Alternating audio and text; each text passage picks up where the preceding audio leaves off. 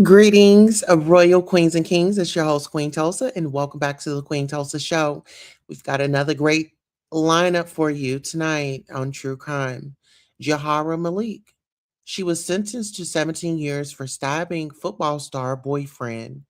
We've got breaking news. 18-year-old Jahara Malik has been sentenced to 17 years in Florida State Prison, followed by 5 years of probation for the December 2024 fatal stabbing of her high school football star boyfriend, Keimo Lollar. In this video, we break down the newly released police body cam and parking garage surveillance footage capturing the chaotic moments immediately following the incident, the forensic breakdown of the crime, and the highly emotional courtroom shutdown where the victim's family confronted the teen killer. Subscribe for daily trial breakdowns, true crime stories, and major verdict updates. All right, so you guys know my channel. Let's go ahead and get into it.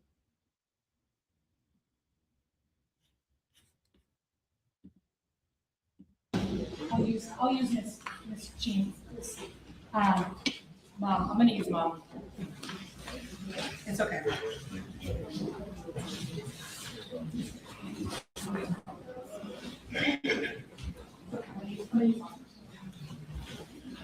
I'm Judge, so for the limited purposes, if you don't mind, I'll just have Miss Jean stand here.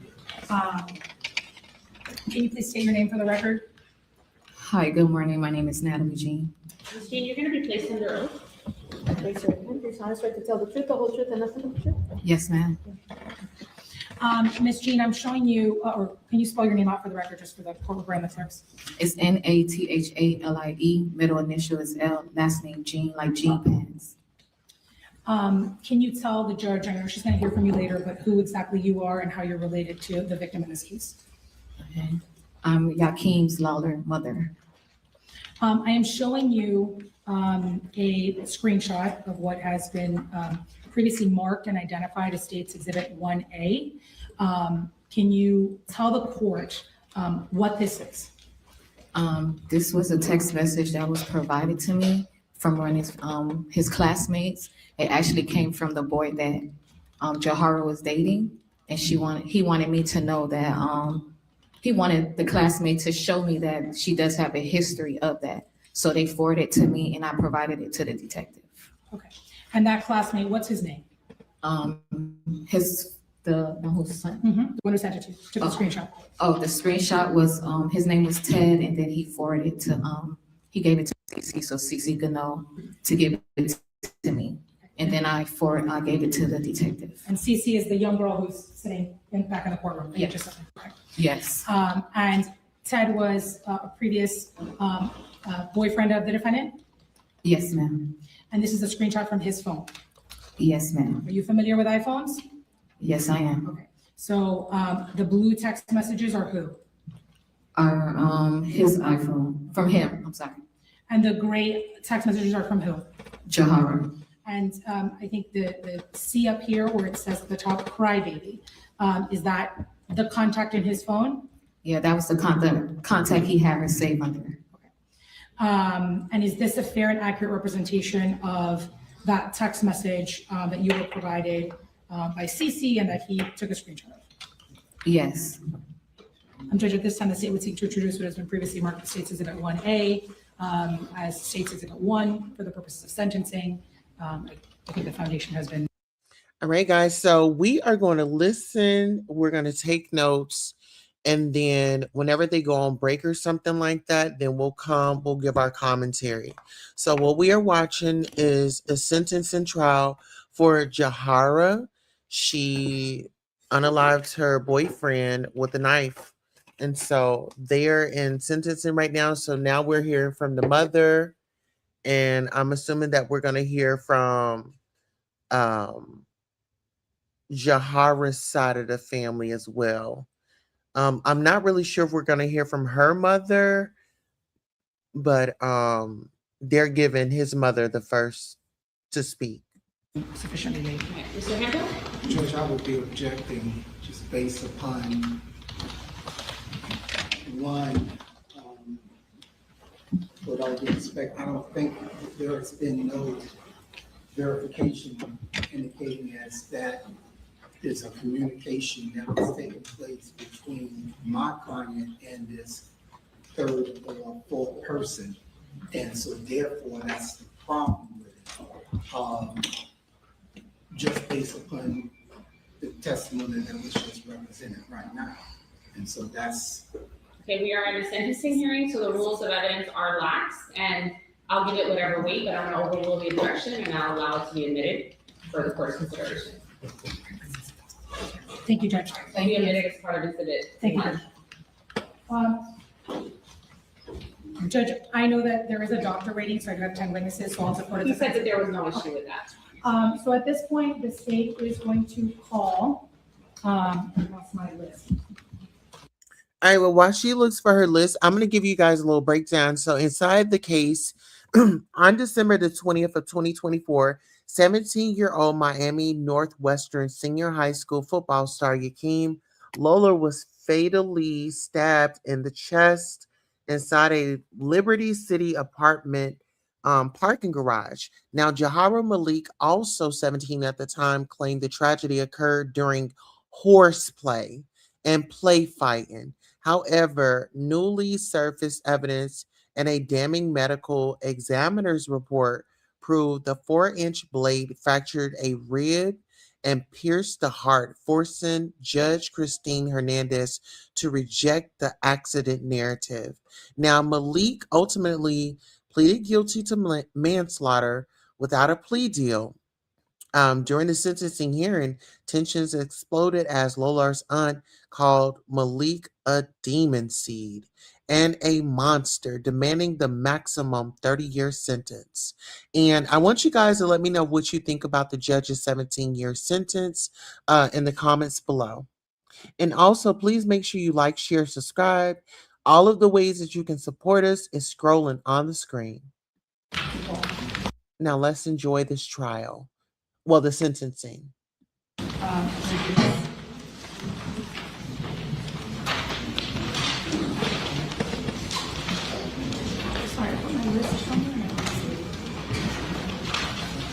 here we go. Sorry.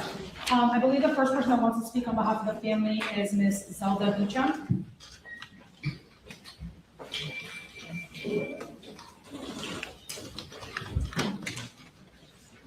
Good afternoon, Ms. Beecham. Please come forward. You're going to be placed under oath. Please raise your right hand. Do you solemnly swear to tell the truth, the whole truth, and nothing but the truth? I do. Good afternoon. Whenever you're ready, okay? Yes, ma'am.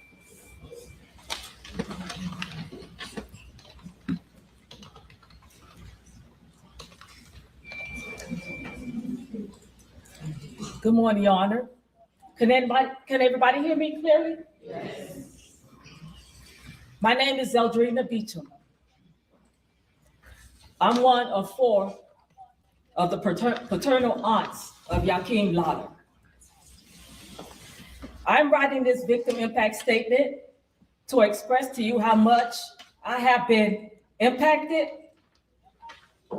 by Jahara Malik murdering him. Your Honor, I ask that you please be patient with me. This is the toughest thing I have ever had to do in my life. During these court proceedings, as a family, we had to sit there and watch her smirk in the courtroom, show no remorse, and being Yahkeim's aunt, it was really hard for me and for my family. Okay. I remember the day when he was a baby and he came home from the hospital. I took my nephew, David Jr., and my niece, Yahkeim Lollar, who are his siblings, to see him. He was the sweetest little baby I have ever seen. I gazed at him as he laid there, as innocent and as sweet as he could be. And there's still a part of me that sees him like that.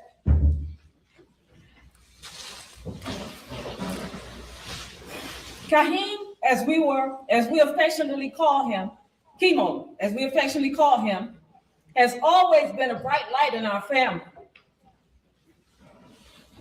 Even during the dark times when we experienced great losses of the people we loved in our family.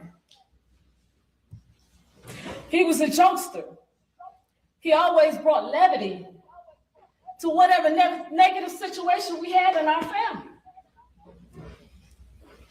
He was the one that he gonna make you laugh, regardless of the situation.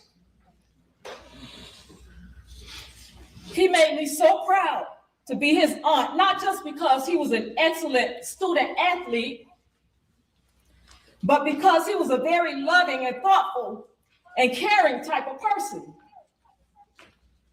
He always thought of others and cared about their well-being, even going out of his way to share clothing and shoes with his friends who were less fortunate.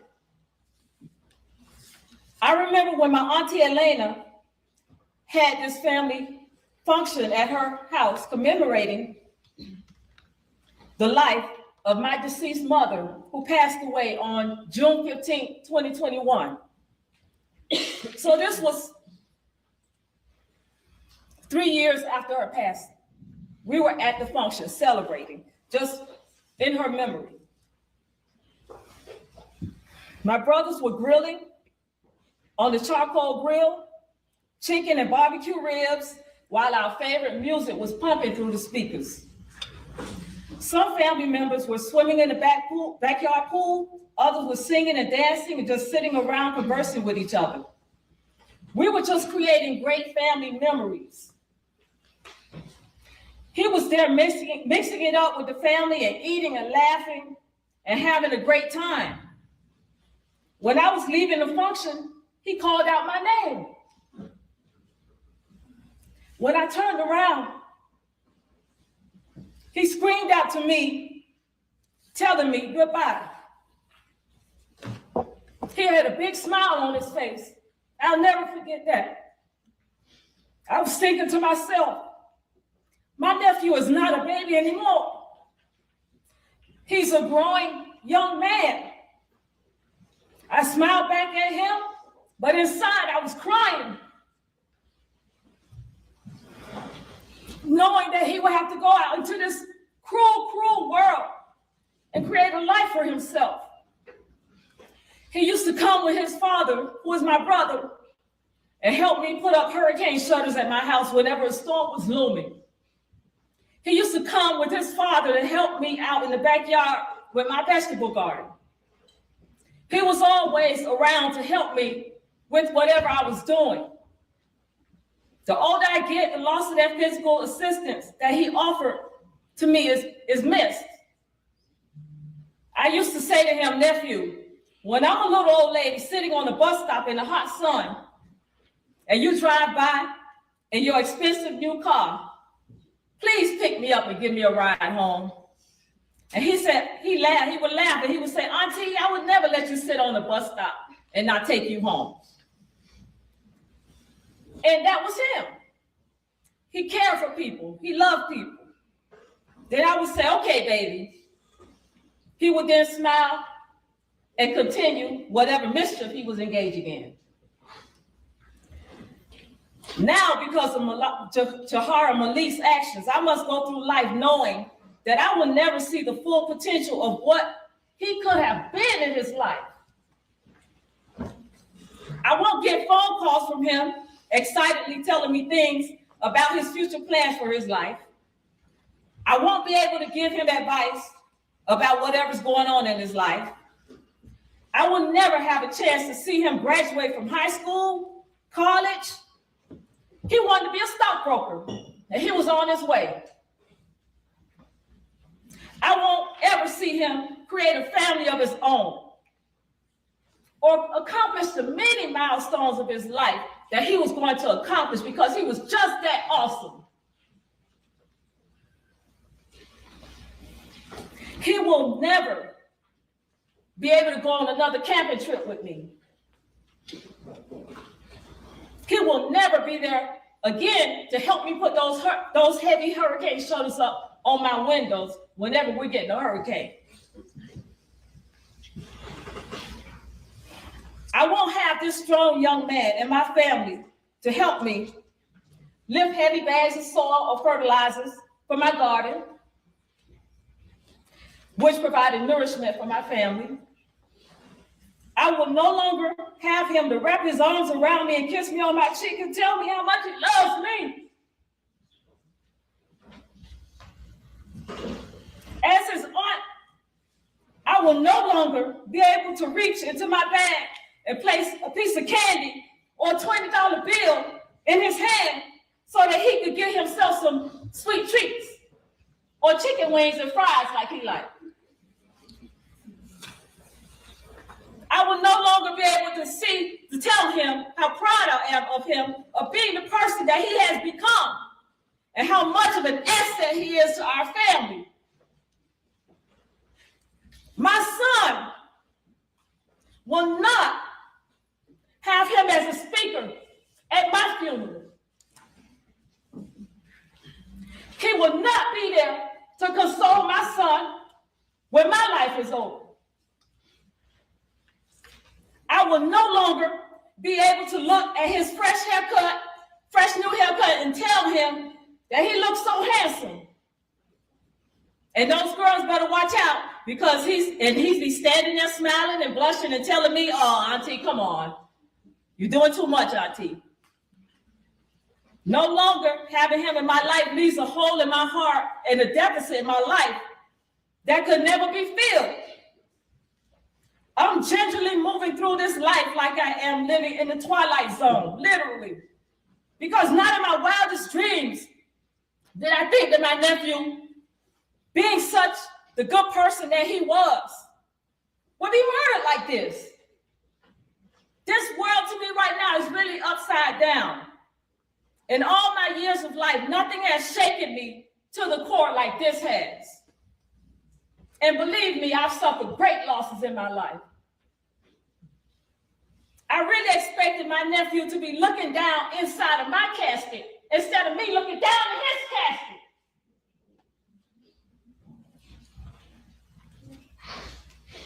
Because of Jahara Malik,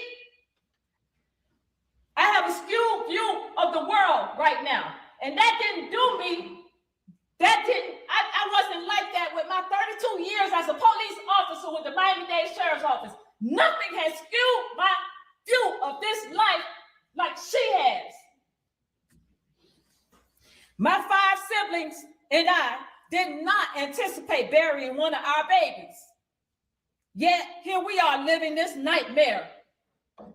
Your Honor, it's not fair to us to go through life like this. As a family, we don't even think that 30 years in prison would be enough punishment for her. But we definitely want you to give her the max, Your Honor. I've always honorably upheld law and order because when I took that oath, I took it to heart. And I served the streets of Miami honorably.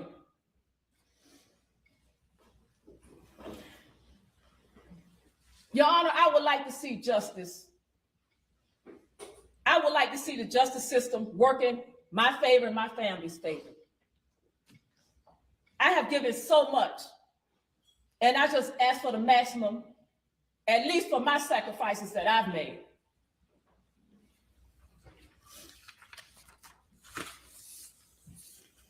Jahara Malik, there are many times in court proceedings, you'll be sitting there smiling and laughing with your family members and showing no remorse for taking my nephew's life. It's not a laughing matter to us. It never has been. It took all we had to stop from jumping across that thing and doing something to you. It will always be a fact that you are a murderer. You are a demon seed that your parents brought into this world to bring suffering on everybody else. Shame on them. When you go to prison, your life will be controlled by the prison guards and the inmates. Your dignity will be taken away from you. You will have to shower and urinate and defecate in front of other inmates. You'll probably get beat up because of your slick mouth and your attitude. There are a myriad of different things that can happen to you in there. And you know what we're going to be doing? We're going to be cheering and saying, yeah, she deserved it.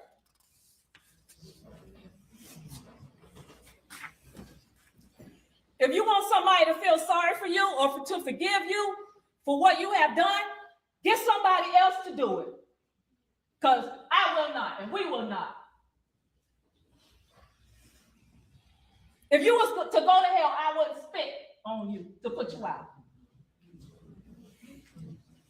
I hope the thoughts of him screaming for help permeates in that smooth surface brain of yours, and the smell of the blood that you shed from my nephew's young body haunts you while you sleep and while you're wide awake for the rest of your life. Your Honor, I apologize if I offended you, and that's the only person who I care about offending. And if I did that, I really apologize to you for that. I'm telling you, Your Honor, this thing has really devastated me, and I apologize.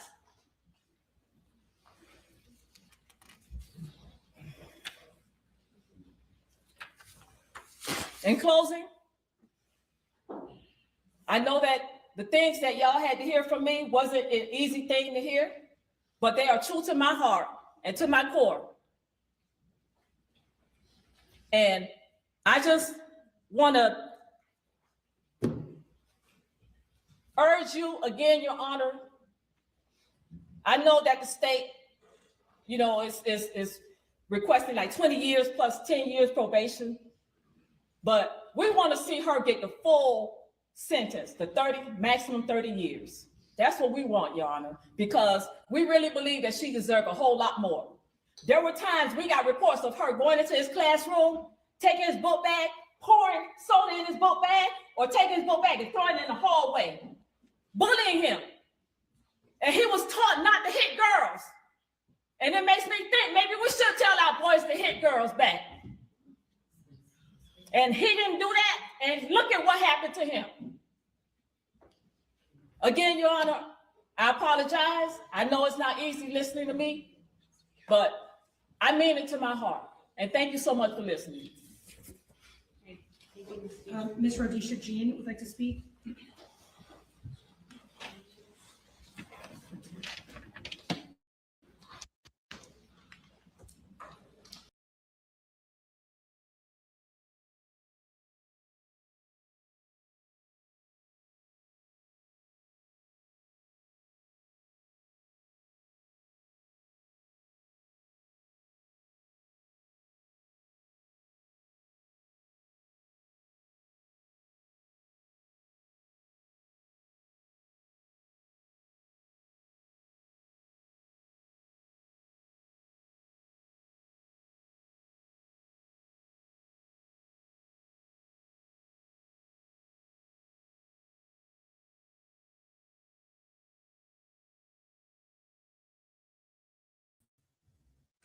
All right, guys. So we got kicked out, but we're back in. That was the young man's aunt. I feel like she come on. She said exactly what she needed to say. I don't feel like she needed to make an apology for it. Um, Now I do kind of feel like Auntie went a little far when she was like, "Your parents created a demon child, and you're out here." I want to say like in the parents' defense, I don't know how they raised her, but I don't think any of us would be out here. Oh, I gotta take that back. I don't know how some people raise their children because when you think about a hood way, that's just like Pooh Shiesty's mom. Like I would not be encouraging my son. So yeah, I think I'm gonna hold off my thoughts. Let's go ahead and take a listen. Now, the first person was the aunt. That was the well, actually, the first person was the mom. The second person was the aunt. Now, this person right here, I'm not sure who she is, but she's gonna introduce herself.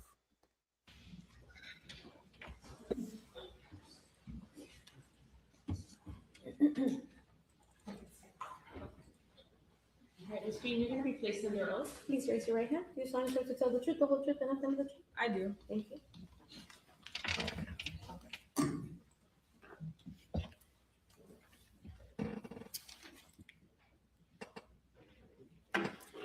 Yahkeim Lollar was not only a pillar in his community, but also MVP, athlete.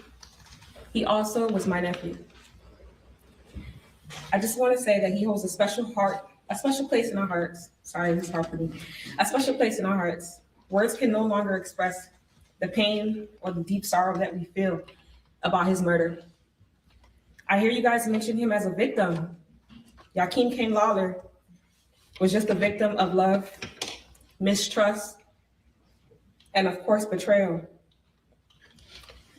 Keimo was a math whiz, a loving brother, a young man with a bright and promising future. His life was taken.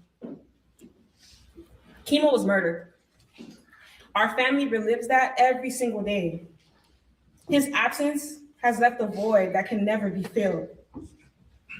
We will no longer be able to celebrate holidays without feeling that pain and reliving the trauma, especially New Year's, without feeling the loss of the love, the laughter, and the joy that Keimo brings to every one of our lives.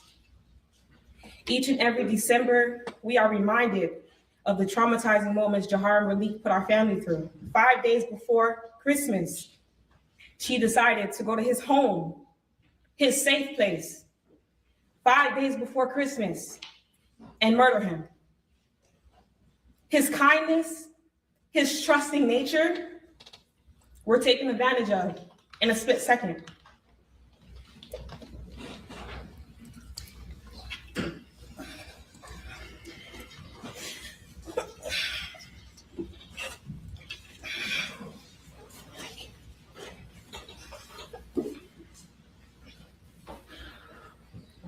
Sorry, It's okay, take your time. in the most devastating way, this pain of his absence is constant and everlasting. When I look into my niece Treasure's eyes, or Tamia, I instinctively think Keimo's right behind them, expecting to see Keimo beside her for first day pictures or family gatherings.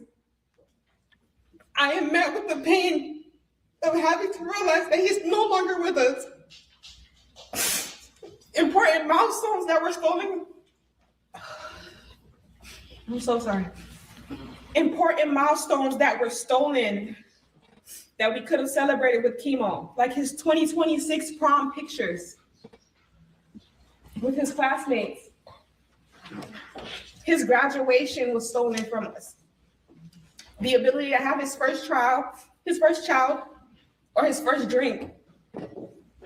The future that he was working so hard towards.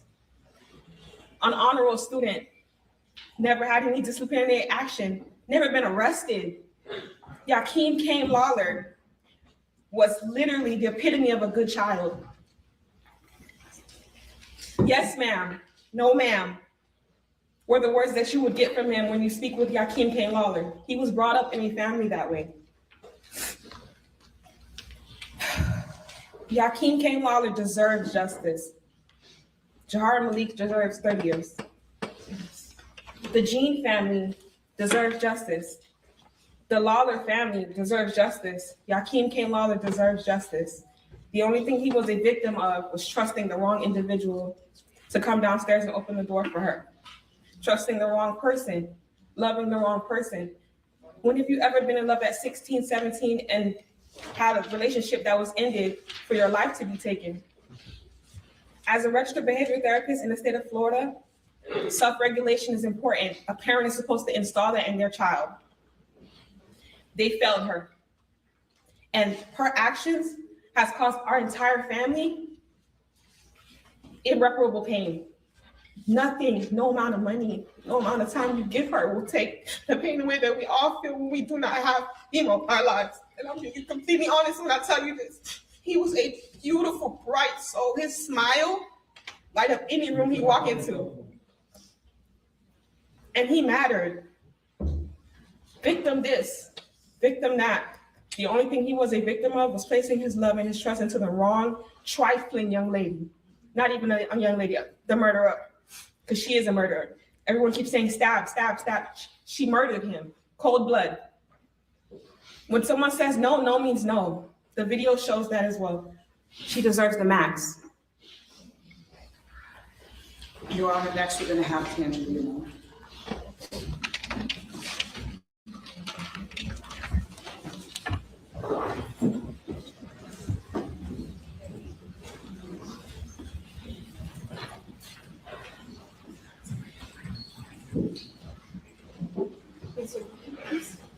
You solemnly swear to tell the truth, the whole truth, and nothing but the truth? Yes.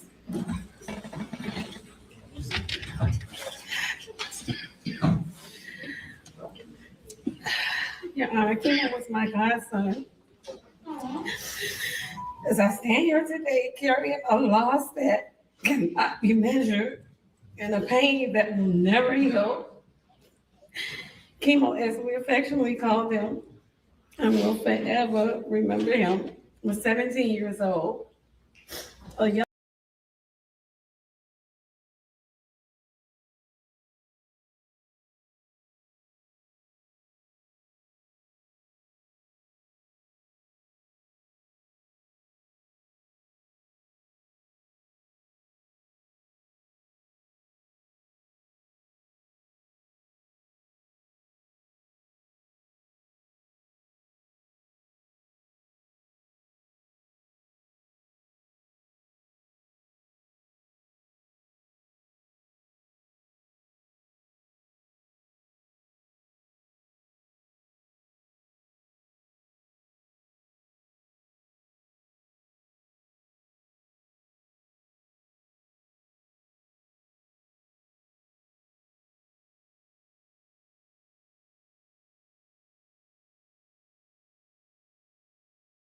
entire family, a circle of friends, and a community carrying the unbearable weight of this. Okay, so his sister, she really made some very important points. You didn't take her brother away from her. You know, every time she thinks about her brother, oh my God. It's a lot. It's a lot. Let me go ahead and play. I'm just gonna let this ride out. If y'all okay with it, letting it ride out, and I just give my commentary at the end, that'll be perfect. Tragedy.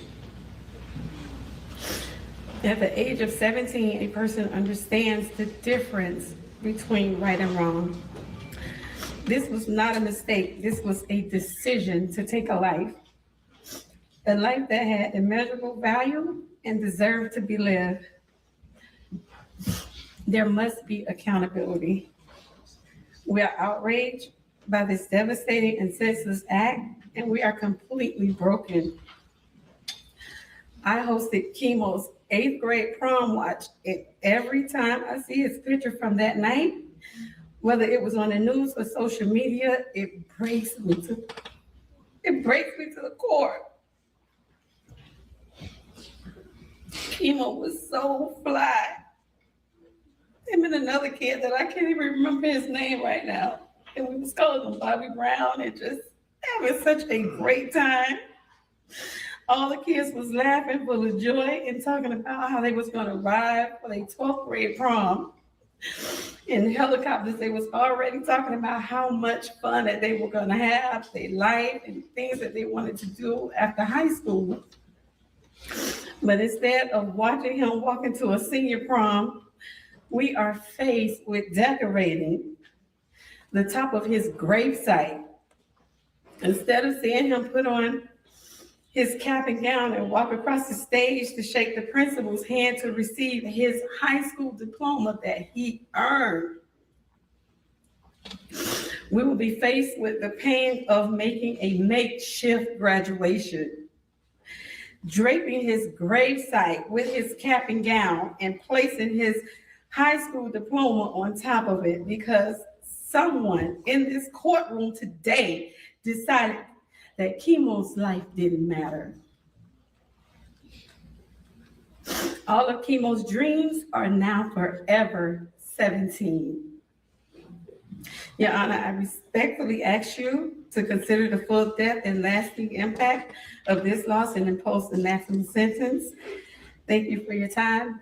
Justice for Keimo.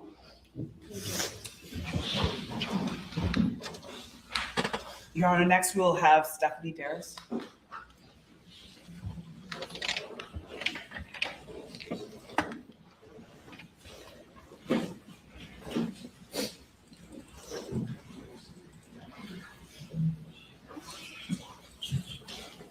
Ms. Rita? Do you solemnly swear to tell the truth, the whole truth, and nothing but the truth? I do. Good afternoon, Your Honor. My name is Marie Stephanie Darris, and I am the maternal aunt of Yahkeim Lollar. Thank you for taking the time out to listen to me today.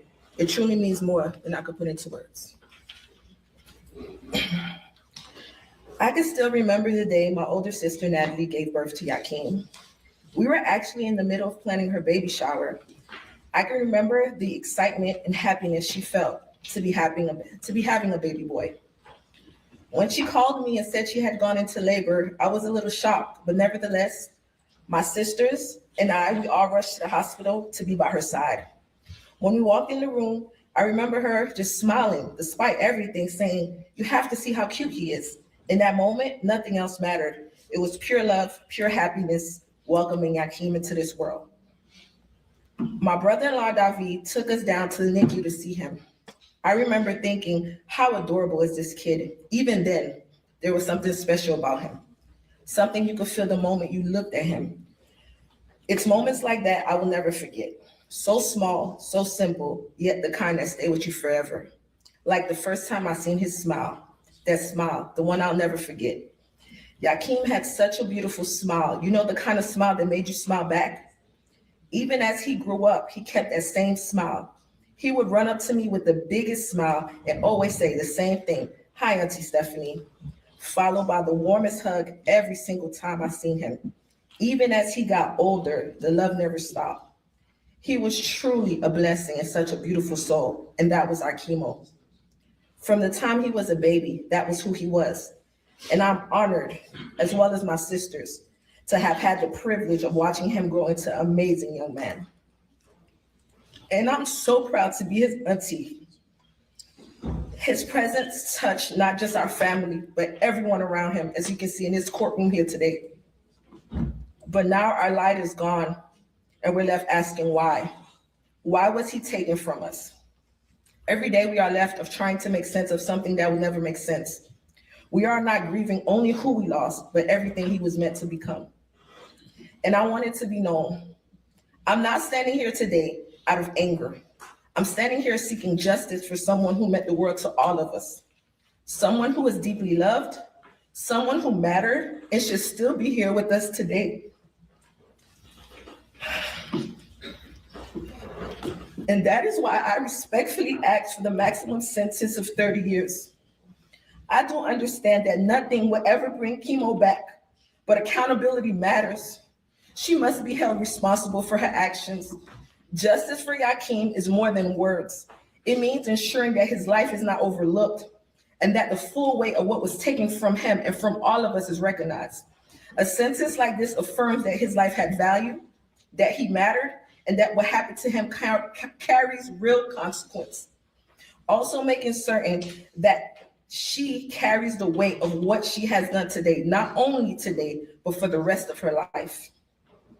Though the pain of losing Yahkeim will never fully go away, we will continue to honor his legacy. We will cherish his memory and hold on to the love that he gave all of us and the light he brought into our lives. Long live Keimo. He will forever be in our hearts, a life taken too soon. Thank you for your time and allowing me to speak, ma'am. Your Honor, next we have Casey Beecham, which will be followed by Rachel.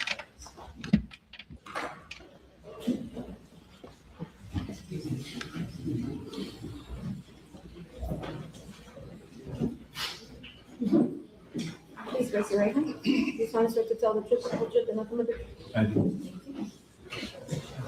Good afternoon. My name is Casey.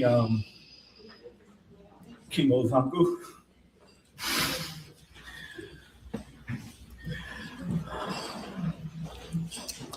Ever since Keimo was a little baby, he spent a lot of time with me, my mother, my family, and he was always such a joy to be around.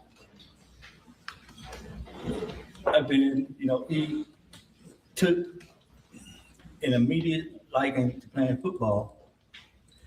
He played football for the Helping Hands Bulls at Olinda Park. I remember going to the park every Saturday, watching Keimo take that ball from the quarterback, run through the line, and nobody could catch him. I just knew for sure that, Keimo was going, everyone knew that he was going to be somewhere.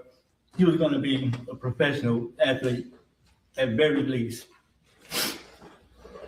Going to Travis Powell to see him play for Miami Northwestern senior high, same thing, taking that ball from the quarterback, running it to a touchdown.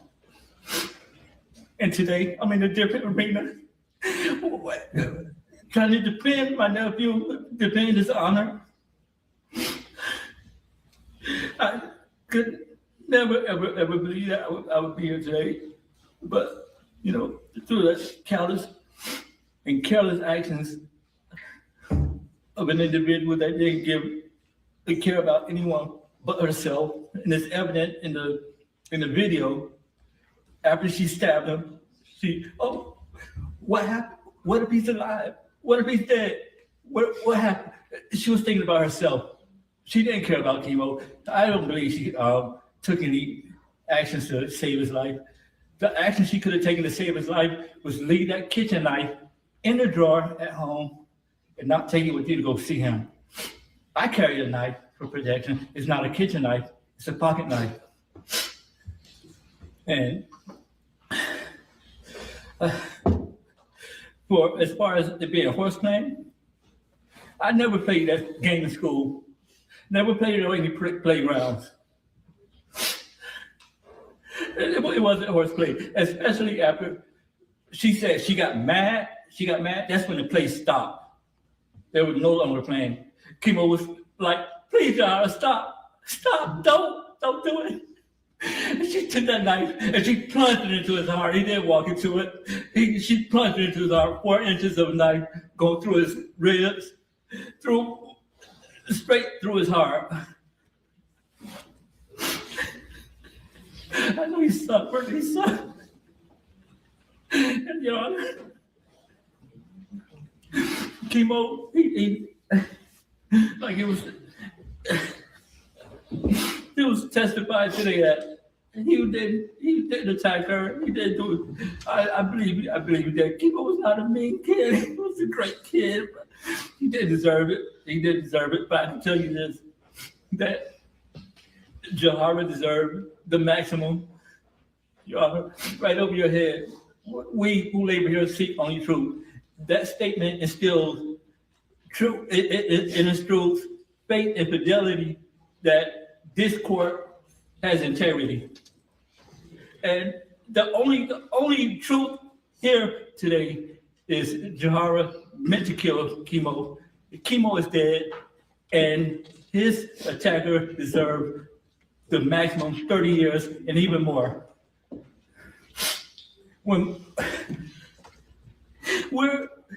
This is this family's second time in this court asking for justice for someone who killed our family member. My father was killed in 1999, and in the same court we sought justice, and we got justice. And please, Your Honor, I beg you, give us that same measure of justice that my father's killer got in this same court.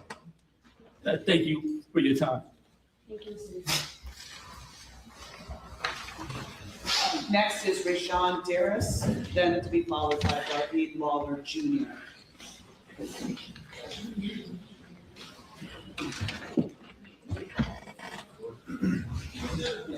Please raise your right hand. Do you solemnly swear to tell the truth, the whole truth, and nothing but the truth? Yeah, I do. Thank Good afternoon, Your Honor. My name is Rashawn Darris. I'm here to talk about my cousin Keimo and his impact he had on me and my family. Keimo brought life into people's lives. He respected everyone and never would try to do anything to dishonor you or make you feel uncomfortable. Since my cousin passing, my family has had many regrets. For me, it was wishing I had more time with my cousin. The last time I see him, I said, I'll see you next time I come to Miami. The next time I see my cousin was at his funeral. This loss has changed everything to me. It's broken my family apart. This is a permanent void, and Keimo is a permanent void in my life that can never be replaced. But it's not his fault. His life was taken from him by somebody that had no shit. Birthdays, holidays will never be the same without my cousin. He died the day before my little brother's birthday, 2 days before my uncle's birthday, and 5 days before his father's. Keimo mattered, and his life should be respected. With that being said, I respectfully ask the court to consider the full weight of the loss and impose the maximum penalty. Thank you, Your Honor. Next, we have Yahkeim Lollar Jr. to be followed by Sarah.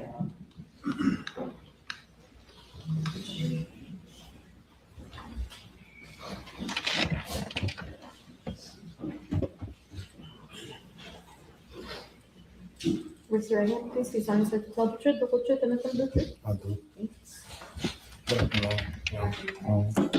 I said you excuse my voice, please. It's okay, take your time. I can say a lot about my younger brother, more specifically about the day we met, but I won't do that because I don't want to deal with that right now. I can say one day, like I said, my family said he was good at football. I remember one day I had left my own practice. I made it a mission to go see his football game because he had one on the Friday, which was very unusual for me. And I got there at the later part of the game, and like they said, my brother was a superstar. And when it came to football, nobody came close to him, and I say that with all honesty. I go and I see my brother. His last play of the game, he had the football. He did what he did. He usually scored, but this wasn't just any regular touchdown for him. It was, for me and him. He did what he did. He scored, but after he scored, I remember him running off and running to the sideline. And I was only there for like 2 minutes. He ran and he jumped in my arms. And that was one of many moments where I felt like it was just us in the world. Nothing else mattered. And from that day forward, from days before that, I just remember him in that moment still being that same baby I saw when I was 4 years old, the first day I met him. And I said that to see, today I stand here carrying a weight that my family has been forced to bear since the day my brother was taken from us. He was only 17 years old, still growing, still learning, still becoming the person he was meant to be. That future was stolen from him and from all of us. My brother will never graduate, never build a career, never have a family of his own. He won't get the chance to laugh at old memories, to make new ones, or to experience the simple moments in life that so many of us take for granted. Every milestone we reach as a family is now marked by his absence. This loss has deeply affected us in many ways that are hard to fully put into words. There's an emptiness in our homes that will never and could never be filled. holidays, birthdays, and even ordinary days feel incomplete. My brother was a sunshine. He was the sun, not the red sun. He was the complete sun. He could light up any room. He could brighten any day. He can make any sad day a good. He can make any sad day a great one. In my eyes, my brother was perfect, no matter what. In all their eyes, my brother was perfect. My brother wasn't disrespectful. My brother wasn't rude. My brother was kind. Like they said earlier, my brother would give you a shirt off his back. He didn't care if you could fit it or not. You mattered to him. Everyone mattered to him. No matter what you did, you mattered. You were a human to him. And that's all. That's what we asked for you today. I'm sorry. My family has to learn how to live with grief that doesn't go away. It just becomes part of who we are.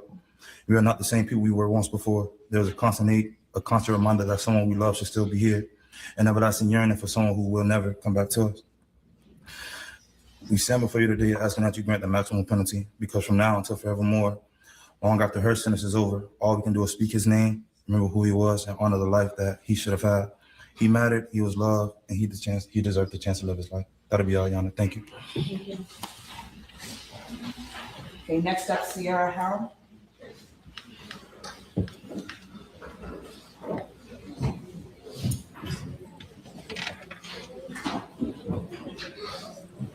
There's going to be a few coming up.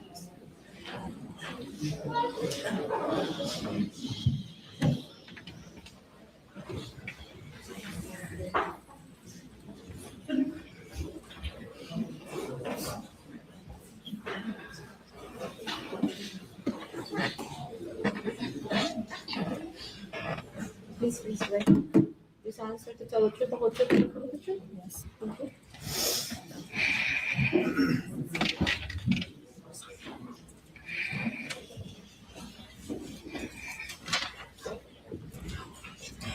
Dear Jahara Malik, you killed our friend, and there is not a single day that goes by where the truth doesn't press down on our chest.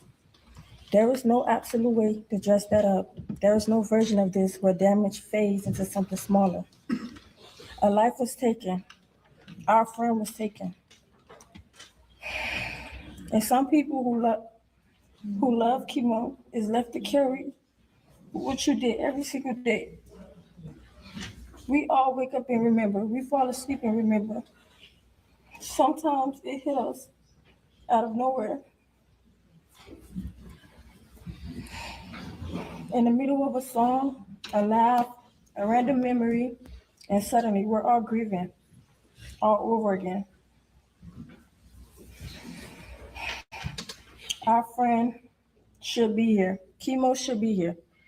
He should be living, growing older, graduating with us, going to prom, chasing his dreams, making mistakes, healing, dreaming. Instead, there is a hole where a whole person used to be.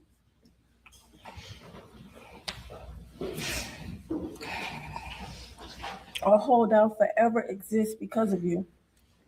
The amount of time that they give you is the number that you deserve. Even though the number might feel abstract to you right now, to us, time stopped the day our friend died. Birthdays, ordinary moments, laughter, that all should still exist. But instead, those were taken. That loss doesn't end with a sentence. It lives on in us. People may talk about that like this is the end of the story. It's not. Your time will be measured in years, in walls, in routines. Our time is measured in absence, in holidays that feel wrong, in conversations that will never happen, in moments where we reach for someone who will never answer again. We are still hurt. We are angry. We are grieving. Someone who should be here isn't because of your actions. That is the truth. Whether you choose to face it or not, grief has changed us, all of us. It has hardened places of us and exhausted parts of us. We have to carry something that we didn't choose, something we cannot put down. I'm saying we because I'm speaking on behalf of all of his friends. I am not writing to comfort you. I am not writing to forgive you. I am writing so that you know that our pain is not silent. I am writing this because our friend mattered, because his life was not disposable. Because silence will feel like we'll feel like we're letting him disappear, and we refuse to do that. I hope you sit with what you did, not just the headline, not just the charge, but the human cost. The people left behind, the love that had nowhere to go. The damage that keep echoing long after the moment you made your choice. There is nothing you can do to bring our friend back. Nothing will make this right, but denying the depth of what you caused will only make it worse. So, I just want to let you know that this pain is real. Our friend was real. And that this is proof that he isn't forgotten. And so you know that what you did had weight, consequence, and human cost beyond yourself. You are a murderer.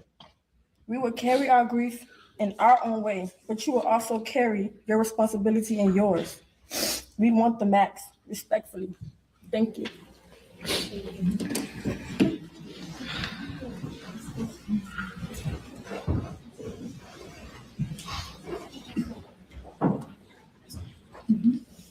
Your Honor, I'm going to offer a few comments, but I'm also going to call the parents up. They will be speaking next. They're the last 2 minutes. Good afternoon, Your Honor. My name is Melba Pearson, and I'm counsel on behalf of the next of kin. As you know, I have spent my career in the courtroom. I have prosecuted homicides. I have evaluated the weight of sentences. And I understand what this moment means, both legally as well as humanly. I am here today not just as Keimo's attorney.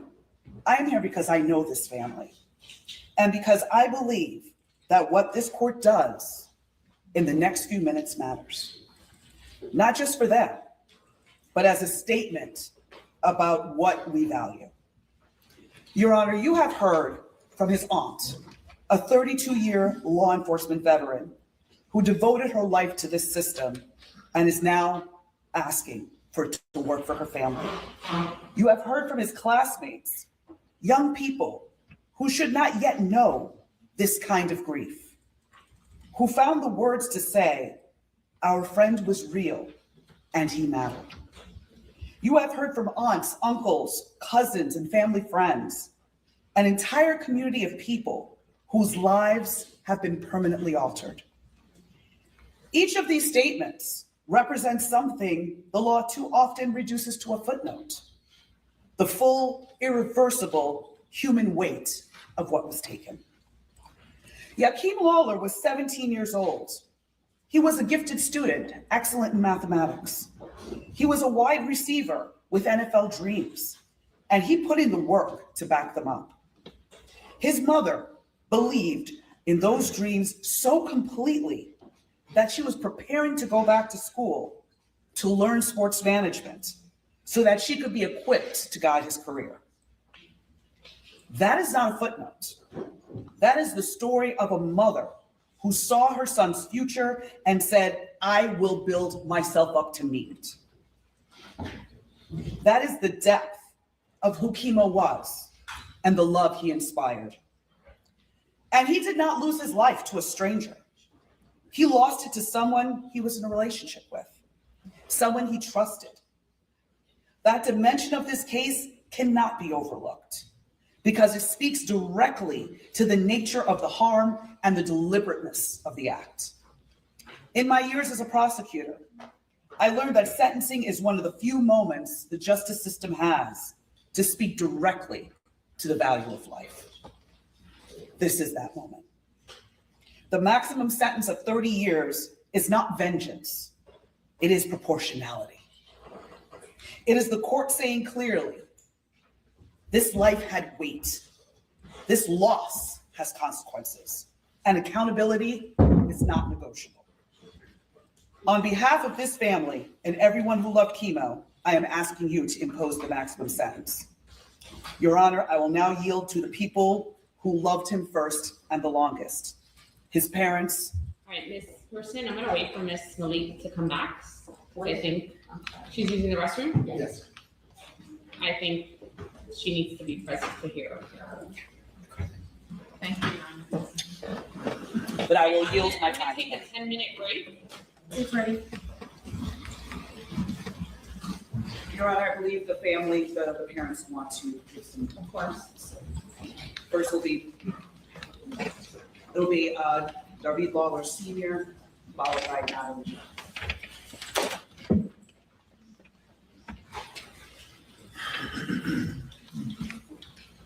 Please raise your hand. You solemnly swear to tell the truth, the whole truth, and nothing but the truth? Yes. Good morning. Your Honor, my name is David Yahkeim Lollar Senior. Proud father of a gem of a son, Yahkeim Kanye Lollar. And before I tell you how the murder of my son affected me, I want to let you know how it affected my other two kids right there. My son like 6'5", my oldest boy like 6'5", like was 280. He lost like 50 pounds in the immediate aftermath. He was, through talks we had, he was, sorry son, contemplating suicide, okay? My daughter, she has chronic sickle cell, all right? And from the day of the funeral for like the following 2 weeks, she was admitted in the hospital, taking breathing treatments, contracted pneumonia, had a self-administering morphine pump. The doctor telling me, watch her, make sure she breathing before you leave. I'm spending nights out there at the hospital, going straight to work the next day. I was really thought I was at risk of losing all my kids, being kidless, okay? All right.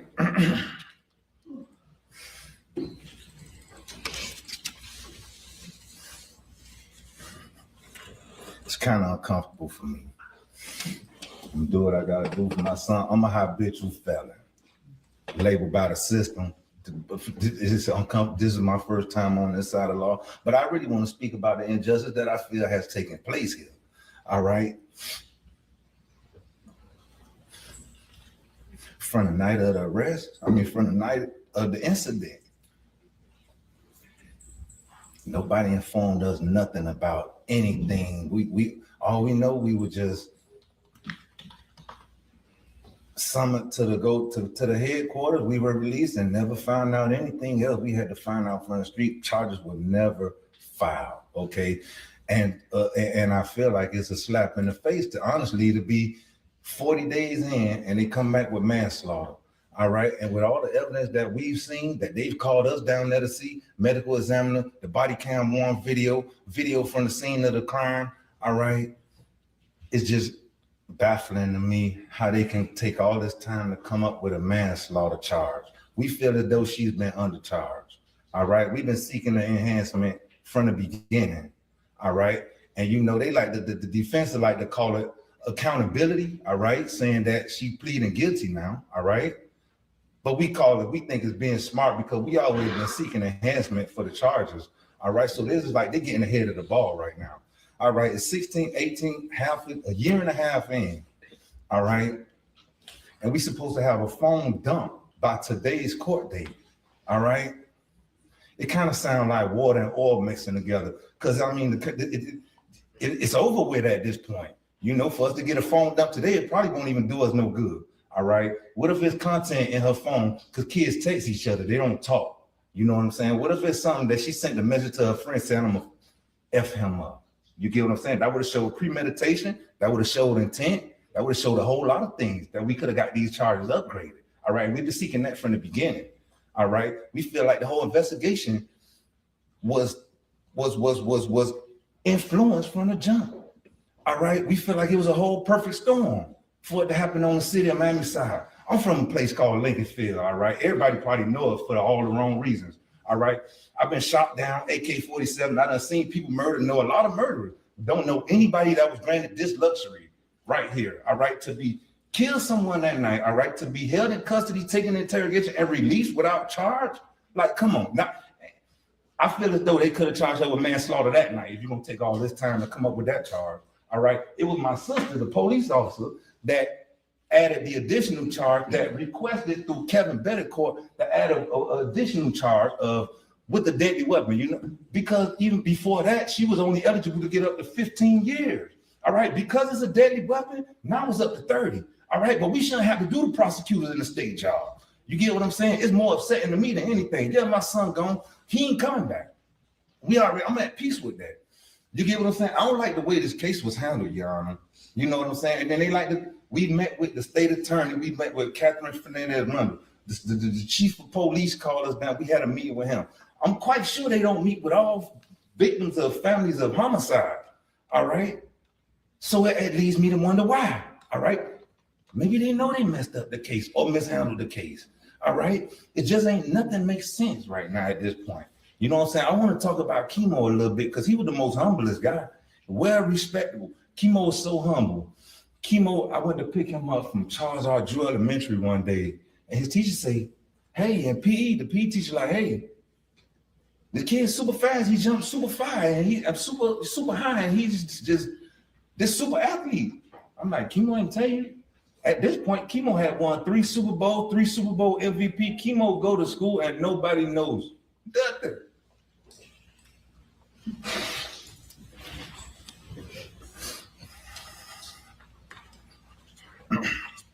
He was 10 years old at that point. All right. Keimo do not brag on himself. He bragged on his daddy. All right. His daddy, the best barber. All right. He wouldn't let nobody else cut his hair. All right. Nobody can beat his daddy in basketball if you listen to him. All right. And nobody's better with the bookie if you listen to Keimo. Keimo praises his dad. His dad was his hero. You know, I defend Keimo. I rescued him. I saved him. I was robbed that night. I lived 5 walking blocks from Keimo. Walking distance.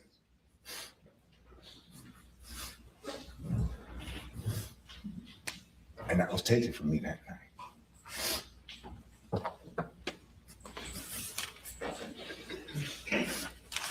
So that day, the day of the incident of the murder, I left work early. The graveyard closed at 5 p.m.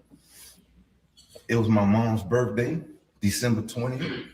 She passed away in 2021. So I called Keimo. I left work early. I get off at 5 o'clock. The graveyard be closed. I called Keimo and invited him to the graveyard this day. You know, I called him and told him I was going to see my mom. They refer to her as Granny. All right. I said, I'm going to see Granny. Keimo, what you doing? He like, I'm playing the PlayStation. And he didn't volunteer to come, so I didn't tell him to put it down and come. I'm giving him his independent 17. I know what he was into. And it was that night that I got that call. I just had invited him to the graveyard.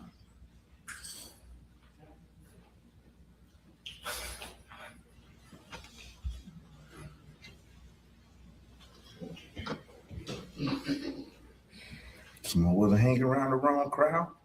It took for somebody he loved and trusted to do him like that. Keimo wasn't no chump. He was a well-respectable young man. He was taught to not be abusive to women.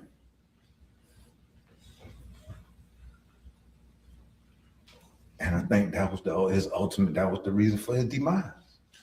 Because I also feel as though if it would have happened, if he would have may have defended himself the first time, because a lot of stuff we found out throughout this whole thing that we did not even know. You get what I'm saying? And I don't understand why these charges with the stuff that they're telling, with the information that the state was giving us. I just couldn't understand why it's not a second-degree murder charge. And not only that, even if you were to charge as that and convict as a lesser offense, we see this all the time. You get what I'm saying? I don't know why that wasn't applicable in this case. It's just, nothing makes sense with this case, all right? We feel again, like I said, the case was affected from the beginning. The city of Miami, her granddad got the key to the city of Miami, all right? We feel as though if it would have happened on the Metro-Dade side, she would have been in custody that night. You get what I'm saying? It's all what anybody could think anything, but again, man, we just don't understand how it took all this time to come up with the manslaughter charge. With all the evidence and everything that they've told us happened, it is not an isolated incident, what we found out through the state, through y'all. You get what I'm saying? This has happened before. She's pulled the knife on him. She's cut him with a knife before. You get what I'm saying? I can't even bring myself to address her. I don't feel no ill will towards her family, because I'm quite sure if they knew that she was going to pull some thunk like that, they would have told her, sit your butt down, you stupid girl, you go sit your name. So again, I don't feel no ill will towards her family throughout these whole proceedings. We've made it our business to not threaten, not to address, not to do anything towards her or her family. All we hear is we seeking justice here, all right? And again, it's uncomfortable for me. This is my first time on the side of this law, and I am way out of my element. It doesn't even matter. I'm gonna stand up and honor my son and defend my son. All right? At every chance I get, and I'm sorry, that's it, man. I just wanted to be heard, man. I don't like the way this case was handled. You know, it wasn't no transparency. Nobody talked to us, ain't nobody said nothing, man. You know what I'm saying? We had to hold rallies and then I'll do all this to get some kind of charges brought. And it's unfair. It's unfair. It's unfair. I don't like it at all. And I'm sorry if I disrespected the court. I don't got nothing else to say. You did not disrespect the court.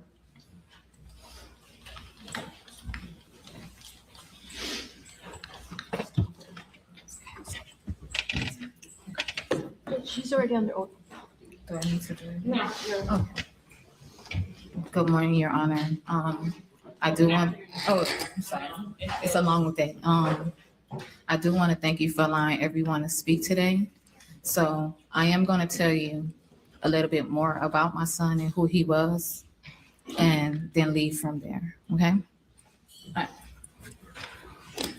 On September 28th, I was getting my hair done, and I ended up getting contractions. So I'm like, Treya, my stomach hurt. She's like, girl, go to the bathroom. I went to the bathroom. I said, I'm bleeding, Treya. I don't know what to do. I'm just panicking. She was like, oh my God, oh my God. Her mom's a registered nurse. She ran in the bathroom, and mind you, my pants, everything is on the floor. So all my good stuff is showing. So I'm just standing there and I'm like, oh my God, I don't know what to do. I'm bleeding. I just, Keimo, I hope Yahkeim's okay. Cause I always told his dad that I loved his middle name. So if we ever had a child, that would be my son's name. So I already had his name prepared. And she was like, all right, we're gonna call the ambulance. So they called the ambulance, they rushed me. They called my doctor in at North Shore Hospital. And when they called my doctor and Mira was having a conversation, she's like, well, Miss Jean, you seem like everything's okay. I don't see anything wrong. I said, but why am I bleeding? Nobody can't tell me why am I bleeding.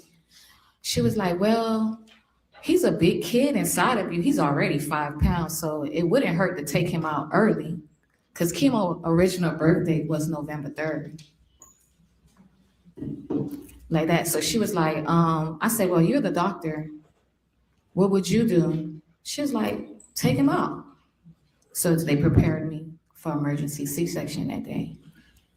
So we ended up going to the emergency room, and my mom and my sisters and dad came, because I'm the big sister, so everybody's rallying around me, and I'm just got my head down. I'm praying. They talking, but I'm praying the whole time. All I'm saying is, God, let my baby be okay. And then we went into surgery, and he came out. The pediatric doctor said, he's gonna need a blood transfusion. I said, okay, no problem, but I don't hear him crying. Before you take my baby, I want to hear him crying. I need to make sure he's okay. She was like, but he's okay. I said, no. I need to hear my baby. But you could take him after that. So Keimo started to cry, and they left.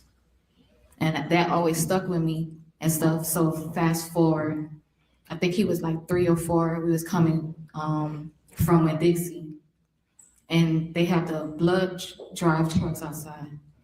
And the lady came, she's like, hey, would you like to give out blood today? I said, sure.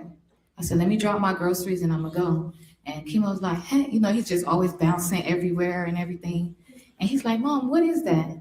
I said, I'm gonna tell you why I'm doing it. He's like, huh? So he's looking at me as we go in there. I said, someone saved your life. So that's why today I choose to give blood. When you get older, I want you to do the same thing, because if that person didn't donate blood for you, you wouldn't be here today. And he was like, with his little eyes, he has the most adorable eyes and a beautiful smile. Okay, mommy, no problem. Fast forward to high school. I'm in my room, cleaning up. I just hear my door go boom. I'm like, here he goes. Then he comes in, he's like, Mom. And he bounces just like this in my room. Mom, guess what I did today? I'm like, what, Keimo? What did you do today? He's like, I gave blood. I remember when you told me that. So I gave blood today. I said, that's what I'm talking about, boy. I know that's right. He was like, I got 2 pizzas and a movie ticket, but I did, but I gave it today. That's the type of person my son is. You see, he remembered that from 3 years old. He remembered that conversation. He remembered somebody saved his life. So he was willing to save somebody else's life. So this is why it's hurting everybody out here. See, the difference is that someone was able to save my son's life by giving out blood, but that night that Jahara took my son's life, nobody could have saved his life. Nobody. It was nothing they could do. She gave my son a death sentence. It was nothing nobody could do for my son. I find myself like just dreaming about how I took him to his first football practice and he's crying and whining. And I'm like, oh, you got to stick this out. You told me you want to play football? You're going to play football. You got me coming out of here and you told me you finna cry? No, we're going to stick. I remember running side. I started from saying, go, Keimo, go. Run, Keimo, go. Take off, Keimo, take off. That's how I started. I'm one of those parents who's running aside the sideline with their kid, screaming out his name all the time. Imagine watching your son grow to be the person that you want him to be, and you getting them ready for the future. You're preparing your son, because if you have kids and if you have a son, especially a brown son or a black son, you teach your kids how to conduct themselves out here when you're not. I always tell my kids, you are a representation of me. So you carry yourself as such. You understand what I'm saying? My son is yes, ma'am, no, ma'am, yes, sir, no, sir. You will meet my son one day and you remember him for the rest of your life. She took that away. The night of, it was a regular day in our house. We was putting up the Christmas tree, me and Treasure, my youngest. He came in the living room. The first thing he said, because he's always a jokester, pink tree, huh, Mom? Pink tree. I said, boy, you better ask your sister, which is my oldest, Tamia. She waited the last minute to get that Christmas tree, so we got to get what we get. And we all was in there doing the tree. And for some reason, it's just like it wasn't coexistent or whatever. It was just a beautiful day. Tamia was she was coming in the door, and he was coming out of his room, and we was playing music. And we was just like, it was just our song, and we was dancing. We was listening to Mariah Carey, We Belong Together. And then he just coming out the room and he's just singing. He's like, when you left, I lost a part of me. And he just singing his heart out. And then we in the background, we his little cheerleader, be like, we belong together. And we just singing. And then it was just, that's our normal routine. You know what I'm saying? It was just a beautiful day. Never would we imagine that. We ate, he went in his room. I said, oh, hey, Jib, the trash. He told me, all right, Mom. I said, no, your room.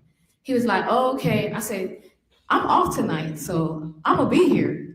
He said, Mom, I promise I'm gonna do everything in the morning. That was the last thing my son told me when I went in my room. Mom, I promise I'm gonna do everything in the morning. Then I got that phone call. Not from police officers or nothing. One of his classmates called me and said, Mom, something happened to Keimo. You need to go to the hospital. Then somebody texted me, Jahara stabbed Keimo. But her lawyer want to say she reached out to me. When she want to talk to me about other stuff and communicate, she know my number, but she didn't know it that night. Well, her mind was a fog that night. But when we talk on a regular, she knows my number. And then an officer, as I'm on the scene, tells me, Miss Jean, yes. Is Yahkeim Lollar your son? Yes. I'm sorry to tell you, he didn't make it. Why? I'm just getting on the phone with my dad to explain to him what's going on, but I don't know what's going on. I turned into a little girl that night. Could you imagine calling out for your dad? I'm like, Daddy, yo suis un petit moins mourir. That's what I'm saying. I said, my child is dead. They told me they killed my child. That's what I said to my dad. I turned into a little girl that night. And then have to get that phone call. I have to tell his dad that his son no longer here. My daughter called me. She's like, Mom, I don't understand. I'm at the hospital. They're saying he's not here. I got to break that down to her, letting her know that her little brother that she helped me raise is gone.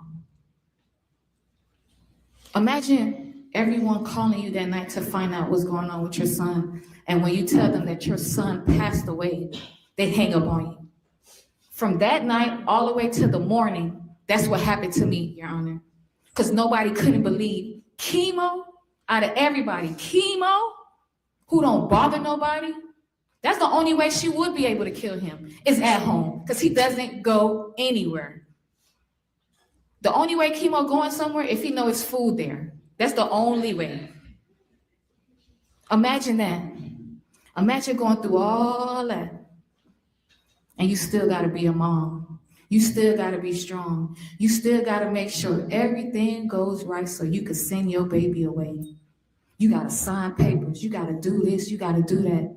You know how I had to identify my baby? With a goddamn picture. That's how I had to identify my son, by a picture. And he died with his eyes closed and his mouth open like he was shocked. He was in disbelief. Imagine going through that. Imagine going through all that. Imagine picking out your child casket. Right? Because he's supposed to do that for me. I'm not supposed to do that for him. Imagine doing that. It took them 4 days to release my baby body. 4 days. The funeral home called me and said, Natalie, I just got his body. Are you sure you want to see him like that? I said, that's my baby. They told me he died. I got to see it for myself. 4 days don't went past. Everybody told me he dead, but you got to see it to believe it. When I went to go see my baby, he was unrecognizable. His skin already melted. His skull was here. The only thing you seen, no defense wound or anything, was that gash around his chest where she stabbed him. And through all that ugly, Your Honor, through all that ugly, you still could see that beautiful smile. Through all that. Through all that, Your Honor. And then you have to prepare to send your child to go home. You know how hard that is to see your child? It's different to see your child in a box. It's totally different. I can't even tell you what was said at the funeral. All I remember she said was, Mom, one last time. Then I had to stand there, me, his dad, and my dad, and close my son's casket. And when that door went down, I went down with it. It went down again, and I went down with it. It went down, and I went down again, because I had to see it all the way through. Then I heard click. And my whole world just stopped. When I got to that cemetery, every emotion that I've been holding on and trying to keep strong and all that came out at that cemetery. Because now you're really seeing that it's true. It's really true. And I said, Keimo, you trying to tell me you left me? You left me? Keimo, you left me? So you saying that my son not here today because he chose not to be with somebody? My son lost his life because he chose peace? She took that knife, stabbed him in the chest and pierced his heart, and my son bled out. She called me on December 12th and said my son broke up with her. 8 days later, she killed my son, but she want me to believe they was horseplaying. Because that's what they're saying. And through this whole proceeding, and while we crying and going through stuff, her family back here just laughing and like brushing us off, like we don't have no feelings and like we're nobody, like we're not valid, that we want justice. Because had my son did that to her, it would have been totally different, right? Totally different. Through this whole proceeding, she never showed remorse. She never showed she cared. You can even look at the news clip. Not one time, she showed that she cared. She actually showed that she'll do it again, to me. But it's horse playing. Your Honor, I'm asking for the max. My son deserved it. She earned that max when she pulled out that knife and stabbed my son in the chest and pierced his heart. Imagine this, Your Honor, being your normal conversation from now and forever. Dang, if Keimo was here. Dang, y'all remember when Keimo did this? You forgot how Keimo used to laugh? Oh man, I wish Keimo was here. Dang, I'm not gonna lie, I miss Keimo. That's our reality now, Your Honor, now and forever. So all we asking for the max, we believe she deserved more than that. The justice system been failing us since day one, Your Honor. And I hope today you serve justice. I hope today you show why you sit on that bench and wear that robe. Right is right, wrong is wrong. She was wrong. If she never pulled out that knife, my son would be here and we wouldn't be sitting facing each other today, Your Honor. We just want what my son deserved. His life matters. I do not want to leave here today, Your Honor, feeling like I lost my son all over again, Your Honor. Thank you for listening to me and my family. I hope today you got a sense of Keimo, who Keimo was, and I hope you see when you look out there how much he was loved, Your Honor. Thank you.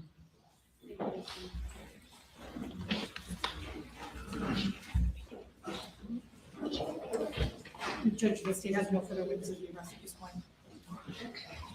Mr. Hanfield? Judge, I will be calling at this time Dr. Safe.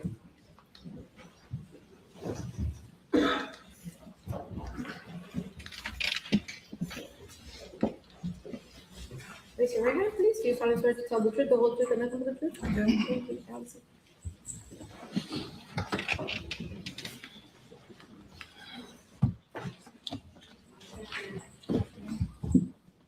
Mr. Hanfield, you can proceed when you're ready. May Police Department, good afternoon. Good afternoon. Will you identify yourself for the record and spell your last name, please? My name is Lindsay M. Sy. Sy is spelled S-Y-E-H. And what do you do for a living now? I'm a licensed mental health counselor. And how long you been doing that type of work? I've been doing it for 5 years. And in doing that type of work, tell the court exactly what is it that you do, as far as letting us know what is, as part of your work, what exactly does that entail? As a licensed mental health counselor, I see clients in an individual setting with couples and families. I also host workshops in the community that talk about mental health as well as forensic mental health assessments. I diagnose and treat mental health disorders. Did you, in your capacity, ever come in contact with Jahara Malik? Yes. And can you tell the court when that was? The first time I came in contact with Jahara Malik was when I had outreach from your office that invited me to be a part of her case, and I saw her in February of 2026 as a client. And did there come upon a time that you had an opportunity to conduct an evaluation of her? In February, I conducted an evaluation, and that's called a forensic mental health. It's part of that report where we do a clinical assessment, we do a clinical interview, and then write up a clinical report. And can you walk me through, tell the court exactly what you learned and what you were able to assess, first starting off with what was your assessment, if any? Absolutely. And so I did about 7 assessments with Jahara. The first one I did was an MMPI 3. And what is that? An MMPI 3, it tests for psychopathy in clients that are 18 plus years old. And it has a battery of questions that have 7 domains. And it is a series of depression, suicidality. It talks about trauma. Those are some of the things that were assessed in that assessment. Another one was the Beck Depression Inventory. And so that assessed depression within 2 weeks of seeing her, or depression symptoms that she may have exhibited within 2 weeks of me seeing her. I also did a Beck's Anxiety Inventory, the same, but this time it's symptoms of anxiety. I also did a Beck's Hopelessness Scale, and it assesses the severity of depression to the extreme of hopelessness. I did a Miller Forensic Assessment and Symptoms Test, and so that is an MFAS. It assesses the malingering, and so whether or not a person is feigning their testimony or their symptoms, it helps me to assess that, as well as a reliable digit scan, and so it helps with the validity of everything that she is saying. You're doing back and forth with just giving her numbers, just a recitation to see if cognitively, if she is aware. And then last but not least, I did a mental status exam. All right. For those of us who are not as, have the same knowledge that you have, let's break this down in layman's understanding. As relates to the first testing that you did, what were you looking for and what were your findings? So what I was looking for in the first test were just how she presented with her personality.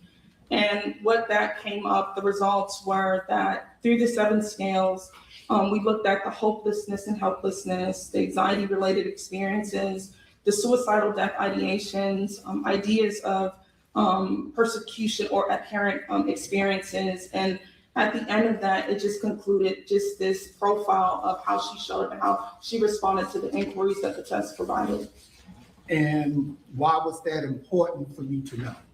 It's important for me to know because it assesses behavior. It assesses how she's showing up with maybe her cognitions, her thoughts, her feelings, her state of mind, and whether or not it's consistent with the observations that I would make through the mental status exam, if they would be congruent to what she's being assessed for. And what did you learn as relates to the first test? So when I learned that her numbers for helplessness and hopelessness, it was very high. I also learned that she presented. When you say high, in layman terms, what does that mean? So the score that one would get is about 65. She landed at 80 for the helplessness and hopelessness. For anxiety-related experiences, again, 65 is the baseline, but she rated at a 69. Ideas of persecution and apparent experiences in substance abuse, she rated at an 81, an 83, and a 75. So what did that tell you, and what conclusion were you able to reach any as relates to that first? Based off this, it showed me that she presented with symptoms of depression, she presented with symptoms of suicidality, she presented with symptoms that exhibited anxiety as well, symptoms that just painted a picture of how she felt about the thoughts that entertained with maybe persecution, apparent experiences. That's what it told me, that these were the symptoms that she had. Did you get an opportunity to go over and review and understand exactly what happened on the date of the stabbing that that you learned that she was responsible for? How would you address the court on the issue of her being, whether she was remorseful, what were what were you able to gather and learn from that? So when we went and sat for our clinical interview, I wanted to just understand some context of what happened. It's typical to understand the context, and then we went through systematically her history of childhood. We talked through her school history, any history with drug and alcohol abuse, any history about how she lived socially. And so we landed at the end talking about just remorse. You know, how does she show up with her understanding of what happened? And at the end, she showed that she was remorseful for the incident that happened, and it was as evident as her self-report. Now, you said suicidal. Did you have any concerns as it relates to suicidal thoughts or relating to what you were looking for? I had concerns about it, and I did a suicide risk assessment in the session, and she declined thoughts of suicide presently and thoughts of intentions of wanting to harm herself. But she also stated that those were ideations that were ever present, but in the moment, she denied that that was happening. When you were speaking to her? When I was speaking to her. But you said there was she was able to communicate with you that there were some concerns about suicide. Yes. What else did you learn? I also learned that in talking with her,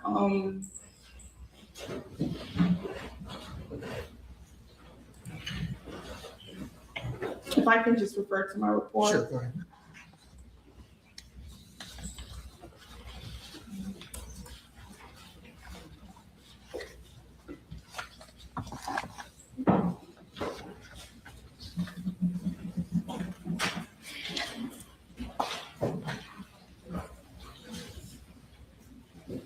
So I also learned about her is that she was very a studious student. She told me about how she went to school and how she hoped to aspire to become a nurse one day. She told me about how she envisioned going to college and wanting to connect what she wanted to do in college or major in nursing, so one day to become a beautician. Now, after you completed your evaluation of her and your assessment, did you reach any conclusions and recommendation for consideration should be taken by the court as relates to this particular case? So based on the conversation that we had, the interview that we had, there were some conclusions that I reached. One, a recommendation to the courts for trauma-informed mental health treatment. This was recommended because the examining, just their symptoms of, just emotional regulation, how to manage stress.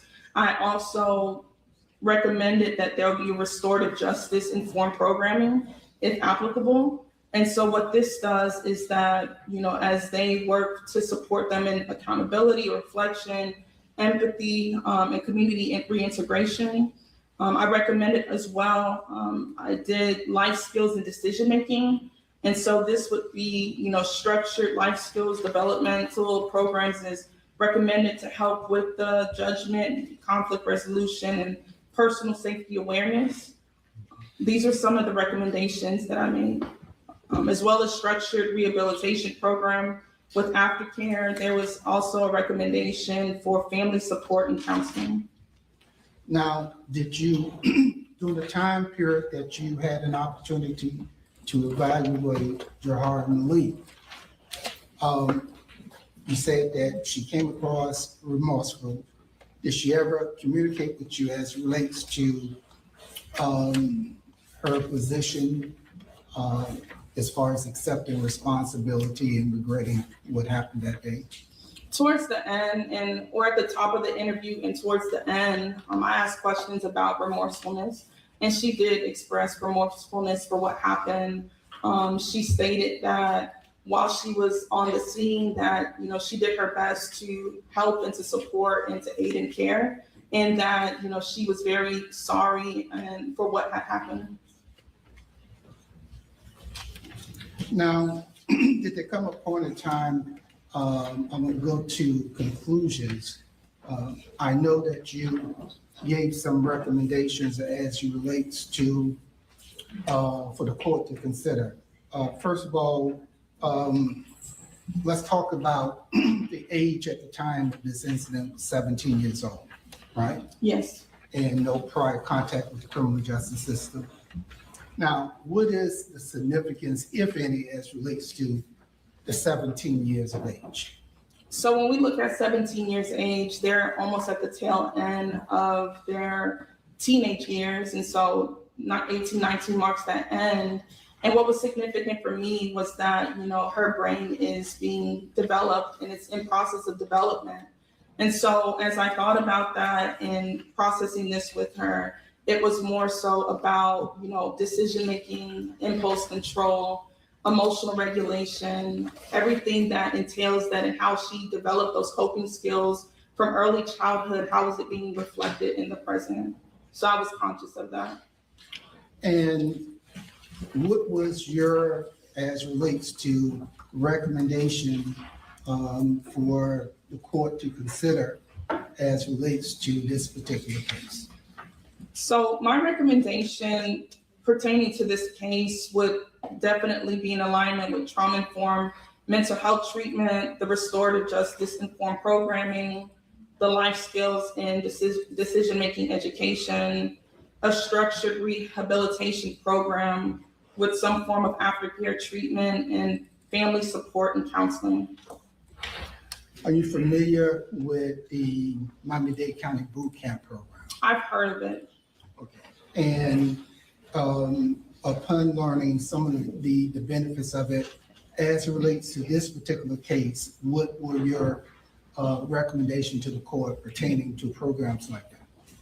Well, from what I know, boot camp has an opportunity to instill some of the aforementioned recommendations that I have. It can integrate trauma-informed mental health treatment, restorative justice-informed programming, life skills and decision-making, and, definitely structured rehabilitation. Now, you had an opportunity to listen to Dr. Brennan as it relates to his evaluation as relates to Jahara Malik, right? Yes. And there is one thing that I brought up, and that is one of the things he did, he wanted to, with all of his years of experience, to test to see whether or not the person was, as we call it, gaming the system. And he said he tested that and he determined that that was not the case. Do you join in and agree with Dr. Brennan's assessment based upon what you had an opportunity to assess and see for yourself? So I did a test called the Miller Forensic Assessment of Symptoms. And this test, it tests for malingering and feigning. And so when I tested Jahara for it, she scored out of 4, and it established this cutoff for malingering, which indicates there's no significant evidence that the client was exaggerating or fabricating any symptoms. So would it be your opinion that she was, one, remorseful for based upon what happened? That she was sad? That she wanted to accept full responsibility based upon what happened? Based off my observations in her self-report in our session, she exhibited remorse, regret, and she had sadness in the session. I have no other questions, Joe. Thank you, Mr. Fairfield. Any cross? Hi, doctor. Can you remind me how to pronounce your last name? Sai. Sai. So you met with the defendant February 4th, 2026. How long were you with her? I was with her about 3 hours. And that is the total of your time with her? No. No? How long were you with her overall? So I would say about 4 hours. 4 hours total. Mm-hmm. And that is where, after those 4 hours is essentially what's in your report? Yes. You didn't meet with her any other time? No. Okay. So during your meeting with her, you have here as sources of information and evaluation procedures. What you outline are Miami-Dade Police Department lead report, complaint, arrest affidavit, and work products. And you did your testing as you described, and then you did a clinical interview. That is all that you used over the course, excuse me, of the 4 hours that you were with her in making your assessment? Yes. Okay. So during that time, were you provided any history, any Miami-Dade school records? Only based on the the client's self-report. Self-reporting, okay. Were you provided any reports from any pediatricians or any doctors, notes with respect to any mental health prior diagnoses? Only based on the client's self-report. Were you provided any sort of outside material other than, right, the client's reporting? No, okay. So in your ultimate assessment, she self-reports, and I think what you end up noting is ultimately she has a happy childhood, right? Yes. There's no history of domestic violence within her home, right? That wasn't reported to me. There's no trauma in her home, nothing reported. There's no history of abuse on her, that wasn't reported. At no time did she ever tell you that there was any history of violence on behalf of the victim in this case against her? No. No, okay. At no point were you ever provided any information about prior instances of aggression between her and the victim where she was her and the victim where she was the initial aggressor? No.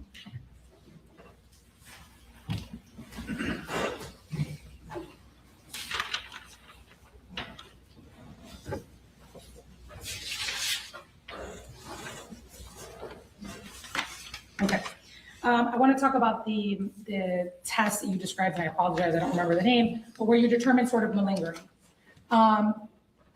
If I noted in your report that you noted that she, the examinee describes herself as sort of the good girl that works hard in school, you know, and she sort of denies her involvement in, you know, extracurricular activities and you know, and essentially it's all self-reporting. So if she believes, right, that she's essentially a good girl, right, a kid who otherwise behaves, does your test sort of account for that? Like that would, to you, it would signal she wasn't malingering? What I would do is I look at through observation how she's reporting. Okay. And so the test it asks questions that's based off of like, how does she present with like suicidal ideation? How is she presenting with symptoms of anxiety and depression? It doesn't specifically just say only behavior, but thoughts. But thoughts, okay. So, but in making your assessment, right, as to whether or not somebody's being completely forthcoming with you, if someone really believes, and I'll use a hypothetical, so if I'm the one who's talking to you, right, and whether, let's say for the sake of the hypothetical, I'm a bad person, right? But I go in there and I tell you, I'm a good person. Like I believe that I'm a good person. I believe that I always follow the rules. Are you able to, through your test, assess, right, whether I'm just being truthful? Like if I just believe it, regardless of what sort of the facts and precedents say, can you tell that? Well, there can be a belief, but then there has to be also congruence with what is the affect saying, what is the thought cognition saying. So I'm actively doing a mental status exam to see the congruence between what someone is saying to me versus how they're saying, versus how I'm observing what they're saying. So essentially, if somebody, whether they believe it, but then they're able to, with their affect, and they're able with their affect to sort of convey that, they could otherwise pass. Repeat that, please. So if somebody believes, right, that they're the good, I believe, we'll use my hypothetical, I believe it, but then with my affect, I can otherwise present that it's sort of in line with me thinking that I'm a good girl. Could they otherwise pass when maybe fabricating something to you? I mean, I'm looking at the context from start to finish. Okay. So essentially what it comes down to is everything in your report comes down to her self-reporting and her version of the events. And based on what I'm reading in the reports that I got as well. Okay, and the reports of the police department and that, okay. Okay, so now I want to talk about when we look at sort of the brain. We've looked at your report, right? You have someone who you said no DV, no abuse, otherwise happy childhood. You had nothing from school. So as far as she's reporting, no issues at school, and there's no IEP. She's otherwise a good kid, good grades, right, that she gets. So now we're taking a person sort of with that, and now we're talking about impulse control, right? So when we look at, the human brain, just because somebody the human brain sort of doesn't develop until 24, does that mean that someone would not be able to appreciate, let's say, the dangers of a knife? Can you please restate your question? Okay, so we're taking everything, right, in the context of sort of the evaluation that you did, right? And the person that you're looking at with good grades, sort of all that, right? So now we're talking about the brain developing. Brain develops, like you said, between 17 and 24. 17 is on the lower end, 24 is on the higher end. So when we're talking about sort of the development of the brain, just because somebody is 17, we'll start there. Does that mean that they therefore could not appreciate the danger of a knife? I mean, at 17, when you say appreciate, what do you mean with appreciate? Okay, so that a knife is sharp, that a knife could hurt someone, right? So they still could. Absolutely. Okay, and so when we look at your report, right, I'm particular on page 5. One of the things that is noted, right, is it says respectively, when we're talking about trauma and impulse control, you can correct me if I'm misunderstanding it, but it says that when you're looking at your test, it recognizes that trauma exposure, emotional disturbance, adverse life experiences are relevant considerations because of the potential impact on judgment, impulse control, and decision-making under stress. Okay, so now we take into context, right, someone who's smart, right, good home, no trauma, no reported emotional disturbance, no adverse life experiences, nothing really that is, we'll call it a red flag, right? And now sort of the question is, how does impulse control affect that person? It seems like it would be less likely, right, to affect that person versus somebody who did have all those red flags. Right. Is that accurate? Well, what I'll say is this, environment can also play a part in it as well. Okay. And so when I observed and when we had our clinical interview, those were things that I took into consideration when writing the report. Okay, and so for when we're looking at Ms. Malik, I mean, did you ever at any point ask her whether or not she knew that knives were dangerous? I asked her about just violence in general and her understanding of violence. And did she understand it? Yes. Did your sort of analysis incorporate the fact that she had a knife? She tells police she had a knife for protection. Yes. And so protection, right, would mean that she would use it to ultimately defend herself against anyone who came at her. Yes. So would that tell you that she understood that a knife could be used in order to, let's say, save her life or endanger somebody else? Yes. Right? Okay. So would it be a fair assessment to say that she understood that knives were dangerous and that they could cause harm? Yes. Okay. I have no further questions. Just one question. I guess I need to go to the mic. I'd like to say one question, and I want to keep it very simple. Is there a correlation between the age of 17 and someone 17 participating in risk behavior, horseplaying with a knife, age 17 versus someone 24 or 25 doing the same thing? You see the difference? Meaning, one of the things you discussed in Dr. Brennan, that there is certain risk behavior associated with the age 17. Is that correct? Yes. That would not be the case when you're dealing with someone at the age of 24 or 25, because the brain has fully developed. Would that be correct under that scenario? What I would say is this, it depends on circumstances.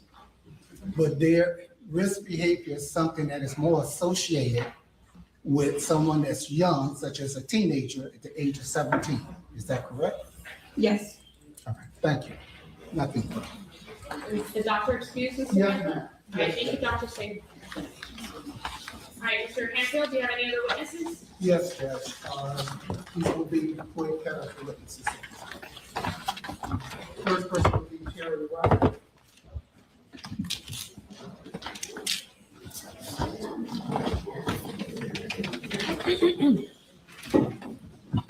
Please raise your right hand. Do you solemnly swear to tell the truth, the whole All right, truth, and nothing but everyone the needs truth? to be quiet. I do. Would you state your name for the record, please? Terry Wright. And you identify yourself as far as what you do for a living? I'm the CEO of Writing Young Funeral Home here in Miami. And will you state to the court why you're here today? I'm here to speak as a character witness for Miss Malik. And what would you like the court to know about as linked to Miss Jahara Malik, sir? Well, I've been knowing the family for over 40 years. They have a business here that I've been a customer for the last 30 years. Being said that, if I may just tell a story, there was a young man by the name of King Carter, 6 years old, that was killed exactly 10 years ago here, 6 years old. And we started a nonprofit called Don't Take My Life, Let Me Live. 10 years ago, Ms. Malik was only, today, maybe 10 years old. But back then, we started with different rallies to promote violence and don't take something you can't give. With that being said, we had t-shirts that me and her godfather gave away free. And I remember her vividly wearing that little t-shirt when she was a young little lady, serving the community at the shop. Didn't know no better, but you know, when we have businesses, we try to train our families to one day become either entrepreneur or take over the family business. With that being said, as years passed by, as I would frequently visit the store, that she would be there. So we only have our character, and I only could speak about the character. I can't speak about this case. My heart is very troubled today because I'm burying young people in and out. And these families are destroyed today. And situation arises in our lives. And when it comes to lives, we all must treasure lives. And we must think about our hearts. When people greet you and when people assess you, you begin to know people. Because Maya Angelou once wrote a poem, she said, when people show you who they are, believe it. And all I could do is attest to her being at the store with the pleasant attitude serving. It's traumatic today for these families to be at this gesture. And I pray God will mend hearts in some kind of way. And it's my prayer today that as we leave this courthouse, and as time comes, and time will come, days and years will come, that hearts will be mended. We will never forget our loved ones. Never forget our loved ones, because it's a treasure to us. But we must also learn that life is about forgiveness as well. It may not happen today or tomorrow, but all we have in life. And with that being said, I pray as I go out this courtroom that God would touch hearts in here today in a very special way. Thank you. The next person is Shawnette Davis.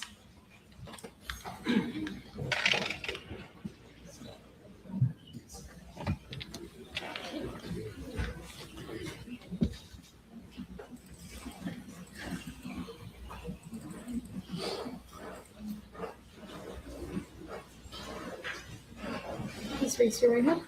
Do you solemnly swear to tell the truth, the whole truth, and nothing but the truth? Yes, ma'am. Thank Will you state your name for the record, please? My name is Shanetta Davis. And what do you do for a living? I am a corrections officer, Where? Palm Beach County Sheriff's Office. And what would you like to address the court to say? Greetings, Your Honor. Judge Hernandez and all parties present today. I recognize that this is incredibly difficult moment and one filled with deep pain. To the victim's family, I want to express my deepest condolences, and I truly am sorry for your loss. I have known Jahara for all her life, and she is like a niece to me. I've watched her grow into a loving, compassionate, intelligent young lady. She is deeply family-oriented and has shown a desire to build a positive and meaningful future to become a registered nurse. Throughout this period, Jahara has taken responsibility for her actions by pleading guilty, which demonstrates accountability and remorse to me. In my professional experience as a correction officer, I have seen firsthand that juveniles and young adults are still in a critical developmental stage. I respectfully ask the court to consider leniency in her sentencing. Thank you, Your Honor, for allowing me to speak and to be heard. Thank you. Ted McCray.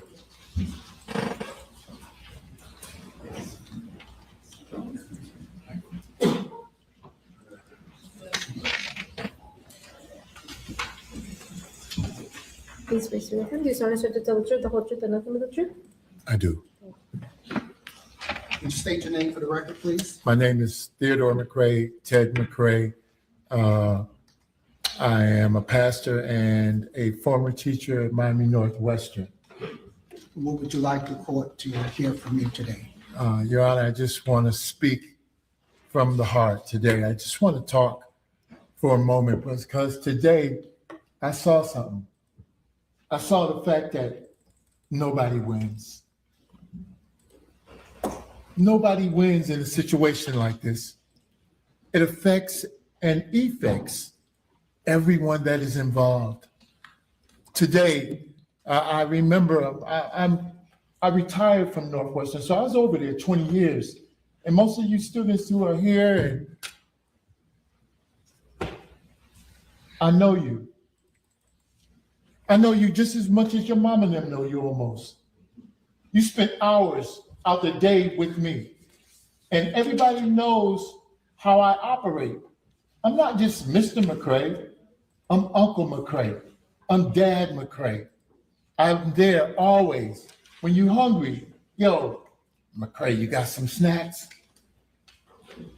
Yo, hook me up. And I do just that. But it's not about me today. It's about the maturity of this situation. This is a situation that we need to grow from.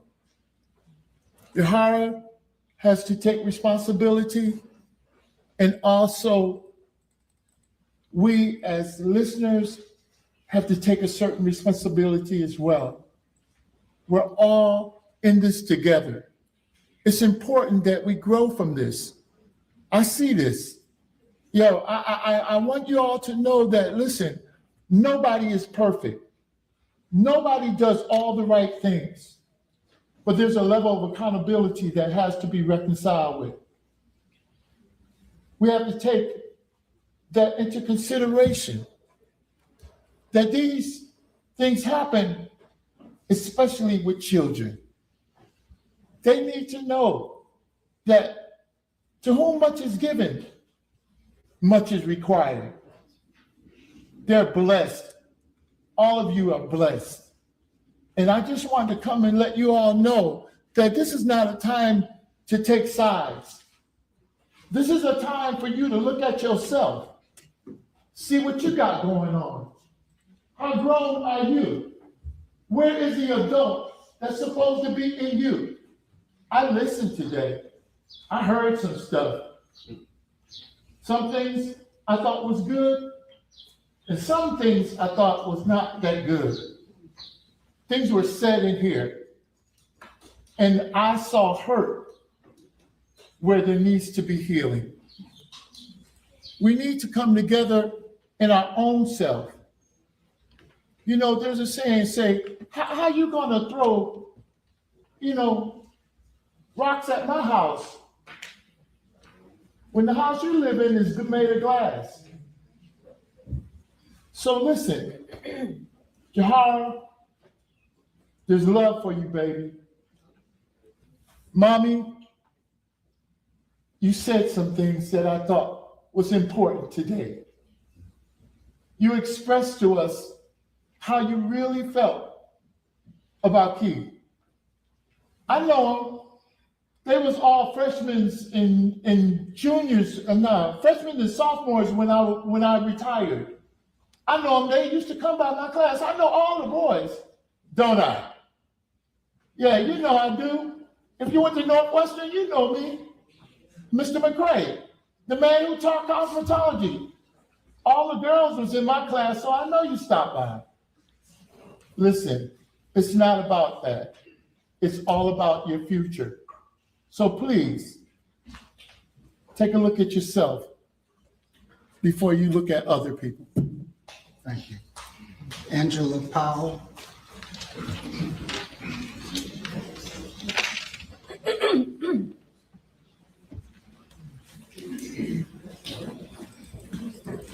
Please raise your right hand. Do you solemnly swear to tell the truth, the whole truth, and nothing but the truth? I do.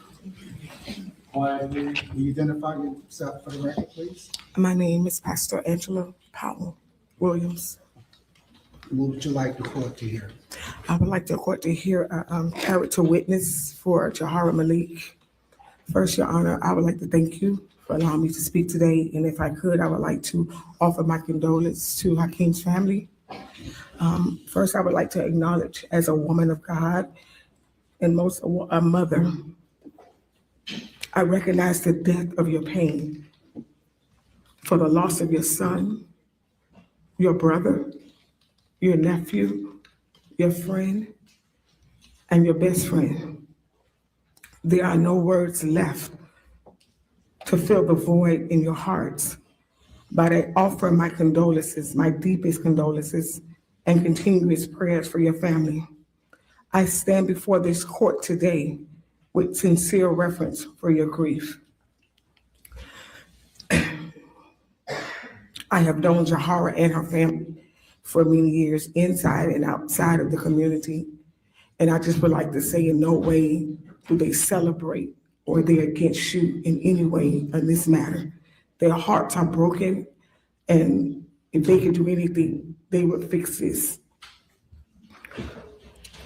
Since this tragedy occurred, I have served as a one-on-one spiritual mentor for Jahara through private sessions, prayer, counsel, and guidance. In the time I've spent with Jahara, I have seen her face the gravity of her actions. She does not avoid the truth of what happened. I have sat with her in quiet moments where there were no cameras, no social media.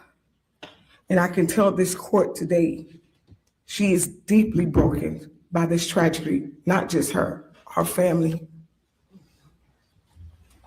Her guilty plea is a reflection of her accountability. We have worked together for hours. She understands the weight of her hurt. She has caused this family and the gravity of her actions. What I have observed in our sessions as her mentor, her spiritual guidance, is a young woman who realizes she cannot move forward without guidance. She has learned that it's not okay, that it is okay to ask for help and to seek a better path. She shows humility and genuine desire to be a different person than that day. I once asked her in our sessions, if you could change anything, what would it be? And she said that entire day. I am personally committed to Jahara, continued mentorship. I believe she has a heart that can be molded to good. My role is to ensure she remains on the path of peace and accountability. I asked the court to consider her age. I asked the court to consider her today with leniency. Thank you, Your Honor, for allowing me to share what I have seen and the opportunity to acknowledge the family and their loss. And God bless. Natalie Powell.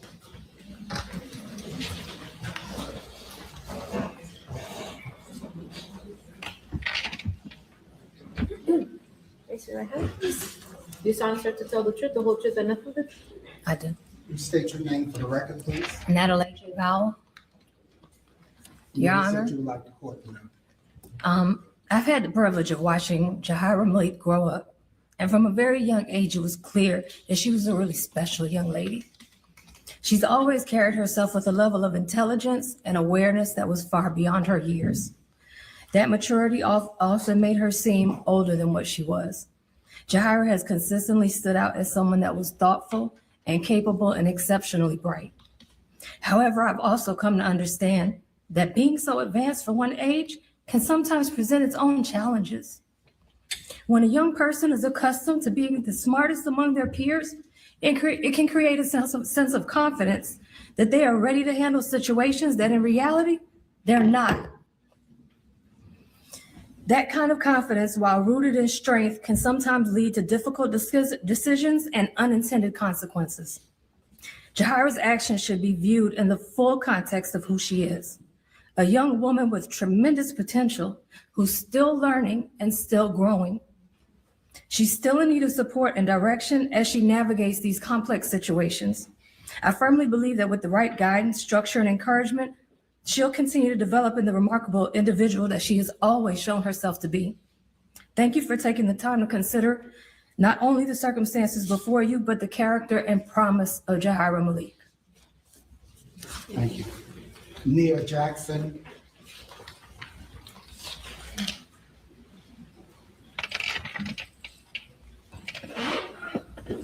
Please raise your right hand. Do you solemnly swear to tell the truth, the whole truth, and nothing but the truth? Yes, I do. State your name for the record, please. My name is Nia Jackson. What would you like the court to know? I'm sorry. What would you like the court to hear from you today? I'm speaking now as a character witness for Jahara Malik. To the Honorable Judge, I am writing this letter in respect for the court, and I understand how serious the situation is right now. My heart is very, very heavy for everyone that's involved in this. I want to first acknowledge the family who I know is grieving. Losing a loved one is something no family should have to go through, and I truly extend my deepest sympathy to them. I can only imagine the pain they are experiencing. I am writing on behalf of Jahara. I have known her since she was 3 years old, and she attended our school until 7th grade. Having her as a student was a true pleasure. From the first time she was a little girl, I knew her to be kind, to be loving, and respectful. She worked hard. She tried her best and included others. She was also very bright and involved in school activities, including participating in writing, poetry competitions, and brain bowls. She took pride in her work and always pushed herself to do well. One of the most memorable things about Jahara was during our school showcase throughout that year. Not only did she take the time to practice and learn her own poems, but she helped younger students learn their parts too. She showed patience, she showed leadership, and a genuine care for others. She was known for her hard work and for looking out for those around her. This situation is very, very difficult to process because the person I know her to be is not someone who would intentionally cause harm. I truly do not believe it was malicious intent. I believe this was a tragic situation involving young people who did not fully understand the weight of their actions in the moment. Jahara is only 18 years old now. She is still growing. She is still learning and still developing emotionally. I believe in my heart that she is deeply apologetic for what happened and that she carried this with her. She will carry this with her for the rest of her life. I respectfully ask the court to consider giving her grace and leniency. An extensive sentence will not only impact Jahara, but will also take away the future of another young life. While nothing can undo what has happened, I believe there is still an opportunity for growth, accountability, and redemption without completely closing the door on her future. I also believe a more meaningful form of accountability would be allowing her the opportunity to serve her community, giving her the chance to speak and mentor young girls about the consequences of their actions. On impulse and heightened emotions could turn this tragedy into a lesson that helps prevent something like this from happening again. I truly believe she can use her experiences to make a positive impact on others.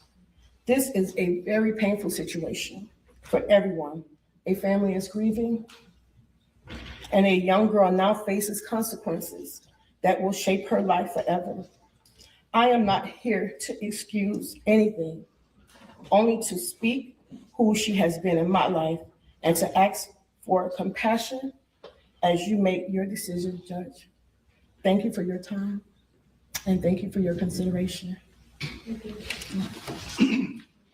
Naya.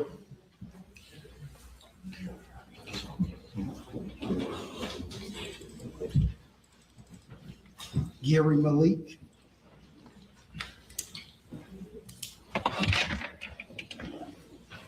Please raise your right hand. Do you solemnly swear to tell the truth, the whole truth, and nothing but the truth? State your name for the record. Yahkeim Malik. And what would you like the court to hear? My name is Yahkeim Malik, and I stand before you today on behalf of my niece, Jahara Malik. First, I would like to acknowledge the gravity of what has happened. A young man has lost his life, and there is nothing that can undo that loss. I want to express my deepest condolences to his family. I cannot begin to imagine the pain they carry, and I do not stand here to lessen that in any way. What happened was tragic, and Jahara understands that. She has taken responsibility by pleading guilty, and she will carry that weight of this for the rest of her life. I've known Jahara for her entire life. She is not a violent or careless person. She comes from a family that values faith, discipline, respect for others. She has always been someone who shows love to those around her, someone who supports her family, someone until this moment lived a life that reflected compassion and care. This situation does not define the entirety of who she is. It reflects a moment, a tragic mistake, not a pattern of behavior. Since this incident, I've seen the impact it has had on her. She is remorseful, she is reflective, and she understands the seriousness of her actions. This is not someone who is trying to escape accountability. This is someone who is already living with deep emotional consequences. Your Honor, respectfully, I ask the court to consider leniency in sentencing, not to overlook what has happened, but to recognize that Jahara has the capacity for growth, for rehabilitation, and for becoming a productive, positive force in society moving forward. Punishment alone will not bring healing, but mercy paired with accountability can allow something meaningful to come from this tragedy. Thank you for your time, and God bless everybody here. Thank you. Thank you, Mom. Gloria Dosset.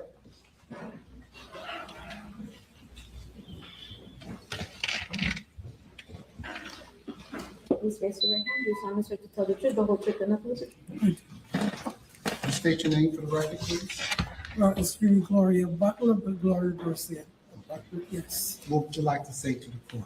Your Honor, as I said, my name is Gloria Butler, and I'm the grand aunt of Jahara. I stand before you as a character witness, someone who's known her all her life. My favorite term from Jennifer has been Hara. That's how I refer to her. Because that didn't carry the warmth, the kindness that she always had as a child.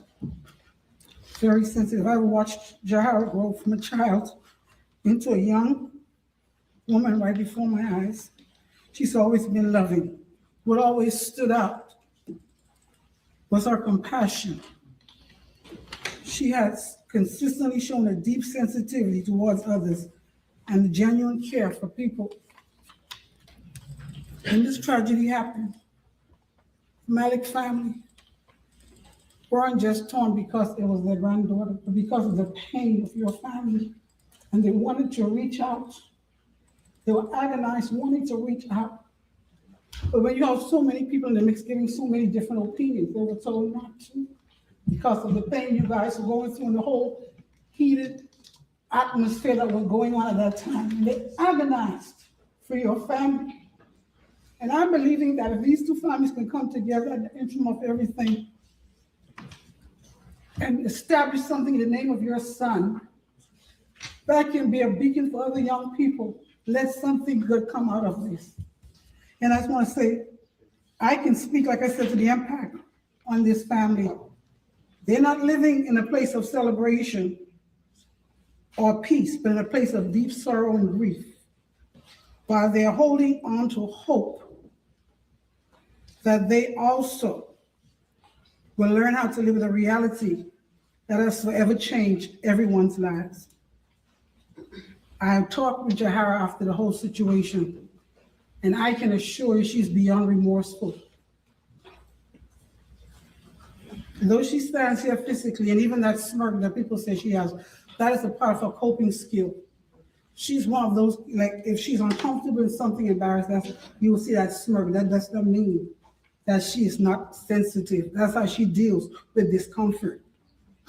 She carries a heavy burden within her, one of pain, regret, and sadness. This is not something she can simply escape. It is something she lives with every day.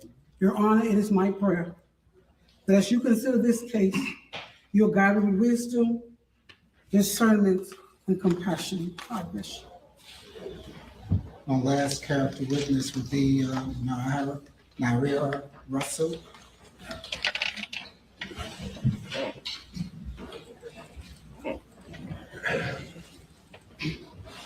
Please raise your right hand. Do you solemnly swear to tell the truth, the whole truth, and nothing but the truth? Yes. Can you identify yourself for the record, please? Naira Russell. You're soft-spoken. Naira Russell. What would you like the court to hear? Dear Honorable Judge Christine Hernandez, my name is Naira Malik, and I am the aunt of Jahara Malik.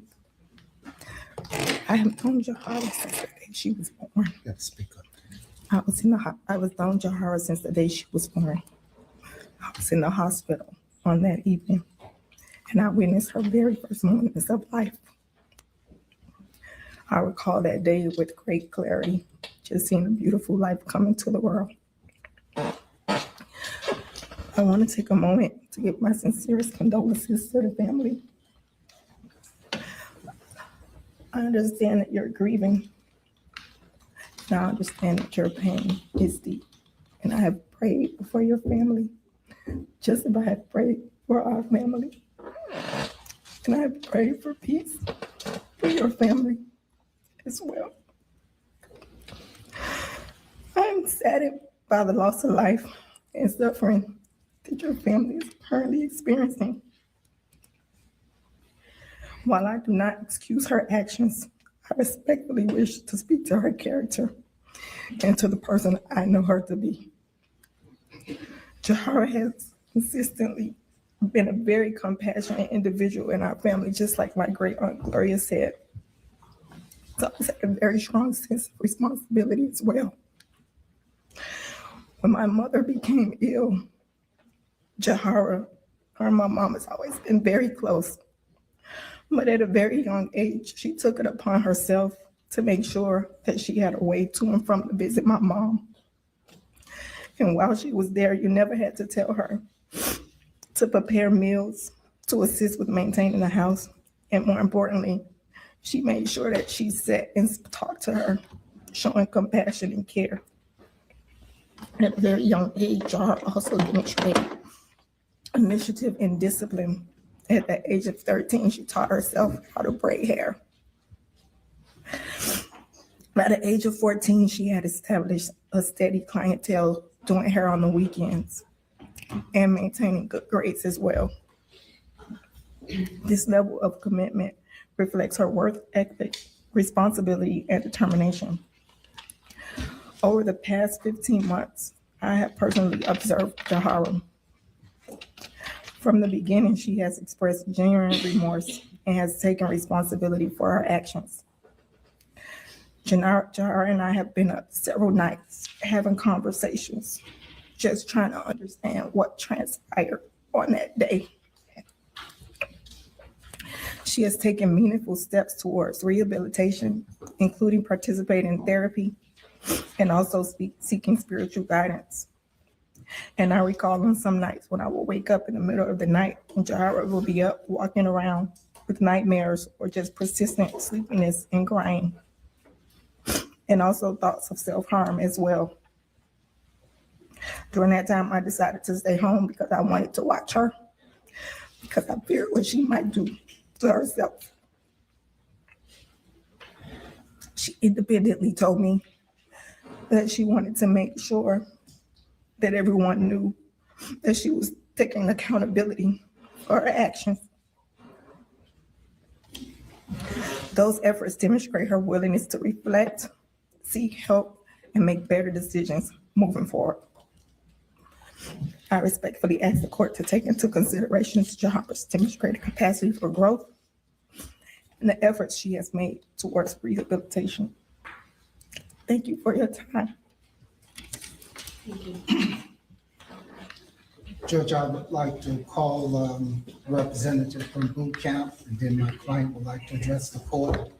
And then I will see what the state has to say, and then I will give my closing remarks. Boot camp representative, please.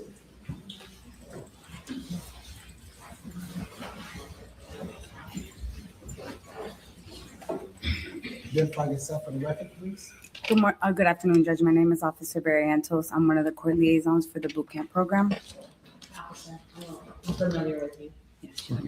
And did your program have an opportunity to conduct an assessment and an evaluation of Jahara Malik? Yes, once the court order was placed in our within the boot camp program, we had Ms. Malik evaluated psychologically and medically to be cleared for her to be able to be eligible to be a participant for the boot camp program.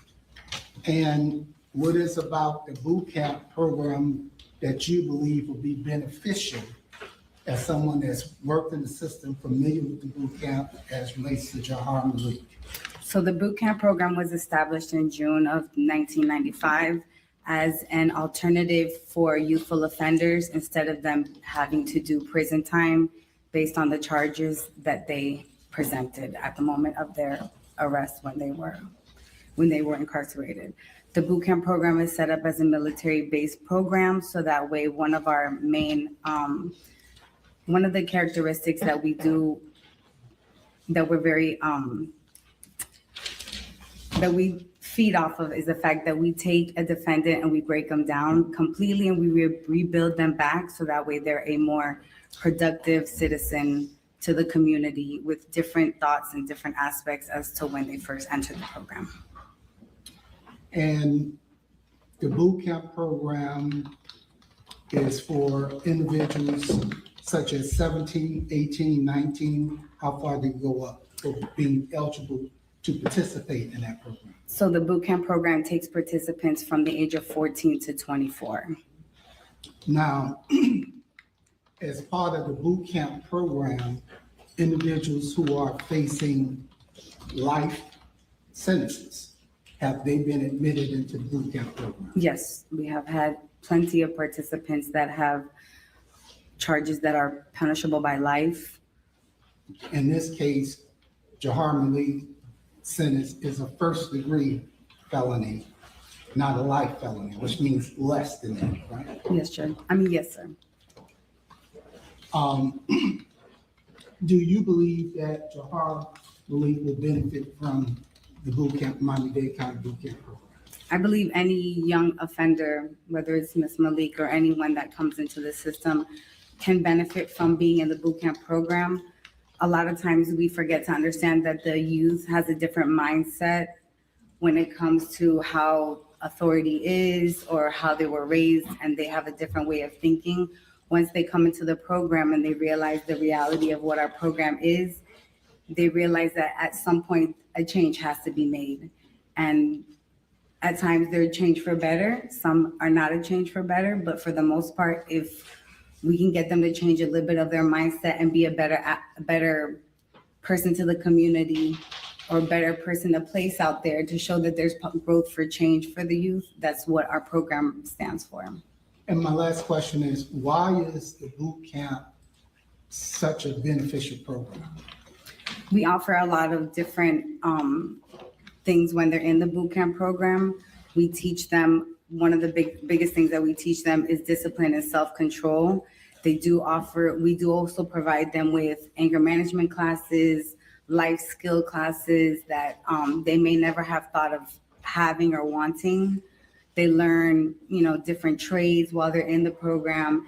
If they're not GED or do not have a high school diploma, that's one of our requirements, is that they leave with that extra certificate showing change, that they want to grow and they want to make a difference in their own life. Then when they're out in phase 3, our program is based on 3 different phases: phase 1, phase 2, and phase 3.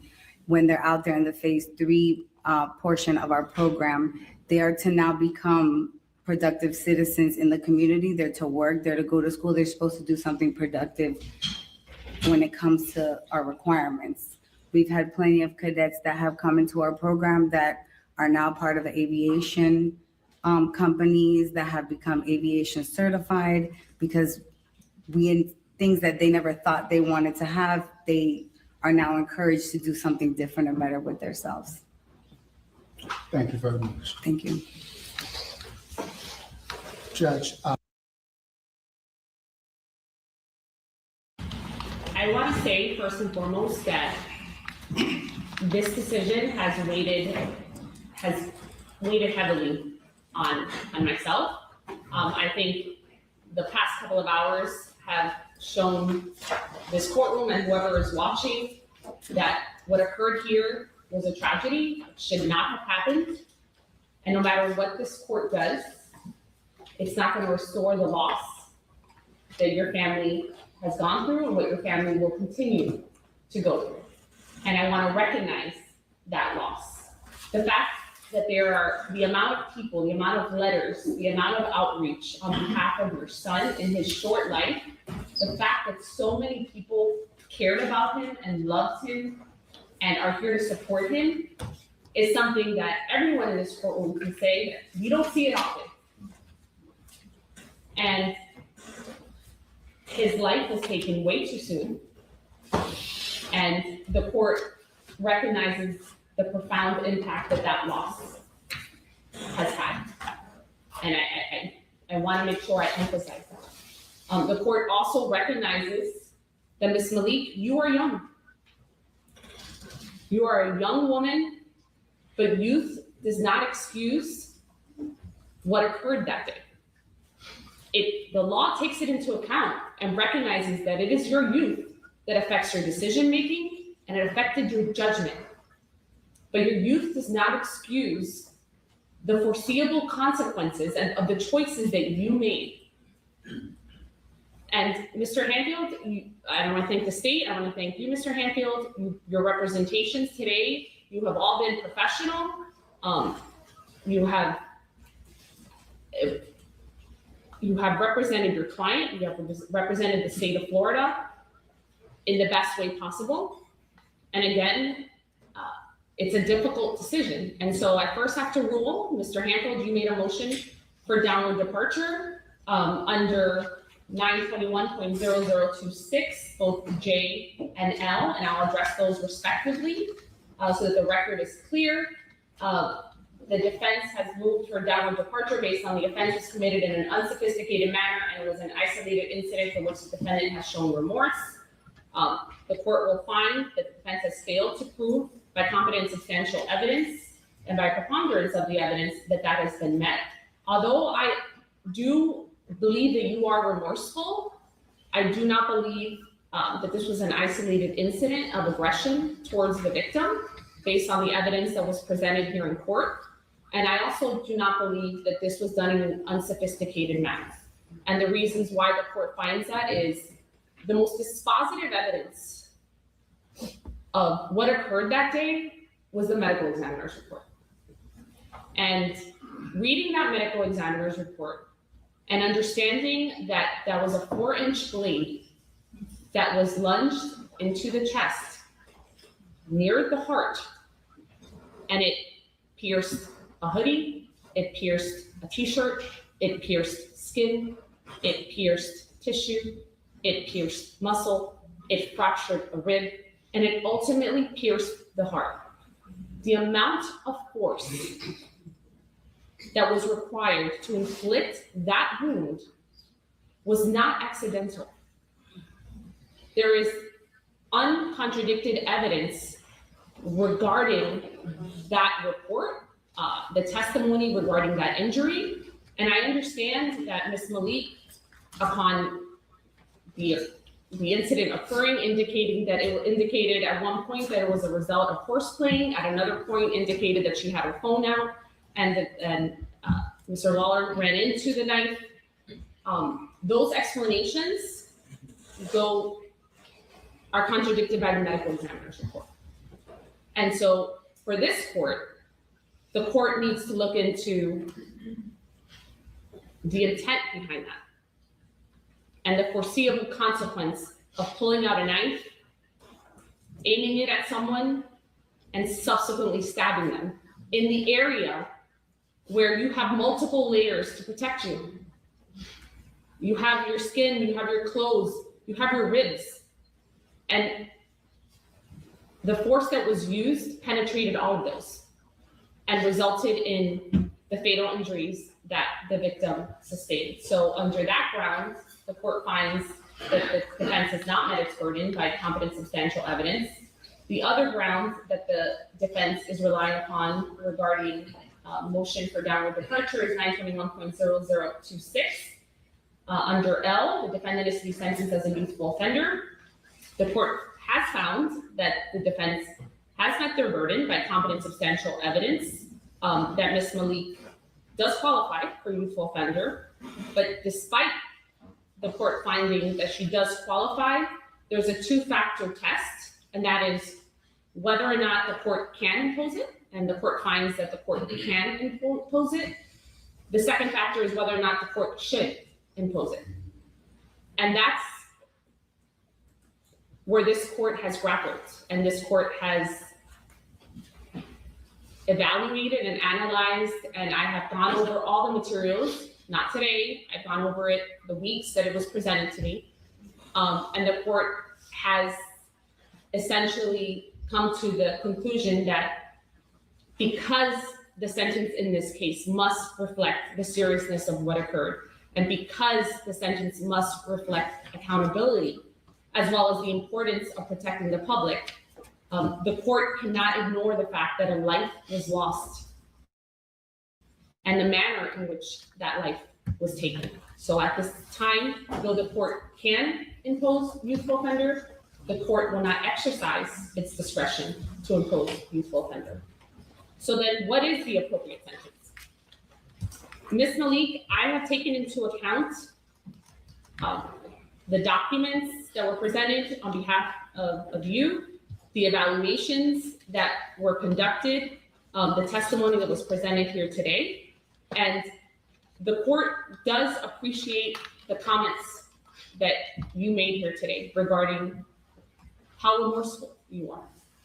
And I think someone said it best, nobody wins here. And hearts are hardened,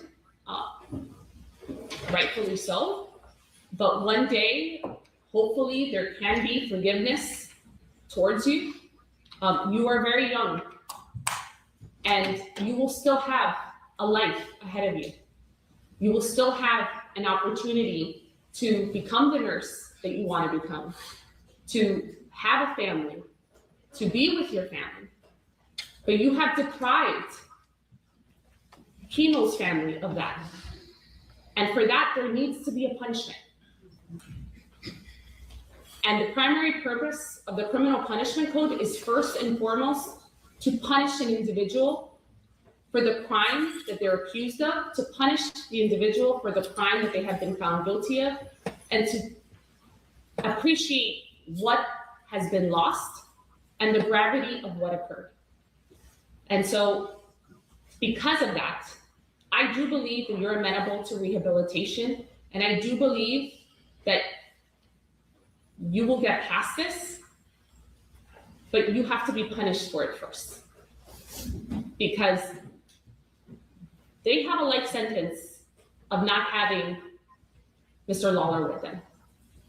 And I can't overstate the profound impact that that loss has been on their family, on their community, and the choices that you made affected the trajectory of all of their lives and affected the trajectory of yours as well as your families.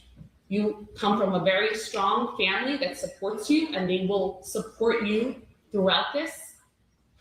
But the court needs to look at what is the appropriate sentence in this case. So at this time, I'm going to ask Ms. Malik to please rise.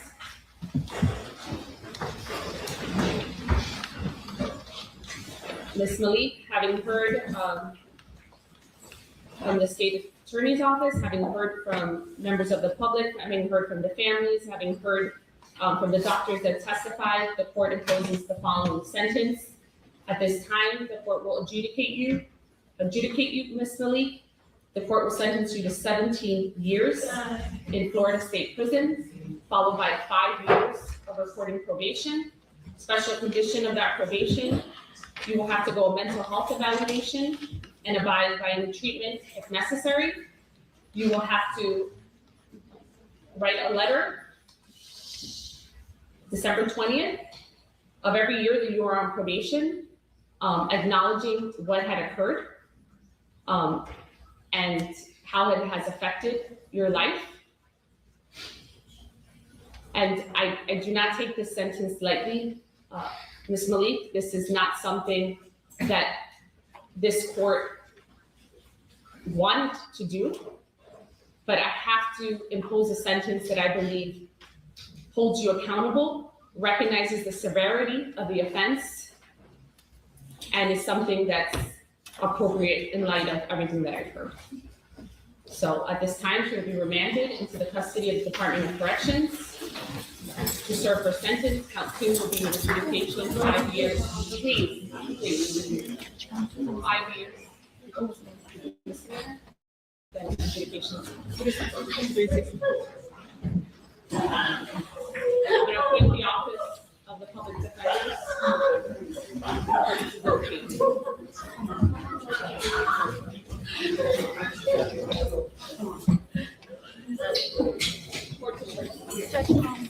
Judge, 364 for the visiting.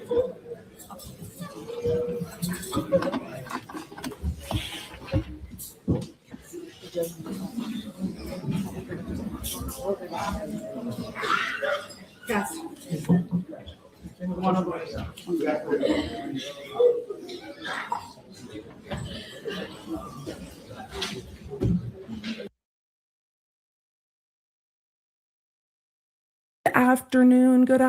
Good afternoon, Law Nerds. It's Monday. Can you believe we're already in October? I can't either. We're like midway through. It's October 13th. We were supposed to be looking at Donna Adelson's status hearing tomorrow. But you know what happened? Well, the court vacated tomorrow's hearing for Tuesday, set it for Monday, and away we go. So we are going to see Donna's sentencing today. The real question is, does she have anything to say? And if so, what? So we're going to roll the intro. We're going to go to live court. We're going to talk while they're waiting for the court to start. Court has not begun yet. So are you ready to go to court live? All right. It's time to go. Let's go to court. Hey there. Legal analyst Emily D. Baker, and this is your go-to destination for live court coverage. I break down the law, the strategy, and the evidence in real time So you know what's happening. No law degree required. So join the law nerds in the chat. They're here for the facts, not and let's get to court. I mean, as you can hear, court is just getting called to order. So we are in the best position to just get going. So hear ye, hear ye. All rise. Does Donna have anything to say for herself? Chat, do you think she'll decline? Do you think she'll have something to say? I guess we'll find out. So let's get the volume up and let's go directly to court. Judge Stephen Everett presiding. Judge Stephen Everett presiding. Now remember, we've already seen victim impact statements. There might not be any more. We heard from Dan Markel's family. So I don't expect we're going to see any more impact statements. So really what's left is for the lawyers to argue, for them to go over the report that they received, and then to see if Donna's going to say anything. Let's see if we can get closed caption up on this feed. It's turned on. We'll see if it rolls.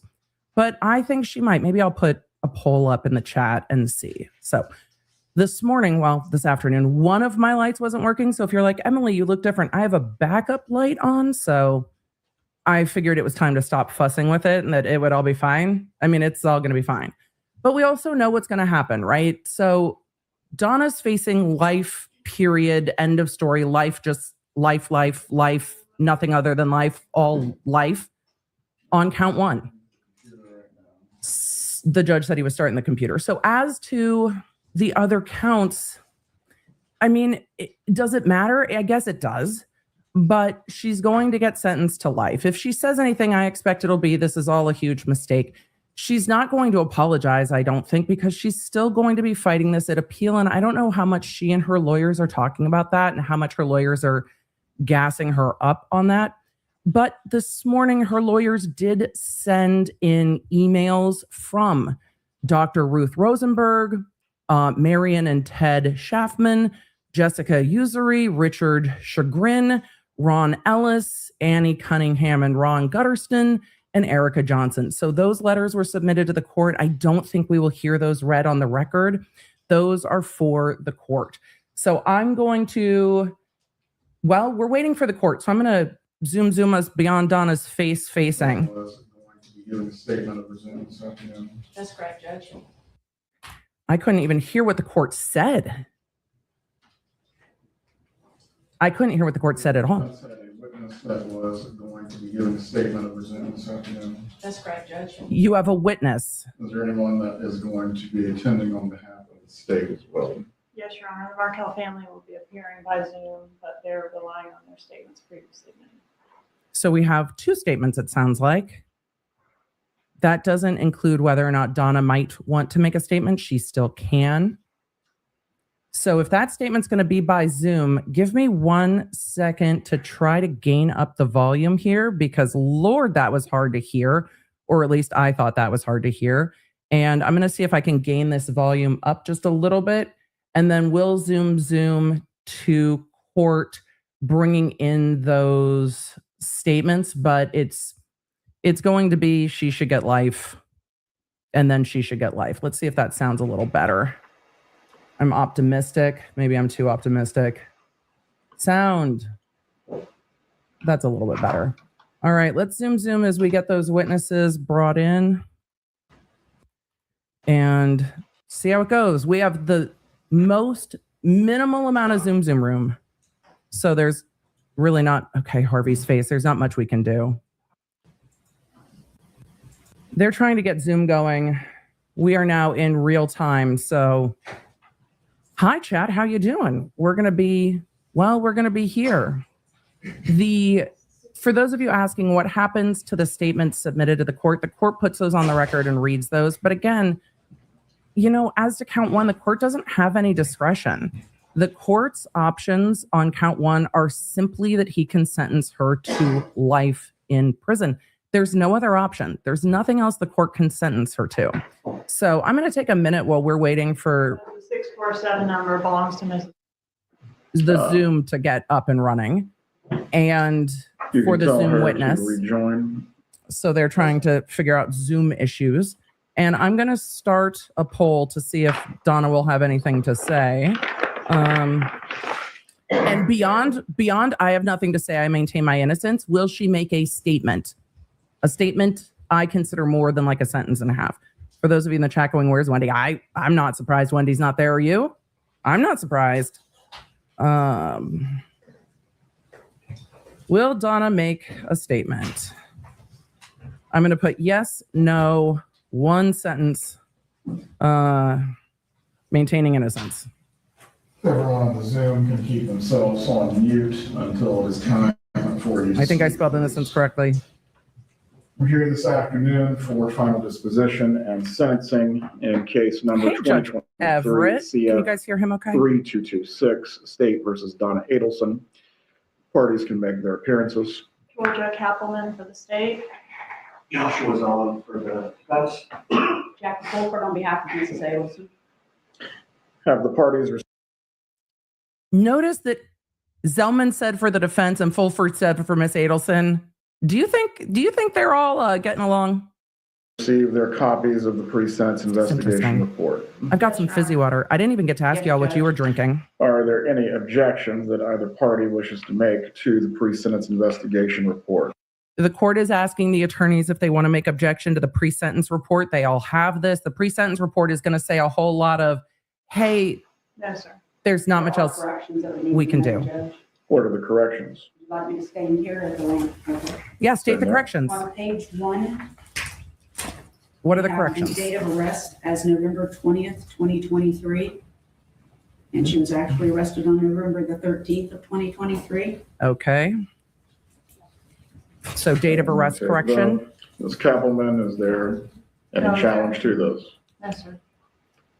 I will notate the copy then that will be filed with the clerk as November 13th of 2023. Okay. Go ahead. We've updated the On sentencing. page number 5, there are several.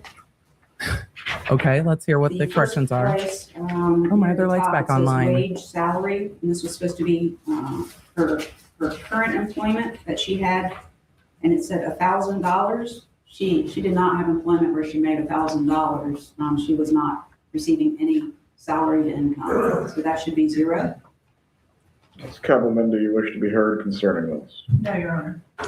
Okay. Again, I will notate the wage salary as $0.00. Thank you, Judge. The next, underneath there, it says the number of jobs in the past 2 years, 1. She has had no job. She's been She was retired. Years. Yeah, that doesn't surprise me that she was retired. Which part of page 5 are you referring to? Well, that's on page 5, right underneath the wage. So no jobs, no employment. Correct, that should be 0. Ms. Kappelman, do you wish to be heard? No, sir. Notate that there has not been any employment or 0. They're just ahead. making Thank you, Judge. corrections. Directly under there, it says They're making corrections. And some of you were like, does date of arrest matter for time served? She's not going to get any time served except on the second count. So yes, for bookkeeping on counts 2 and 3, she will get an amount of custody time. Count 1, there's no option other than life. So as to count 1, it's not going to matter that much. unemployed in the past 2 years, 0, and she's been unemployed for 2 years. I mean, she's not employed while she's in So custody. you're asking for that to be 24 months. Hold on. The closed captioning got cut off just a little bit there. Go ahead. There are 2 typographical errors in the remarks section. The second line from the top in the remarks says history, comma, she. I believe that's supposed to say the defendant. Okay. Give me one moment, I'm finding it. It can matter because otherwise they waive it if they don't make these corrections. So they're making their corrections for the record. They were going to do this tomorrow. I'm glad they're doing it today because tomorrow they were just going to go over the report and then set sentencing for You said another date. history is the first word leading into the History is correction. right So- next to the word she. You see that's on the second line. We're going down. right It says into remarks, and then the sentencing word today, right which under there. On my copy, it surprised says me. History, comma, she. For those of you that don't It have the should be Lawner app, the. I sent out a notification on Friday when this happened. Kappelman. No objection. I don't know how much the Go judge ahead. will say to And then in the same Donna. paragraph, 4 lines down to the far right, it said who had fallen in. That should be ill, I-L-L. No objection. they're correcting fallen ill. Okay. My new light has thrown off my white balance a little bit, but I think it's fine. New lights, new opportunity. Go ahead, Ms. Wolford. Yes, sir. Bronte in the chat said Going life down with no under parole. financial Florida doesn't status have to where parole. It says estimated total Life, period. debts. In the second line, it says a second mortgage my was taken out to pay for fizzy their water. home. That should say legal expenses, not home. That's an interesting note. A second mortgage was taken out to pay for their legal expenses. Was it for hers or was it for Charlie's? I have questions. So, second mortgage, fair. And the judge is making those updates.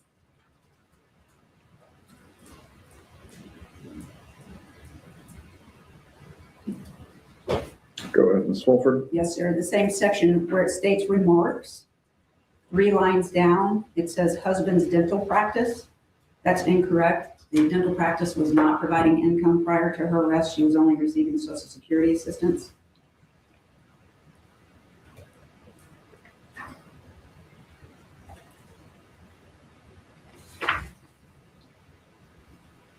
So you're just asking husband's dental practice to be scratched through. That's correct. The only income. I'm going to put this at 1.25 till we're back in real They listed time Social Security, but they listed both. while they do these corrections because I paused to explain a little bit. So we're speeding up just a little. It's going to feel like we're in slow motion when we get back to real time. Well, anything else? On page 7, Your Honor, about halfway down the page, it has the remarks section. And if you go 1, 2, 3 lines from the bottom where it's listing grandchildren, on the right, it has a child's name, 14, and then it says a female, 7. That's actually a male. Oh, gotcha. I mean, that's a fair correction. I imagine if you're Donna and you're like, these are the people recommending my sentence, then they don't know who my grandchildren's are. It's The court has concerning reviewed the with PSI report. so many corrections. So now we're getting to the court reviewing the PSI. Let's slow back down. That's the pre-sentencing investigation. It doesn't matter to count 1. Count 1 has one option. And at this time, I will direct the clerk to file it as a part of the record. So the corrections are being filed. The court made those corrections Kappelman, do you have by any hand with other pen. witnesses or evidence that you wish to present as a part of your presentation today? I have some documentation regarding cost of prosecution, Judge. Would you like that at this time? Yes. The state has put together a summary page and a thumb drive. We are requesting $723,123.68 in restitution. Defense advised that they want us to. I wanted to hear the amount of restitution. It sounds like they're asking for over $12,000. So I'm going to back that up. They're also putting in the cost of prosecution. We are requesting $723,100. I'm sorry, that was $700,000. 700. I'm sorry, $700,000. I'm real glad I backed up. Let's hear that restitution number again. Put together a summary page and a thumb drive. We are requesting $723,123.68 in restitution. Defense advised that they want supporting documentation regarding this request, which is contained on this thumb drive. The defense wants supporting documentation for the $700,000 being requested in restitution. And Georgia Kappelman's like, low key, it's just on this thumb drive, Your Honor, here. That's a large restitution amount. They're just receiving it today. Have not had an opportunity to review it. I think at this time, the parties are in agreement to ask Your Honor to order cost of prosecution and reserve regarding the amount, and we'll see if we can reach an agreement regarding the amount. Very well. So that's one item that's in dispute for today. Another issue, Judge, That is makes the sense. score sheet. I've prepared 2 score sheets. May I approach you? Restitution is also connected to cost of prosecution. So what Georgia Kappelman just said is, Your Honor, we want to order the cost of prosecution and restitution, like how much it costs the state of Florida to go after her, but reserve for the amount. They might have a restitution hearing down the road to prove the amount. So Let's continue on. You may. First includes death points, bringing the lowest permissible prison sentence in months to 172.5. The second does not include the death points, bringing the lowest permissible prison sentence in months to 82.5. It was brought to my attention yesterday that the defense objects to the inclusion of the death points. The limited research that I've had an opportunity to do suggests that they should be included if the death was a direct result of the crime. I believe it was. The defense wants to argue otherwise, so whichever score sheet your honor chooses to go with, they're both provided there for. They're talking about the sentencing sheet, and in the sentencing sheet, she's calling it a score sheet. So she's talking about the score sheet and whether or not there should be points or numbers included, an amount included for whether or not there was a death that resulted. The defense is objecting to that. Of course, the prosecution said the crime is conspiracy to commit murder. A murder happened. So when you're looking at the sentencing sheet, the numbers that correlate to that get added. So they are talking about the sentencing sheet. You see this in federal cases with the graphs. So they're talking about their point sheet. That is the sentencing sheet as it goes to count 2 and 3. As to count 1, again, there's only one option. The state is requesting for me to argue what I want to present. Is it Lincoln Park After Dark, Georgia? Because it feels like it is. It feels like it is. I'm here for it. So now we're getting into really the kind of nuts and bolts of a sentencing. Restitution, what the sentencing sheet says, how many points get added to the sentencing sheet. Continuing on. Is requesting, are you ready for me to argue what I want to present? Okay. Go ahead. Obviously life on count 1, Judge. Okay, so the prosecution is getting into their argument on sentencing. Blink and you miss it. We have heard their request for restitution. We've heard their score sheet, and she is now going to argue for sentencing. So this is just right into sentencing arguments.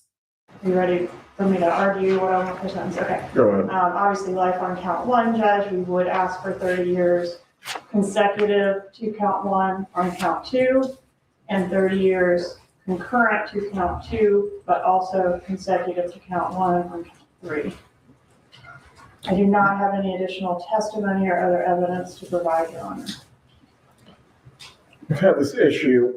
So that is the end of the prosecution's argument for sentencing. Again, I said blink if you miss it. Florida is efficient. The prosecution asked for life on count 1. That's the only sentence. It is a statutory sentence, period. Life on count 1, nothing else.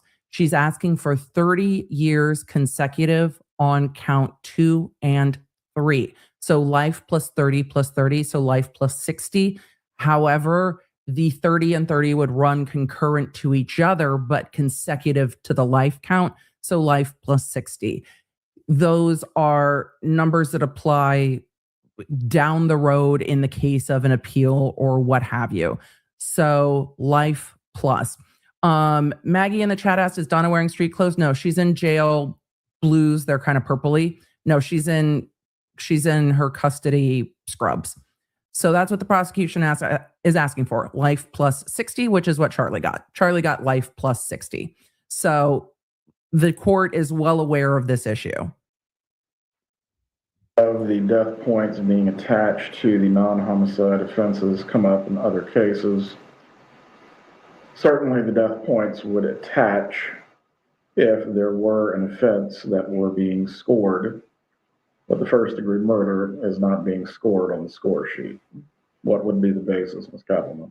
That the death resulted from the conspiracy. It wasn't just a conspiracy without a death. That was me. I was trying to pause and I accidentally muted. They are now talking about the death points on the score sheet. And depending on different jurisdictions, the way they score these things are different. But when you look at what the recommended sentencing is, they are looking at the score sheet and asking if they are adding points because a death resulted to counts 2 and 3, which are non-homicide counts, not just count 1. Score sheet. What would be the basis, Ms. Kappelman? That the death resulted from the conspiracy. It It wasn't just a conspiracy without a death. It was a conspiracy that directly resulted in a death, hence the death points are appropriate. What is the defense's argument concerning the score sheet? So the court's asking the defense to argue with regard to the death points and whether or not the death points go to count 2 and 3, or whether they don't. Count 1 is not scored because count 1 has a statutory sentence that's fixed. I'm doing my best, Your Honor. I've been under the weather for the last week or so. It's the same argument that Mr. Zellman. Okay. Mr. Zellman's like, I'll do my best. I'm sick. Sniffle. Was made on behalf of Mr. Dr. Adelson post-conviction. Your Honor granted the correction of the score sheet. Solicitation and conspiracy do not require an actual death. And I'll just rely on the same cases that were relied on by Dr. Adelson, State versus Johnson, 560. Your Honor, same arguments Charlie made. Same. The crime, quote from that case, the crime of solicitation is completed when the actor, with intent to do so, has enticed or encouraged another to commit a crime. The crime need not be completed. And then in Becky v. State, 423, Southern 2nd, 417, 2nd DCA, crime of conspiracy consists of 2 necessary elements: an agreement, 1, and 2, an intention to commit the offense. Once the intent is formed and the agreement is made, the conspiracy is complete. Just like Your Honor did in Charlie Adelson's case, by order.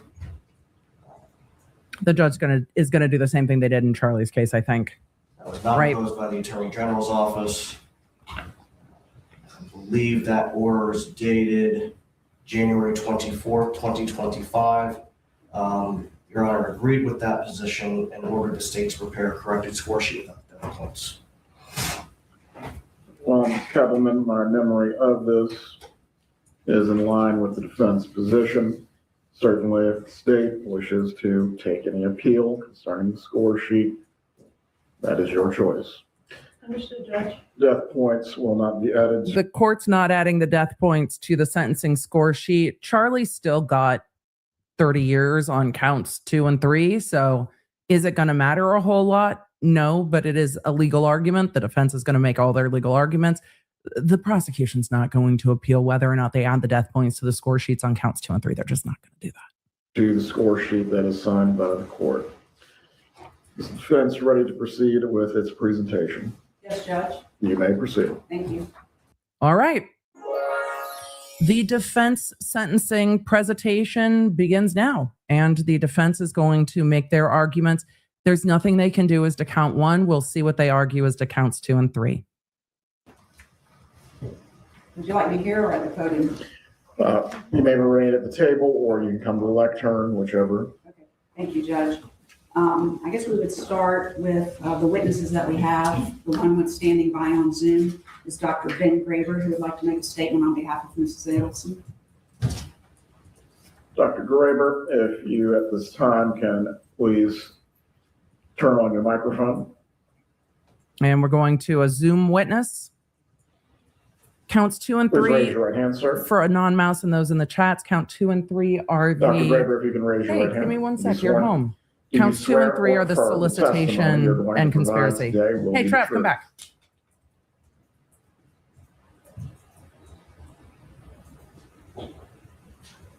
I believe you have a volume problem, Dr. Graber. I can see your lips moving, but I can't hear you.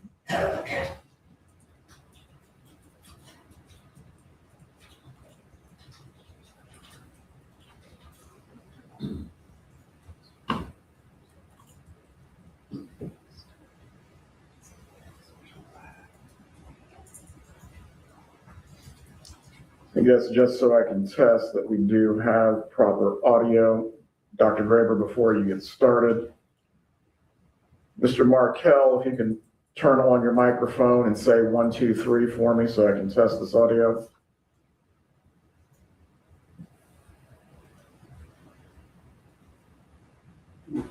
All right, he's not coming through either. All right. Technical difficulties in court. Very Time nice. to troubleshoot. Your mic, Your Honor. Me, I was talking to Travis. So I was just checking in with my teen.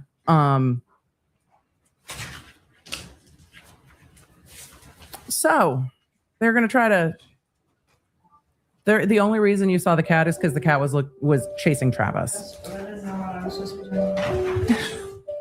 That is the most Zoom call thing ever. Guess what? We have a minimal amount of Zoom room. So let's see if they can get through the tech issues. That speaker. Let's switch the audio. The court's now telling somebody how to use Zoom.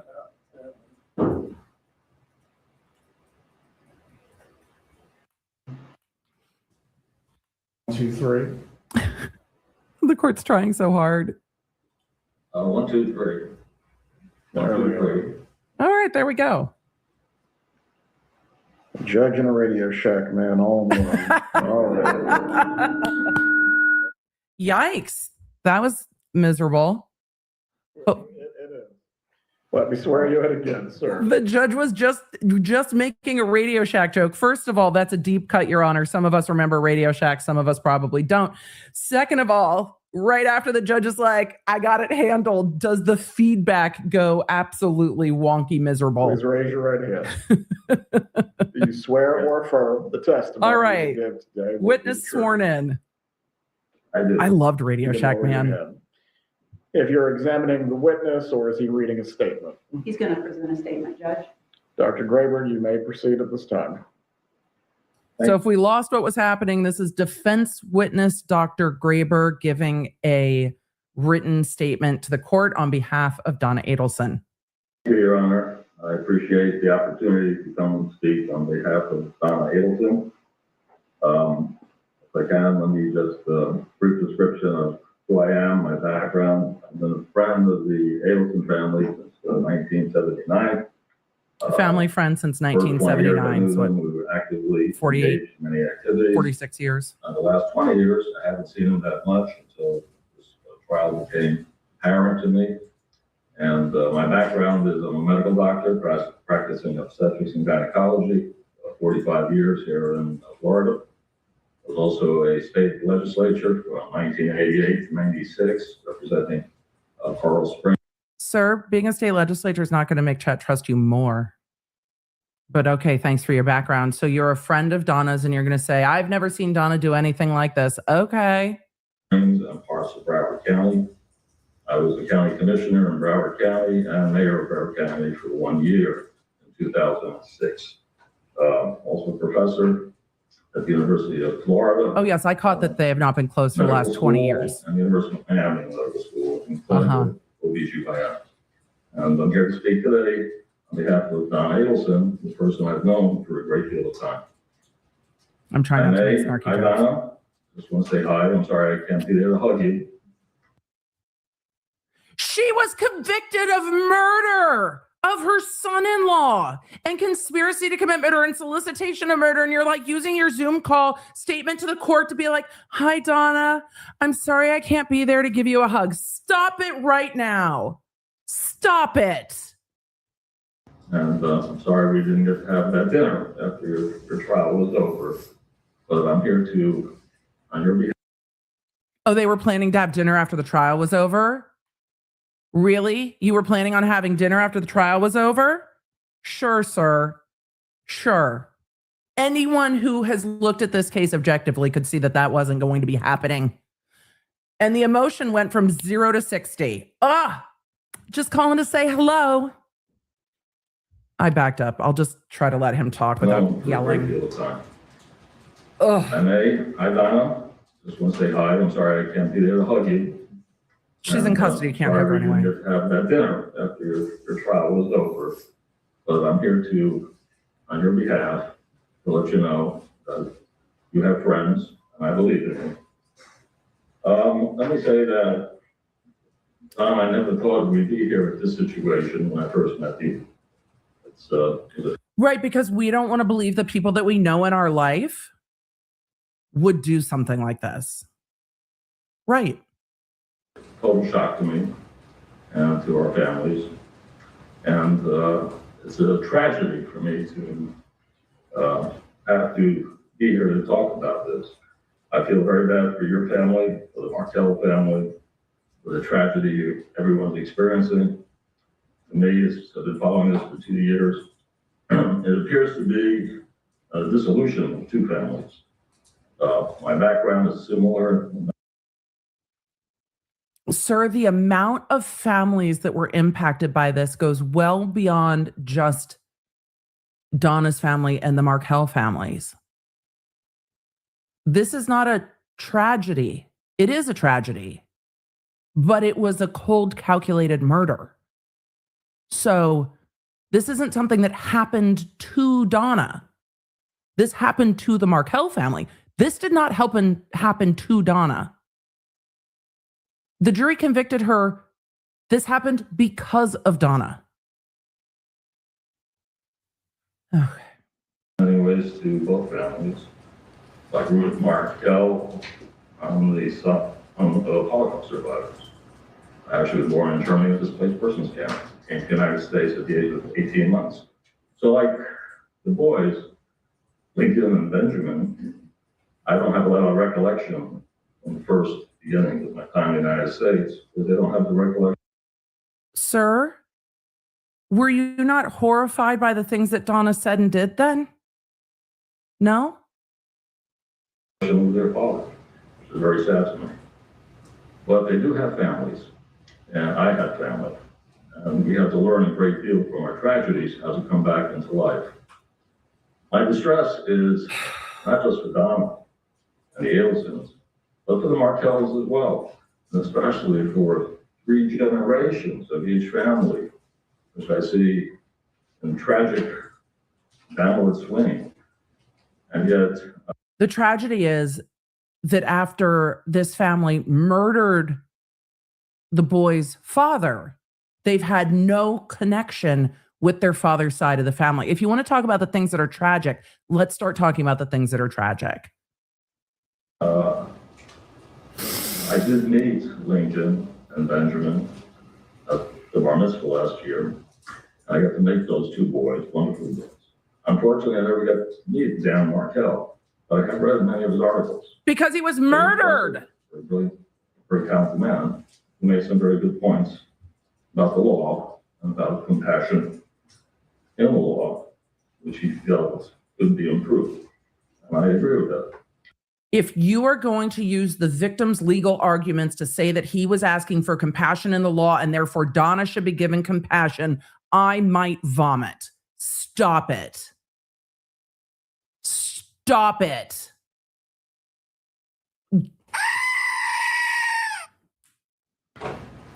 So part of what I'd like to say today is basically that I do believe that Donna is a victim of natural circumstance, but has been actively exploited by parties involved in this case.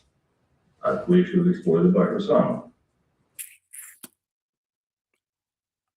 Donna's a victim, he says, who has been exploited by the parties in this case, especially her son. Tell me you didn't listen to the calls without telling me you didn't listen to the calls.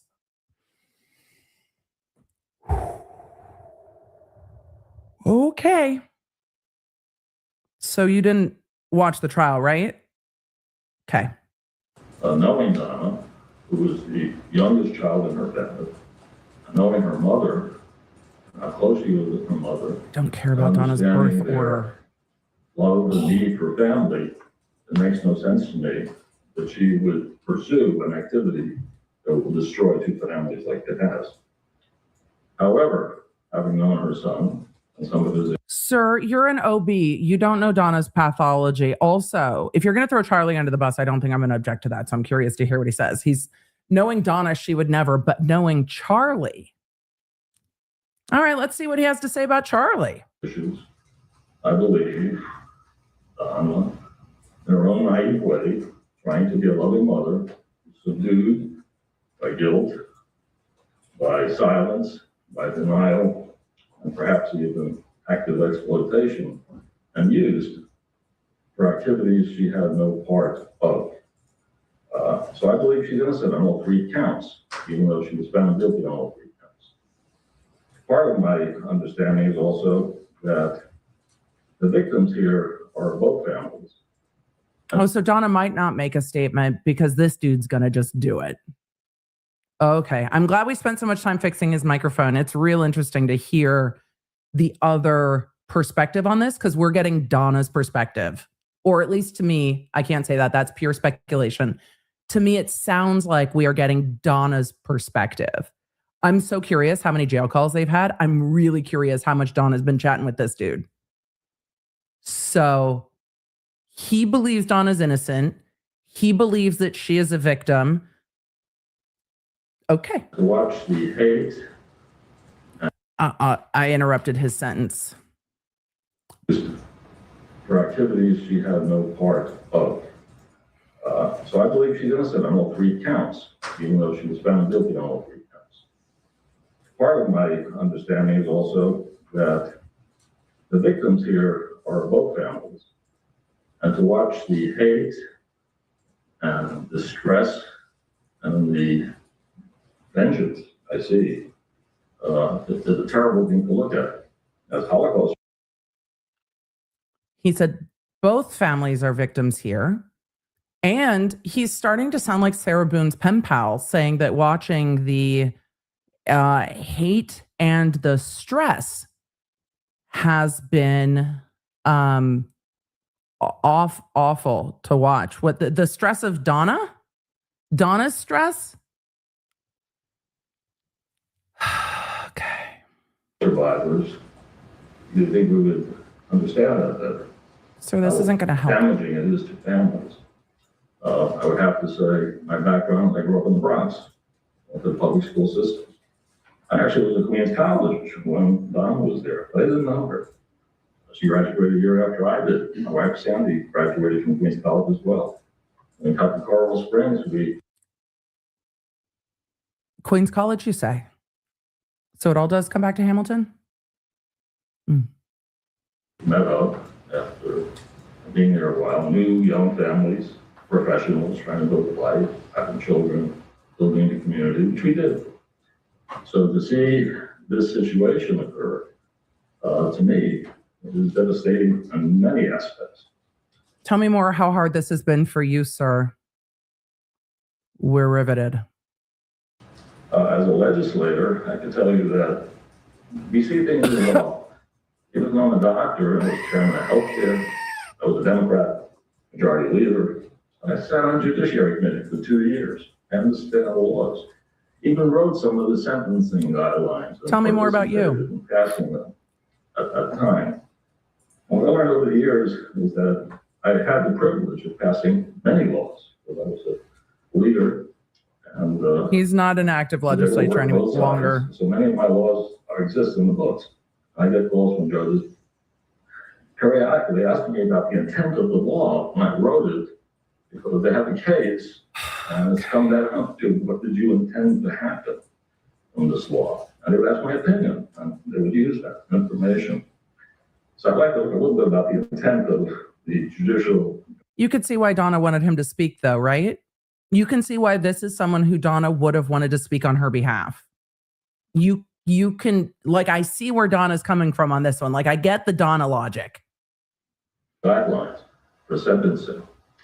I think the life without parole is a very harsh sentence. And that was. Florida has life without parole for second-degree murder. Sir, have you looked at the laws in Florida? I mean, y'all also have dinosaurs like walking into people's backyards and stuff on the regular, but like, sir. Not the intent was to punish domestic cases with that, but they hit drug dealers and organized crime and dangerous to the public. But I think it's been switched.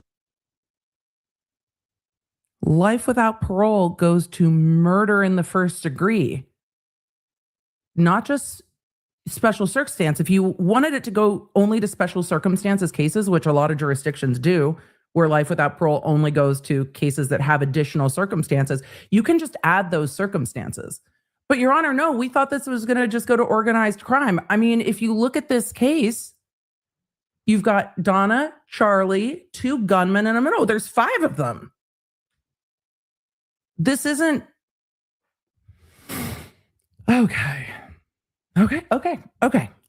Over to be used in conspiracy theories against the average citizen, which is not the intent of the law, in my opinion. Second of all, I think that it's unfortunate that this wasn't the intent. This case has gone into so many new victims. And we've already, you have 4 victims who have been found guilty of murder. 2 have committed the murder, maybe 1. The others are conspiracy theories. 5. It's 5 now, And I sir. would believe that I would suggest that needs to be reviewed by the legislature. That's my opinion. It's what now, sir?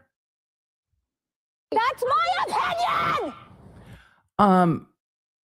I haven't seen. I mean, if Florida's going to revise their laws on life, period, I think they would start with 2nd-degree cases. Go talk to Sarah Boone. Sarah Boone got life without parole on an unintended homicide, unintentionally. Go take a look at that first. Let's not start with the sentencing laws on 1st-degree murder. Now, in this case, Dr. Graber, before you continue, the court's like, before you continue, can you stop? is this being offered as character? Because he is not an expert on the law. It's character, Judge. The court's like, why is this man lecturing me on the intent of the law? Thank you, Your Honor. That's the most polite way the judge can cut in and be like, dude, shut the fuck up. Continue. Is this being offered as character? Because he is not an expert on the law. It's character, Judge. Donna's fighting to hold on to her Very distressed well. face You may real quick. continue, Doctor. yes, that's my opinion from my background. It's not, I'm not giving a professional opinion. I'm giving my personal opinion from experience. What I'm asking the court today is, to me, the court, the judicial system, the power of the judicial system is in the judge. This is supposed to be character evidence for Donna, not legal advice, life advice. If you're going to start your impact statement to speak on behalf of the defendant and to the defendant's character, starting to attack the judge is not going to work well. So maybe. And it is the judge who is the presenter or safety net for the public. Arbiter. To show some compassion when the cold written law, with every box checked off, shows no compassion. Sir, you didn't watch this trial. This judge has been patient. This judge has been kind. And this judge has tolerated a whole lot. I would say that that's compassion. Don't come up into this judge's court telling him what he needs to do. Also, he has no sentencing discretion on count 1 because the legislature passed the sentencing guidelines. So there's only 1 sentence because that's how the legislature passed it. This is wild. Where does the compassion come from? It should come from the judge, it should come from the jury. And I think that the jury had strong feelings. That's something we have to consider. The jury made their feelings clear. What I'm saying is that I believe Donna Abelson was a 5-star mother, did everything she could do for her kids, for her family, for her community. She's a 5-star mother? Did you just call her a 5-star mother? First of all, parenting is not something you get rated on Yelp for. Second of all, ew. She has no bad intentions. She's not a leader. She's a baby in her family. She's always been a follower. Yes, she makes noise and she complains, but that's not her behavior. This is not her profile. So she doesn't have bad intentions, yet she thought that dressing her children up We all remember what she thought dressing, her grandchildren up in SS uniforms to get at their father would be appropriate. No bad intentions. No bad intentions. The gaslighting. So I understand that nothing can be changed, but I want it on record that I believe she is innocent of these 3 counts, and we believe her. With that, I would have to say, sometimes bad things happen to good people, and I think this is one of those cases, and it's unfortunate. Yes, for Dan Markel, bad things do happen to good people. Donna's not the person you should be talking about, though. For the families, I would ask Megman, think about the 2 boys. Dad is not here, but a piece of him is here, and those 2 boys. And their future, they're both teenagers now. Their future depends a lot on what's going on here, and how they're going to be perceived in the future, and how they will interpret the future based on this. So I think it's time for some compassion, some understanding, some forgiving. Perhaps it's time to. Forgiveness is for the Markel family, and compassion is for the Markel family and the boys. But as for Donna, it's time for sentencing. Take a step back and let everyone heal from this process. With that, I say to you, let everyone Donna, Sandy and I love you. We support you and the family, and we hope for you the best. God bless you. And Your Honor, thank you for letting me speak. Defense have an examination for the witness. No, Judge. Does the state have an examination for the witness? No, sir. Dr. Graber, you can remain on the Zoom. Very kind, Georgia. Very kind. Thank you. Defense have any other witnesses to present or evidence? Yes, Judge. We have Rick Chagrin, who's present, who would like to make a brief statement. All right. We have a witness present in court to make a character statement on Donna's behalf. Rick Shanklin, which I imagine is more of the same. Donna has no bad intentions. Please raise your Did Rick hand, testify? sir. I think Rick testified. Did Rick testify at trial? I can't remember. But Do you swear or affirm the testimony you will give today will be the truth? yeah, he did, right? You can lower your He's a hand. travel friend, right? You may direct the witness or you may give a statement. You can state your full name, please. My name is Richard Gordon Chagrin. Have you prepared a statement here today? Yes, I have. Ma'am, just let him talk. Richard Chagrin. Right. I had called him Chagrin earlier because of the way it was spelled. These statements were submitted to the court in advance. He testified at trial, the travel friend. Yeah. Mr. Chagrin. Okay, you can give that to the court at this time. This is on behalf of myself and my wife, Susan Brotman, an attorney at law. We have known Donna Adelson for over 35 years. She's been a dear friend and travel companion, and we are still in shock of her current circumstances. We know her to be a loving parent. Current circumstances. It's like every time the Real Housewives say, oh, they went away. The changing of language, the murder conviction, that circumstance. For those of you asking, he did have a walker when he came in before. He did. Wife and grandparent. We stand behind her claim of innocence. We feel the trial was held in a county where there's been a lot of bad and inaccurate negative publicity, therefore not allowing a fair trial. We contend if a change. Sir, I appreciate that you want to ride for your friend. This was a young jury who didn't know who the fuck Donna was. They didn't. He walked in with a walker this time too, chat. That didn't change. But I understand that this is what Donna is telling them and they want to believe their friend, but it just isn't. If her venue was granted, she would have been found not guilty. That's not We are true. hopeful she will be relocated to South Florida, where she can pursue all legal remedies available. Thank you very much for your consideration. She can do that from prison, sir. These are character statements or quibbling about the evidence and the rulings? They're supposed to be character statements, Your Honor, but they're quibbling is what they are. They're quibbling. It's a strong choice to come in and say if she had gotten that change of venue motion, she would have gotten a fair trial to the judge's face.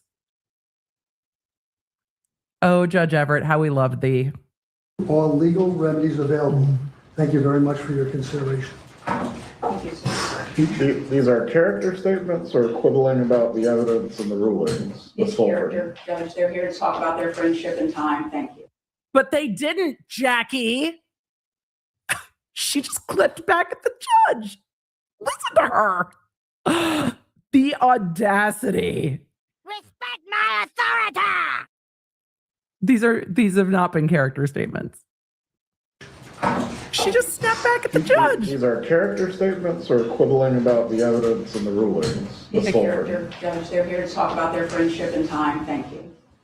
Any witness examination for Mr. Chagrin? Scotty. No, Your Honor. You may be seated. Any other witnesses? We did provide to the court, if you received your copy, Judge, some very short letters that were written as character support on behalf of Mrs. Adelson, if I may go through those at this time. Go ahead. Thank you. First letter that was... I retract my previous statement that they're not going to read them all into the letter. They're going to read them all into the letter. Ugh. Okay. Submitted to the court was by Annie Cunningham and Ronald Gutterson, who testified at trial. They say, we are writing this letter to restate our knowledge and feelings regarding Donna Adelson. We have known Donna since 2009 and consider her to be our dearest friend. Donna is a kind, caring. I'm going to put her at 1.25. The court already has these. They might just be reading them for the record. Even though they're a part of the record, they might be reading them because their client wants them read. So I'm putting her at 1.25 as she reads these. Loving person. She was always concerned with the welfare of others. She is not the monster portrayed by the media. Donna is incapable of threatening or harming anyone. The judge isn't sentencing her based on the media. Y'all need to stop it. You all need to stop scapegoating the media. It's not the media. Donna is almost 76 years old and in frail health after almost 2 years of incarceration. We will always believe her to be innocent and ask the court to take these factors into consideration when deciding Donna's Oh, there's sentence. a statement. That works. That's a statement. Next, we submitted to the court was one of her longtime friends, Ruth Rosenberg, who wrote, I immigrated to the USA from Israel when I was 1 month shy of 12. I lived in Israel in a town of 5,000 inhabitants where my family knew almost everyone and came to New York City, Queens, with a population of close to 8 million residents. To say it was a culture shock is an understatement. I didn't speak any English and physically looked like an underdeveloped child in comparison to the American girls my age. I entered the 7th grade in September, not knowing any English. Was Donna your quote, friend? Stranger in school. For several months, I sat by myself at lunchtime in the cafeteria, staring at the next table, where Donna and a group of her friends were conversing, laughing, and having a nice time. One day, Donna walked over to my table and asked me if I would like to join them, and of course, I said yes, please. That kind gesture started a 6. Ma'am, there are some questions I have about this story. 52+ year friendship. She invited me to her house to meet her family, and over time, we became like sisters. I can recall several instances where Donna helped me obtain a job so I can help my parents financially. She introduced me to a family in a bungalow colony in the Catskills who needed a mother's helper for their daughters in the summer of '66. The money I earned helped my parents pay for the closing costs on their house. The following Donna being kind to people in her life doesn't negate Donna being unkind to others in her life. summer, she got me a job as a counselor at Camp Allegra in the Berkshires. Okay, working When I at had to camp is the decide on a best. career path, I consulted with Harvey and Donna about applying to dental school as my college advisor had recommended. Later that year, I was chosen to be the maid of honor at their wedding. We remained close friends throughout the years, even though we lived more than 1,000 miles apart. Our families visited each other periodically, making sure that our children and grandchildren got to know each other. We attended life cycle events of our children, bat and bar mitzvahs, weddings, special birthdays, etc., and now our grandchildren's. Donna has always been a kind-hearted, generous, loving, and caring. She is one of my best friends, and I will forever remember and appreciate how she helped me with English while I helped her with math in Parsons Junior High School and remained loyal through the You're definitely a loyal friend, ma'am. We saw that in your testimony. It's interesting that you didn't decide to be there in person. Just saying. 62 plus years. The situation she is in today is unimaginable to me. That is not the person I know and love. It's not. She's a We different also person submitted, to others in a her letter from life. Ron Ellis to the court. My name is Ron Ellis, and I have had the privilege of knowing Donna Adelson for more than 30 years. I am writing to you in hope of offering some perspective on the woman I have come to know so well over the course of our long friendship. Donna has been a steady and caring presence in my life. When my stepson passed away 11 years ago at the age of 34, Donna was there for me in ways I will never forget. She sat with me in my grief, listened when I needed to talk, and offered comfort when I felt overwhelmed. That kindness and empathy is the Donna I know. Someone who shows up for her friends and offers strength in their darkest moments. Over the years, I have seen Donna's compassion extend beyond just me. She has been a devoted mother, a loyal friend, and someone who consistently tried to bring warmth and generosity to those around her. I understand fully the gravity of the situation before the court. Do you? But I hope that when you consider Donna's sentence, you will also weigh the years of kindness, care, and humanity she has shown to others. I believe that Donna still has the ability to contribute positively, even under these circumstances, and that she is capable of reflection and growth. I respectfully ask that you take these qualities into account when you make your decision. Is the reflection and growth with us? Thank you. Thank you for your time and consideration. Respectfully, Ron Ellis. And then a brief letter from Marion and Tim Schaffman. She writes, we have known Donna for over 50 years, and although we live far apart and have seen her often over the years, we wanted to share with you our impressions of the lovely person we have known. Donna has always been a loving, kind mother and These are wife, character and also letters. an exemplary daughter to her parents, who often stayed with their family. We have never heard her utter a negative word about anyone and had tremendous pride in every member of her family. She retained many friends from her childhood and developed long, satisfying friendships with the new people she met throughout each stage of her life. Donna was always intelligent, charismatic, and sensitive to everyone. She always listened to. Do you know what I'm hearing? I'm hearing that Donna had a whole lot of another life where she could have made different choices. And that she had a friend group around her that even if she was not getting on with her son-in-law, or she didn't love that her daughter was divorced, or whatever it was going on in Donna's brain, that she had a support group of friends around her and she could have navigated it. That's what I'm hearing. That other choices could have been made and that she had people around her. So I don't know if this helps. Instead of leaning on her daughter to continue getting divorced when it seemed that her daughter maybe was having second thoughts, she could have just gone out for dinner or gone on a vacation with whatever his name is and taken a breath and stepped back out of her daughter's life a little bit. Perhaps. Anyone's problems and offered a helping hand when she could. Most notably, her genuine concern over our and others' health issues was truly appreciated. As you can see, it is very difficult for us to view her as anybody other than the sweet, caring person we knew. Sincerely, Marianne and Ted Schaffman. Next is a letter from Jessica Usury. Dear Judge Everett, my name is Jessica Usury, and I am writing this letter to express my personal experiences and knowledge of Donna Adelson's character. Donna and I share a beloved grandson, Roman Harvey Adelson, born in 2017. My first memory of. This is Charlie's son's other grandmother. The other grandmother. For Charlie's kids, or Charlie's son, Roman. Donna is a video made and shared on Mother's Day 2017. Charlie Adelson surprised his mom with the news that he and my daughter Brianna were expecting a baby. It warmed my heart to watch Donna's genuine excitement and happiness caught on video. Our families began spending time together as events and celebrations took place. I recall Donna being warm and welcoming. As I got to know her more, there was no doubt in my mind that she was a loving and devoted wife, mother, and grandmother. Did you ever do anything other than exactly what she wanted to do? I've just got questions. That's all. Roman's birth was a scheduled cesarean section on December the 5th. That's on that more day, info I was than needed. overcome with mixed emotions of excitement and fear. A family awaited Roman's birth at the hospital during unnerving procedure.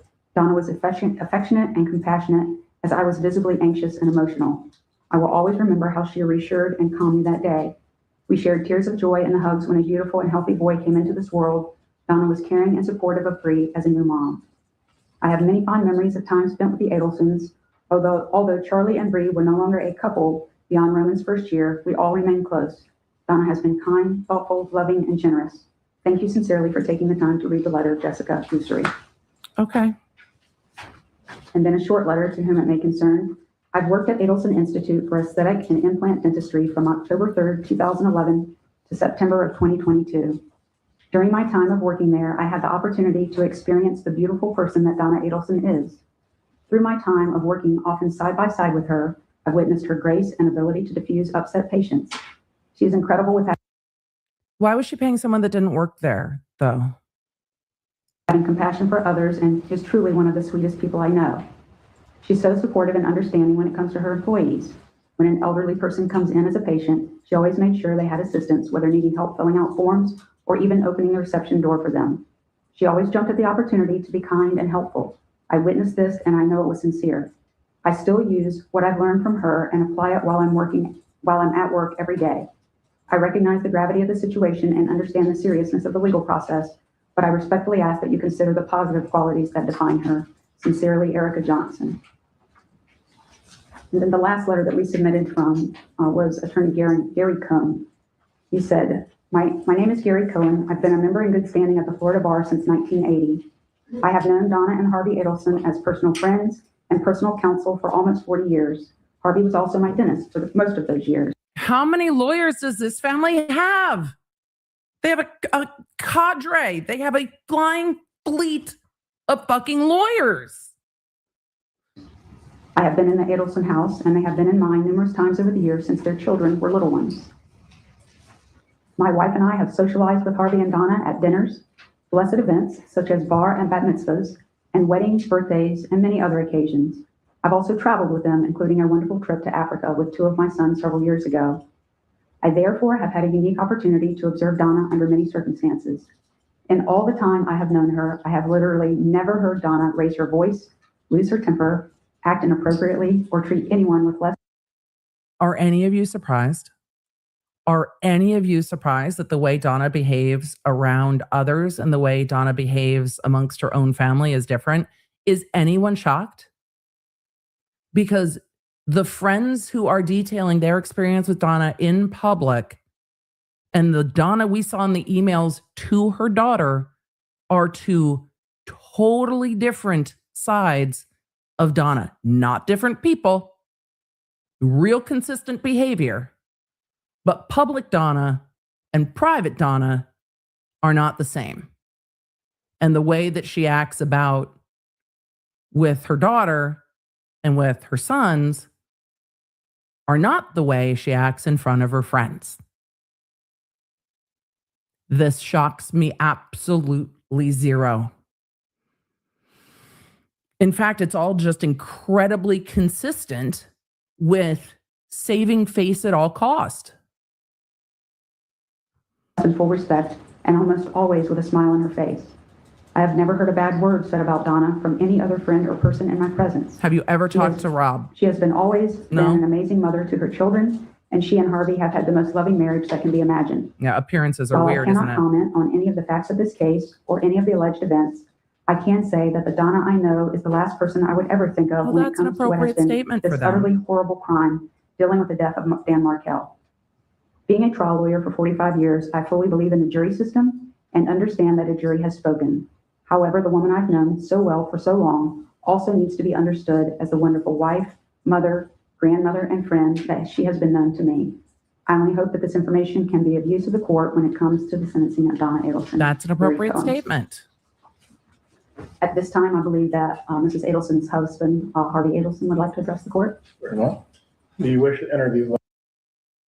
Harvey's making a statement? Miguelina, will you let our Law Nerd app audience that might not have tuned in yet know that Harvey Adelson's going to make a statement?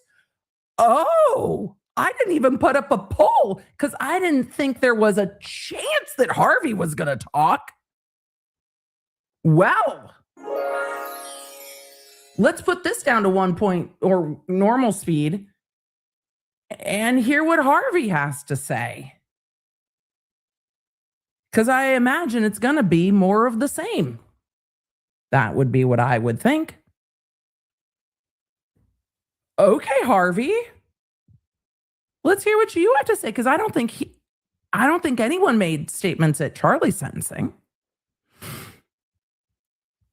Okay, Harvey, let's go. Letters into evidence. Yes, Judge.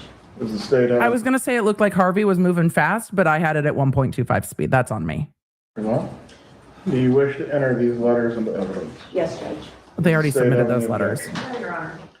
They will be composite defense 1 for sentencing. Thank you, Judge. Dr. Edelson, please raise your right hand, sir. That was Do you kind of swear the or court. affirm the testimony you're about to give will be the truth? Yes, I do. You can lower your hand. You may speak. Oh, boy. Thank you, Judge, and respected officers of the court for allowing me to speak. I have been Donna Adelson's husband for over 50 years. My wife sacrificed everything so that she could pour her heart and soul into our children, our grandchildren, and our marriage.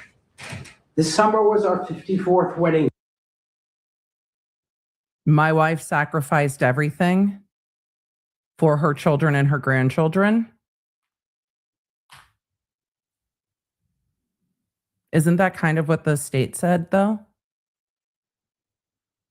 So that she I could backed it pour up. her heart and soul into our children, our grandchildren, and our marriage. This summer was our 54th wedding anniversary, and I had to spend it without her, hand in mind. She has done nothing wrong, and yet is being punished for a crime that she did not commit. I thought we lived in a different kind of world, but I guess I was wrong.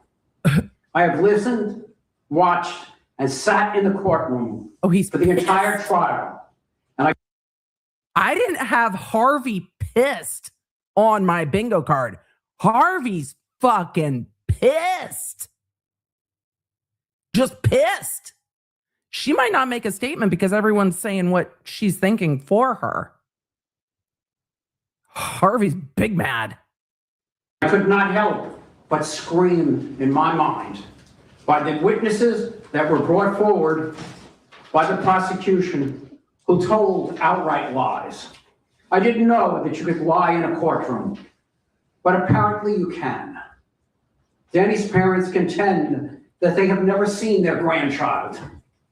But for years they say they've never seen her. But Wendy has shared with me pictures and videos and letters from their visits. Oh boy. They have suffered immensely at the loss of their son, but they also contend to tell lies to the court about our grandchildren.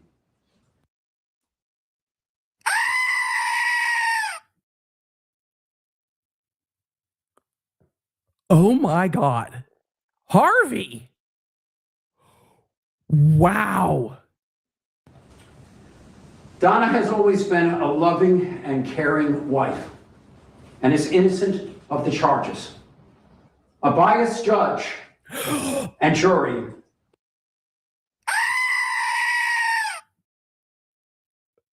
You did not. You did not. You did not. You did not. You did not. You did not. Oh my God, Harvey, you did not. Also, if you're going to stand in that courtroom and yell at the judge that he's biased, look up from your fucking paper and look that man in the face. Look him in the face. Chat motion granted. Chat motion granted. We have to go to code red. We have to.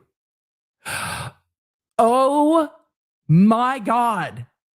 For those of you that are new to the Law and Order chat, welcome. Yes, this is what we do here. Code red is our code. What the fuck?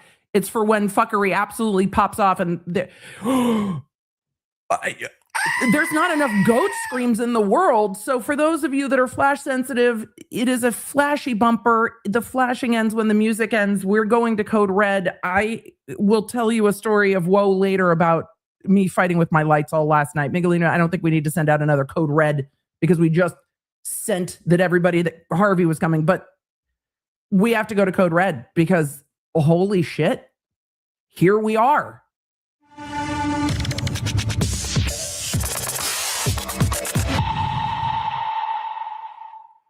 I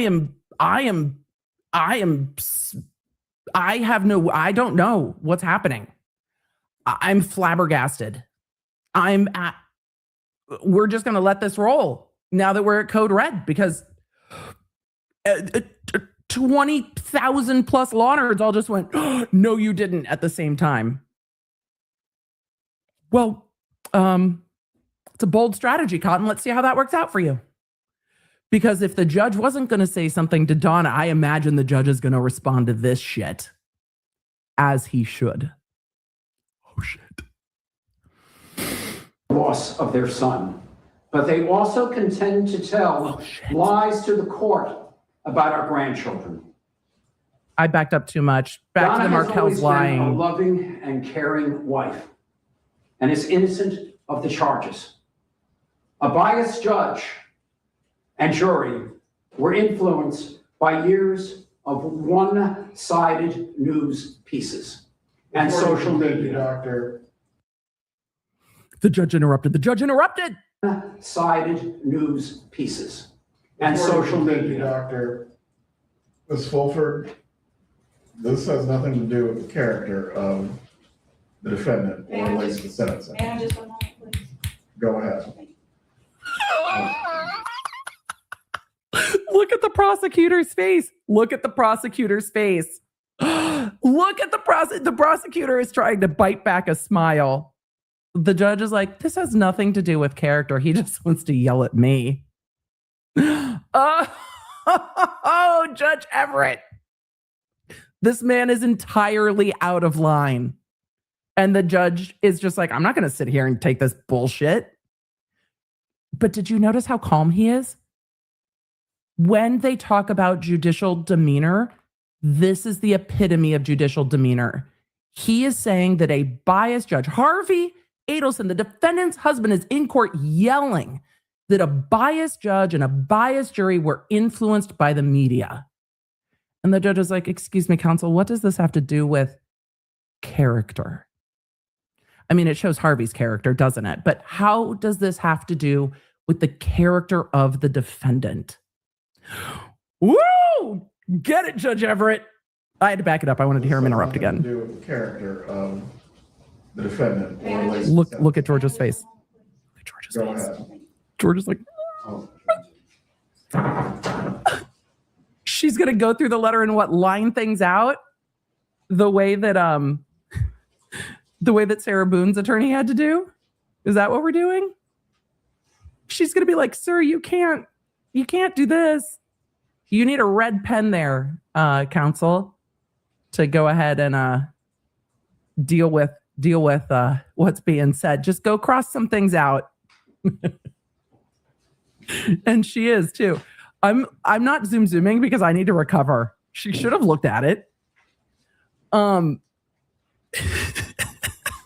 Harvey, go stand there. Go stand there and look at the judge who's looking at you.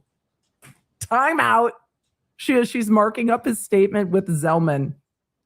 Oh my God. I don't think I've ever seen a judge call timeout in an impact statement like this, and it's completely appropriate to do.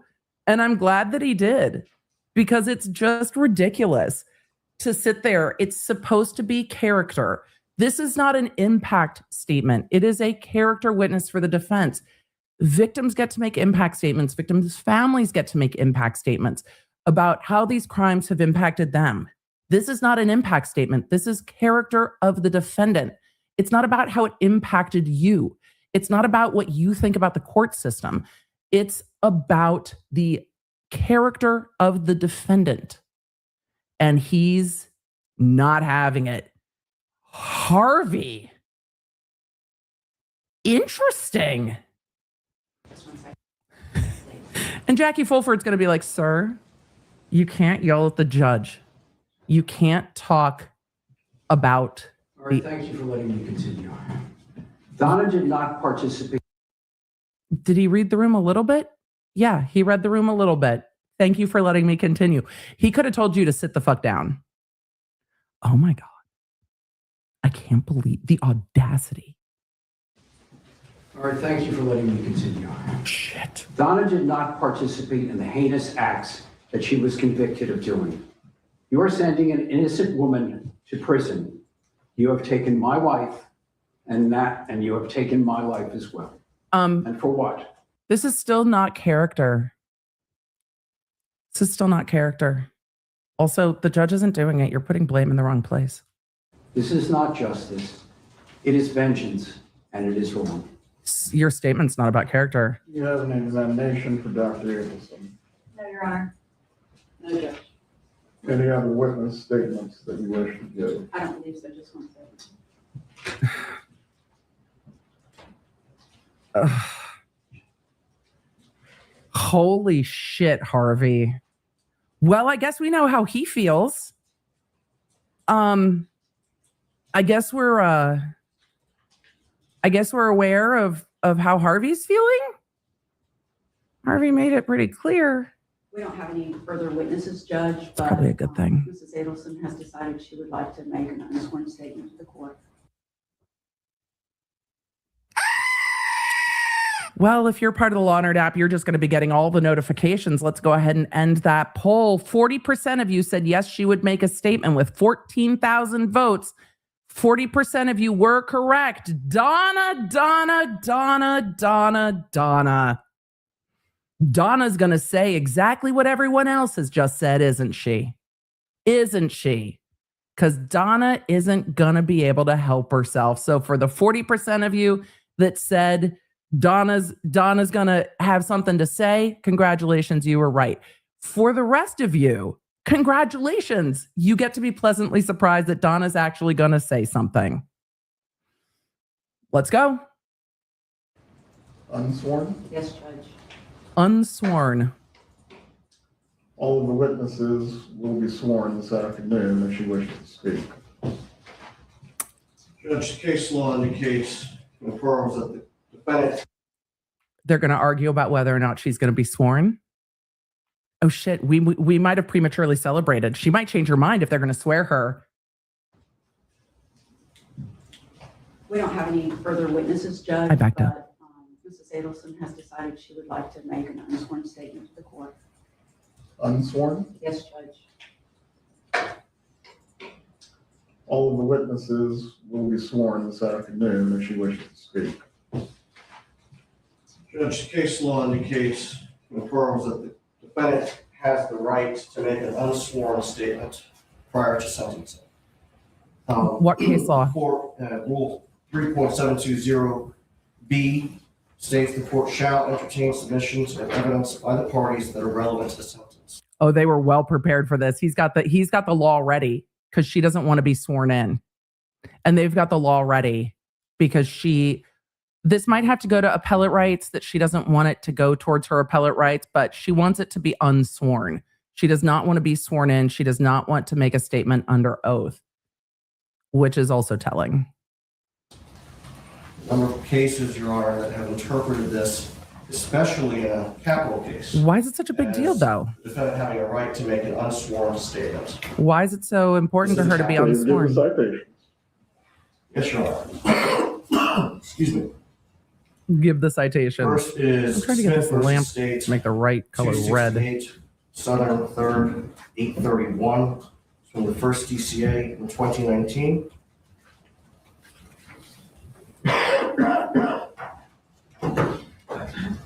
Remember when I was talking last week about lawyers going to work sick? You want me to continue, Your Honor? Yeah, please continue, Mr. Zellman. Bringing up my Westlaw. The court's going to his case sites to see if she has. Citation again? Sure. It's 268 Southern 3rd, 831. 268, 738, 831. She doesn't want to be sworn. Chat's like, why doesn't she want to be sworn? This is purely EDB speculation. Her attorneys might have talked to her about appellate rights, but this also may just be a power struggle. But her attorneys might have talked to her about her appellate rights. But we might have, to everyone who just came in from the app, like Donna wants to make a statement. We prematurely binged because we were like, well, Donna wants to make a statement, but now they're fighting over whether or not Donna will be sworn in to make the statement. I'm still reeling because of Harvey's statement. And you're right, chat. We should reset from code red. Yesterday, I actually deleted all of my my light presets as I was reorganizing my office and getting it ready for the spooky season. So I'm still fighting with them. But yes, I think we do need to reset to so we have somewhere to go, right? Because Harvey's statements are done. Which pinpoint site are you referring to in the case? It's not, let's see. They're talking about the case law. This is much. I'm here for it. I'm going to answer some questions. We're staying right here. I'm not going to zoom. Your Honor, I'm going to give you this one. So Hill versus State. I don't know if the judge will interrupt her. Southern 3rd. If she's sworn, I think he just lets her go. From the 4th District Court of Appeal. One moment. Yes, sir. 246 Southern 3rd. What's the last part? Welcome, Renee. 392. To everyone who gifted memberships, thank you very much. Stephanie in the chat said, Harvey, what in the actual French toast? 100%.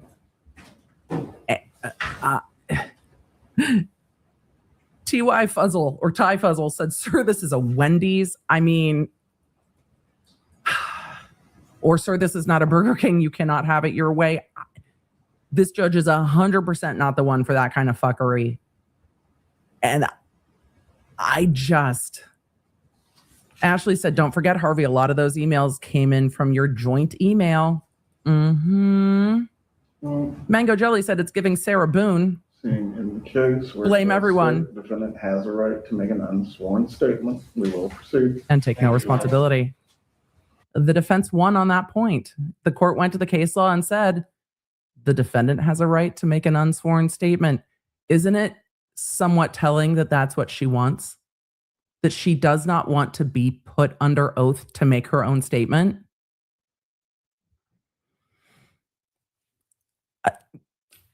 It says a lot to me, but the judge is like, that's what the law you cited says. They were ready for this. They were 100% ready for this with those citations. Let's find out why. Oh, Donna. She's going to remain at council table. Yeah, let her stay there. She gonna stand up? Oh, she's banging her papers on the table. Did you see the stack of papers? Look at this. Chad, if you're listening in the background, come back real quick. Look at this. Stacking the papers. She's going to remain at council Watch table. this. Thank you. I'm going to move the microphone.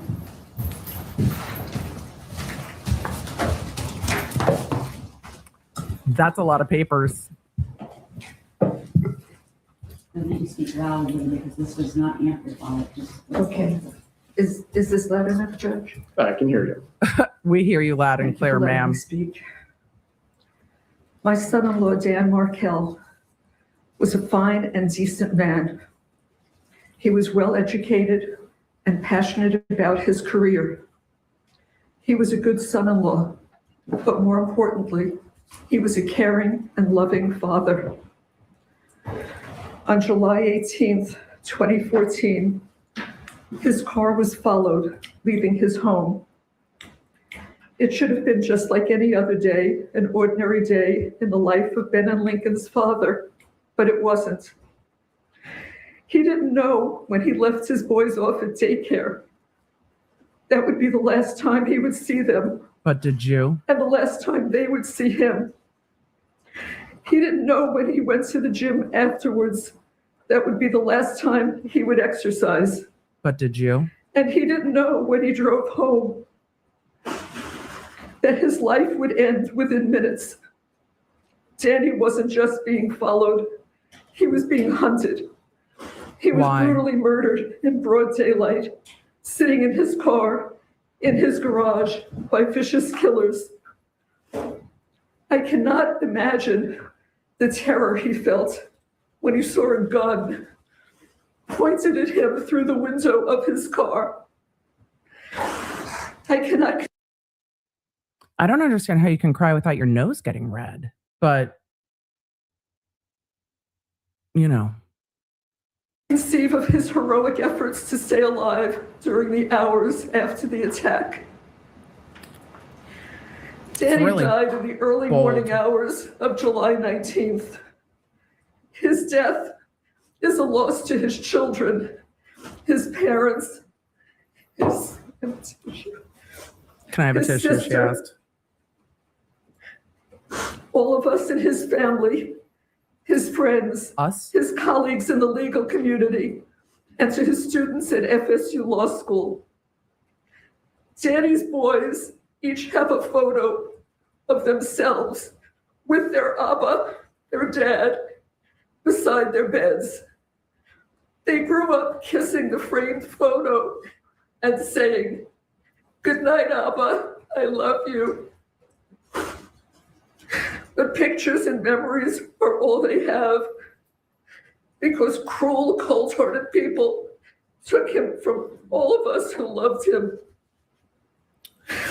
My heart was broken when Danny died. My grandsons were going to grow up without the father who loved them. I wondered, how could we help these boys through this trauma? It was then that my husband and I knew that the best way to honor Danny's memory would be to share with these children. Would be to change their last name immediately? Oh, I'm sorry.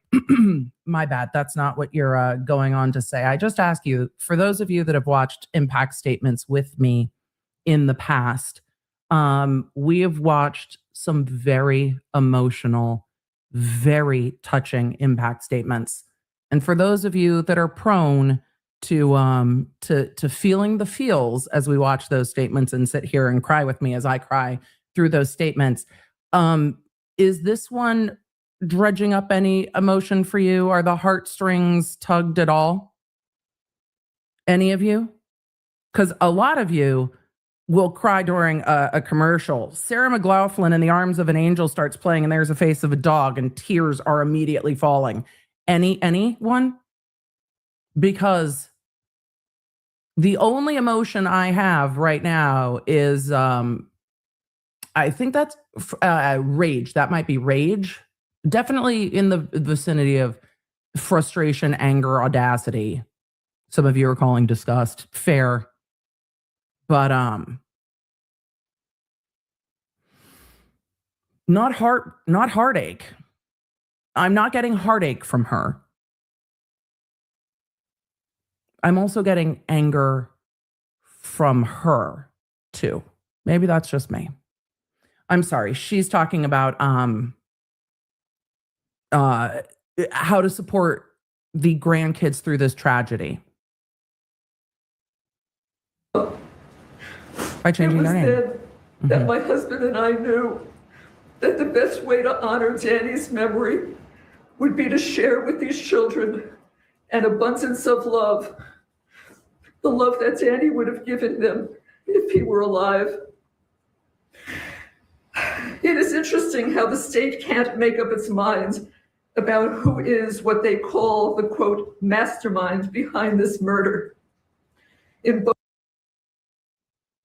Oh, you're gonna go after the prosecutors now.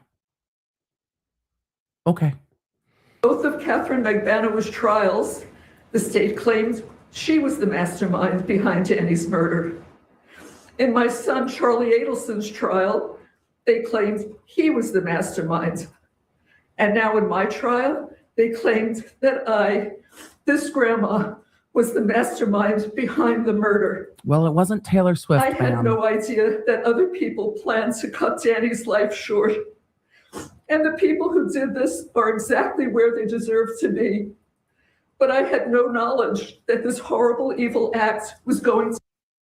It was unintentional, Your Honor. I'm sorry, Sarah Boone. I mean, Donna Adelson. Your Honor. Everyone should be in prison. Except for me.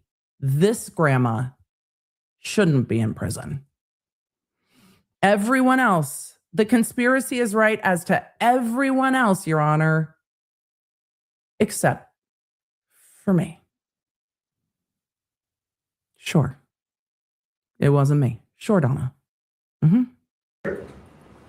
I had no idea that other people planned to cut Danny's life short. And the people who did this are exactly where they deserve to be. But I had no knowledge that this horrible, evil act was going to take place. If I had become aware of this plan before Danny was murdered, I would have stopped it. With not one iota of actual evidence, the state convinced a Tallahassee jury that I solicited and conspired with other people to have Danny killed. Ma'am, do you know what evidence is? No? Okay. Where is the evidence prior to the murder? The evidence beyond a reasonable... George's hair is coming for you. Look at that hair. It's so good. ...doubt that the state needed to prove their case. Where is the evidence before July 18th, 2014 at 10:50 in the morning? Before you continue, Mrs. Adelson.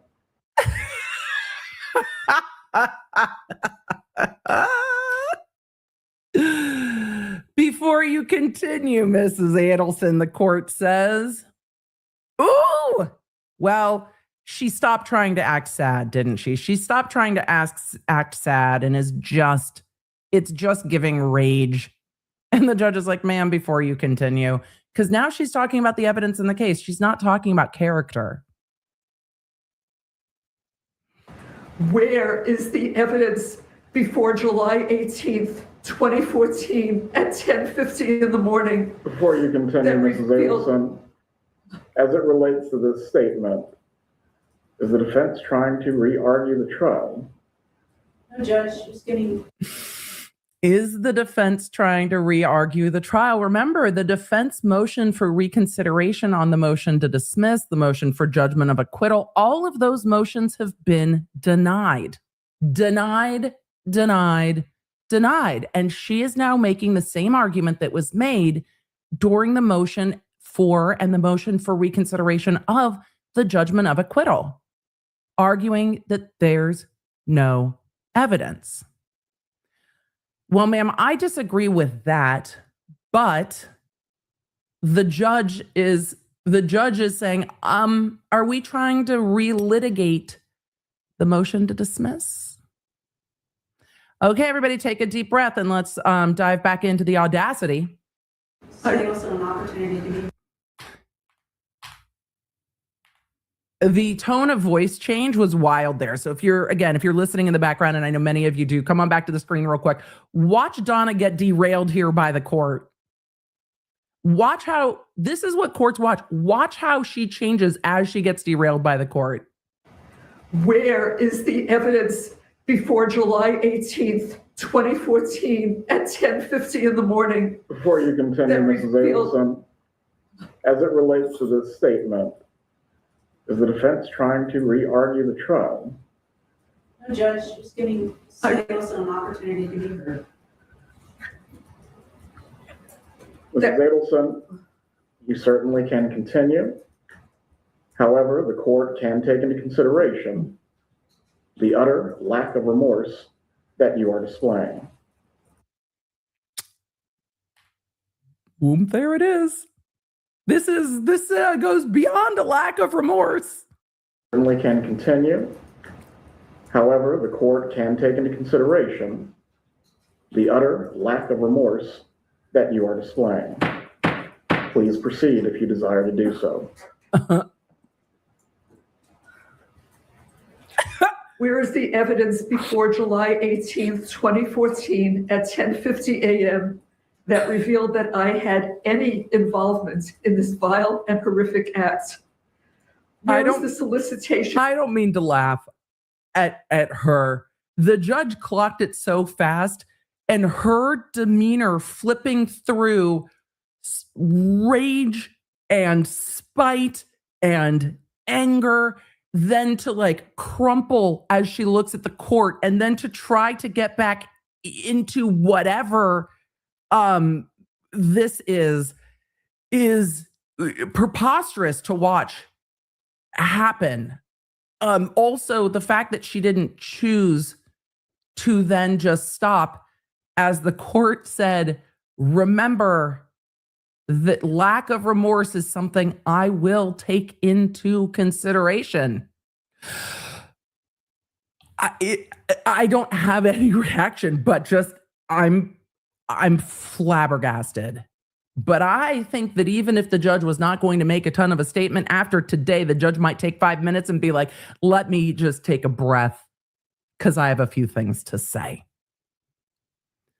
And conspiracy evidence. I'm trying to let her reactions flow smoothly. Woo! As she gets back into her statement, I backed it up because I interrupted. Where is the evidence before July 18th, 2014 at 10:50 a.m. that revealed that I had any involvement in this vile and horrific act? Where is the solicitation and conspiracy evidence? The state needed to show that there was evidence before the murder to convict Save it for your appeal. The state couldn't show that. You should have talked to your lawyer about it. Any evidence. They were trying an innocent person. Oh, strong It disagree. makes you wonder if the jurors were sleeping when the state had. You want to piss off the court? First, your husband calling the judge bias is a thing, but the judge is going to be like, look, people call me names. It is what it is.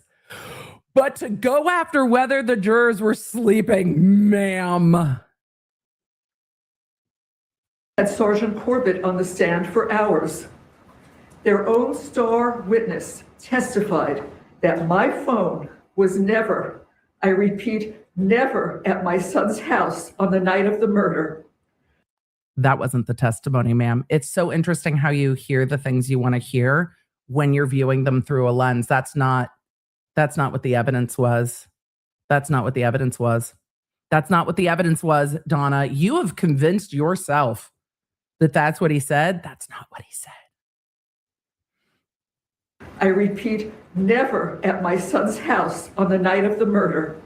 That's not the the state's evidence. theory that my husband and I dropped off money to my son was blown out of the water by their own witness. And yet the state continued to push that story, that lie of the so-called money drop to the jury through the remainder of the trial. Full Sarah And the jury bought into it, hook, line, and sinker. Reasonable doubt. Many months ago, my attorneys filed a motion. Oh, she is. She's just going to relitigate the whole thing. For a change of venue. Oh, you and your husband had the exact same bit on this.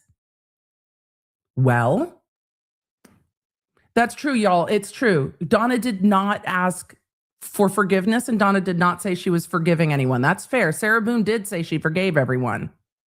True. She just wants to relitigate because she can do it better than her lawyers, it seems. Okay. Jury through the remainder of the trial. Motion for change of venue. And the jury bought into it, hook, line, and sinker. I backed up. Reasonable doubt. No, it's not. Many months ago, my attorneys filed a motion for a change of venue. An expert witness testified that Tallahassee had been barraged with over 9 years of negative social media, printed news, We didn't cover social television media. news, and podcast publicity about my family. Not the podcast. He explained to the court, both with evidence and demonstratives, that for me to receive a fair trial, it needed to be held in any of the research. For those of you that are just tuning in and would like to know the ruling behind this, if you didn't watch it, that's not a worry. I've got you. Give me 30 seconds. Lies. I should never put a timer on myself. Donna filed a motion for change of venue. You know what the court did? The court reserved ruling. So if they started picking a jury and numerous jurors were unable to be on the jury because of the publicity, and they had so many jurors come in that knew of the case and couldn't be fair, that they would then grant the change of venue once they started jury selection. This was similar to what we saw in the Murdaugh case. Like, hey, we need to start picking the jury and then we will see, which is the procedure in so many jurisdictions. I hear your motion. It wasn't denied. Your lawyers can bring it back up if we start selecting a jury and we can't select the jury. The court reserved it. Her lawyers never raised the issue again. Because once they started seating the jurors, a lot of the jurors hadn't heard of the case. And that's how a lot of change of venue motions go. Because you can say this many people in a jurisdiction might have seen this particular news story on, on the TV. You can't really know if jurors have heard it until you start seating them. Also, this is a good point. Mary MJJ said, and they were 10 years old. Exactly. And the jurors were also kids 10 years ago. Right? Everyone else's fault, y'all. It's everyone else's fault. I have a podcast. It's our fault, law nerds, for not buying into whatever this is. Searched in designated areas in the state of Florida. I'll let her continue. Oh. Some of you are saying in the Oscar goes to, no, it has to be believable to win awards. Social media, printed news, television news, I think she did just hiccup. Podcast publicity about my family. He explained to the court, both with evidence and demonstratives, that for me to receive a fair trial, it needed to be held in any of the researched and designated areas in the state of Florida, other than Tallahassee. All I wanted was a level playing field, but the court wanted the trial here in the hotbed of Tallahassee. I sat through 3 days of jury selection. What, the hotbed of Donna hate? Okay. 180 potential jurors were asked if they had developed an opinion in my case. Those that answered yes also added, I believe she is guilty. Not one person, not one, said, I think she may be innocent. It's because they were paying attention to the evidence. That should have been a clue to the court to grant our motion for a change of venue, but the court denied the motion. One of my jurors admitted during jury selection that she had background information concerning what one of the state's witnesses would be testifying about. My jurors. Why was she allowed to be on my jury? What moment? The court just said one moment. This sounds like she's starting to make a motion for ineffective assistance of counsel. I wonder if the court is going to say, if you are starting to complain about your lawyers, that needs to be a separate motion. The court just said one moment. One of my jurors admitted during jury selection that she had background information concerning what one of the state's witnesses would be testifying about. Why was she allowed to be on my jury?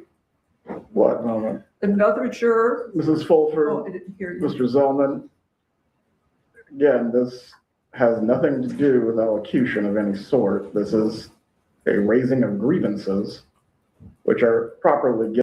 It is a full airing of grievances, Your Honor. This is a raising of grievances, which are properly given to the appellate court. What does any of this have to do with sentencing? Just one moment, please. Your Honor, you are lawfully correct. You are patient. We appreciate you. But also, can we just let her continue to air it out? Because I'm curious what she's thinking. I just all of you in the chat are like, save it for Festivus. Yes, full airing of grievances. But yes, it is for the appellate court. But Your Honor, I want to hear her say it. So for the law nerds, Your Honor, you are correct. However, can we just be a little bit wrong and just let her have her moment and just make a note? Just let her mention it all, Your Honor. Give her the amount of road that she wants to run down. All right? Let's just let her, she wants to have her moment. on the TV. Let's just let her have her moment. Because I want to hear the rest of what she's going to say. She's going to keep her appellate lawyers busy. Also, Your Honor, it's not going to change your sentence.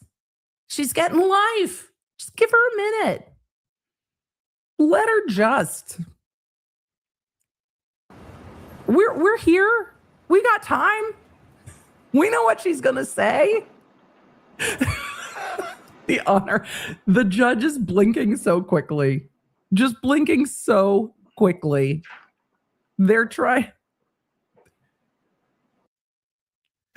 Y'all, those of you that didn't watch the Sarah Boone trial, Donna's lawyers, for those of you listening in the background, just took her statement away from her. Sarah Boone's lawyers edited her statement. Sarah edited her statement. And then after sentencing, she mailed it to the court and was like, you know what? Fuck you, fuck them, fuck everybody. Here's my full statement. Just let her have her tantrum or her airing of grievances. I can't believe they wouldn't have read it, but they just took it. But the judge is just blinking so fast. Vanilla Bean in the chat said, lawyer EDB versus content creator EDB, always funny. Yeah. Turn that phone off or step out. I'm struggling. I am. I'm struggling because the wildness is happening in the court. Donna's statement is so incredibly disrespectful, but it also tells you exactly who she is, right? So it just...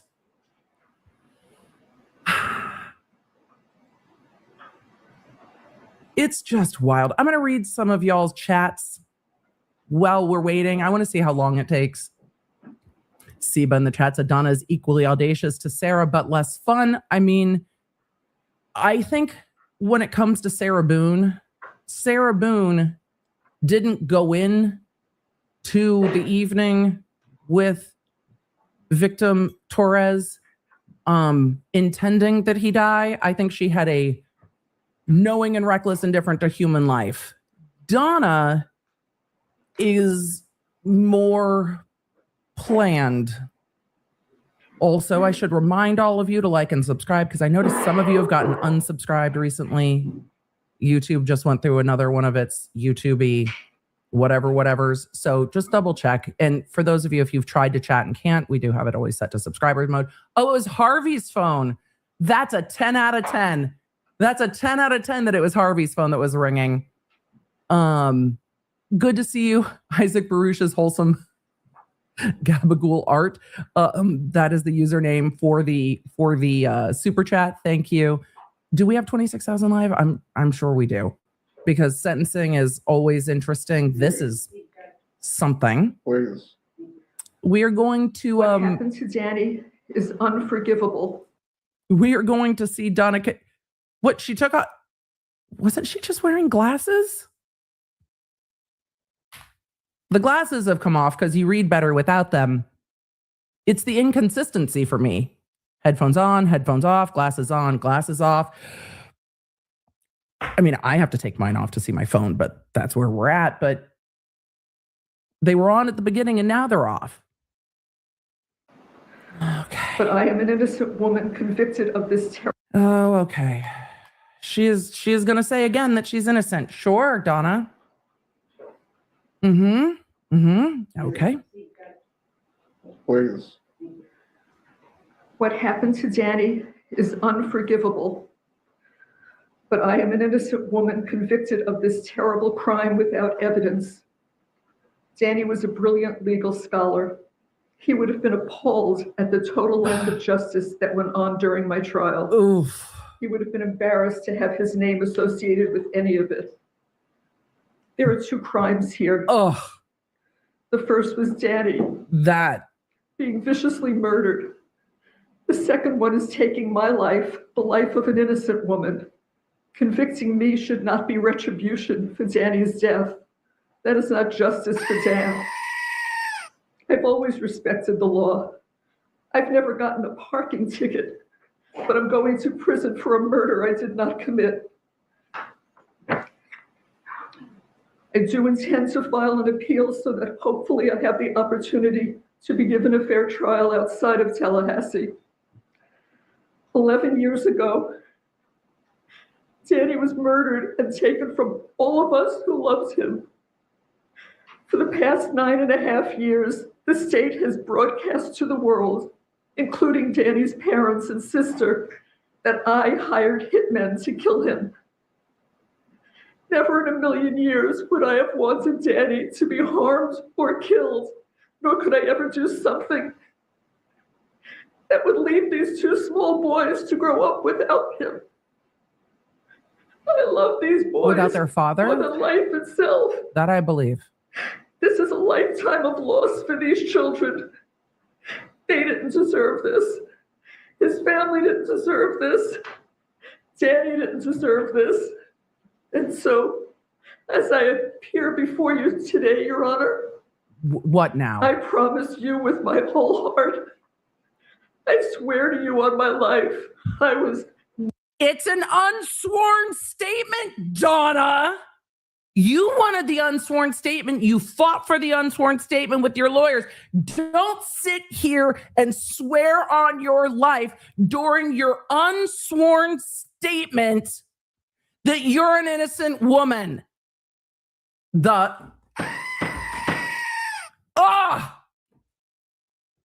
You should have sworn the statement if you wanted to swear. I want to swear more. Appear before you today, Your Honor. I promise you with my whole heart, I swear to you on my life, I was not involved in any way with Danny's murder. I was not.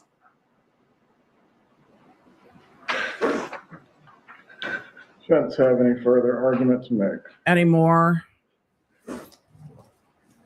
The judge, anything else? I could never judicial demeanor the way he is.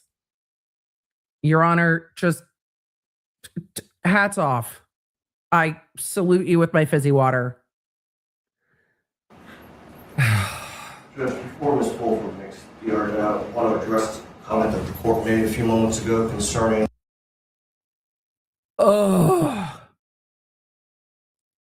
Okay, counsel. Counsel wants to address a comment the court made a few moments ago.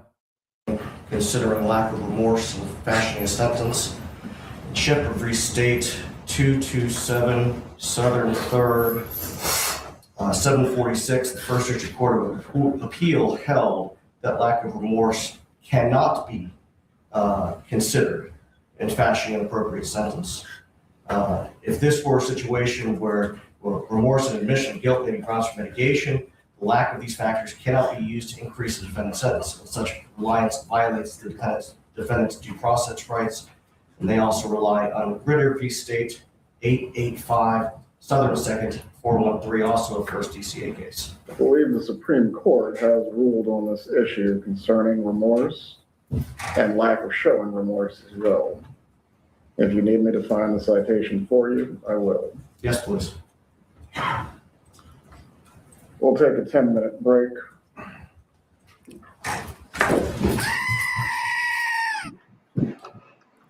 The lawyer is lawyering. I don't blame him for lawyering. I don't. It's just... We'll resume at 4:16. It's a more concise presentation of case law than we've seen the entire trial.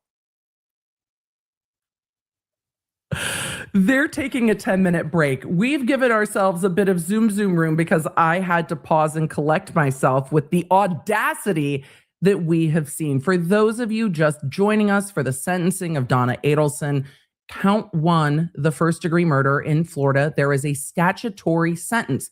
There is no discretion. The court can sentence her to life. And that is it. Life, period. No anything else. Life. On counts 2 and 3, which are the conspiracy to commit murder and solicitation to commit murder, the state is asking for 30 years on each of those counts, consecutive to the life count, but concurrent to each other. And we can get into the nuts and bolts of that later, because ultimately, does it really matter? Donna is not going to live for one lifetime and then an additional 60 years.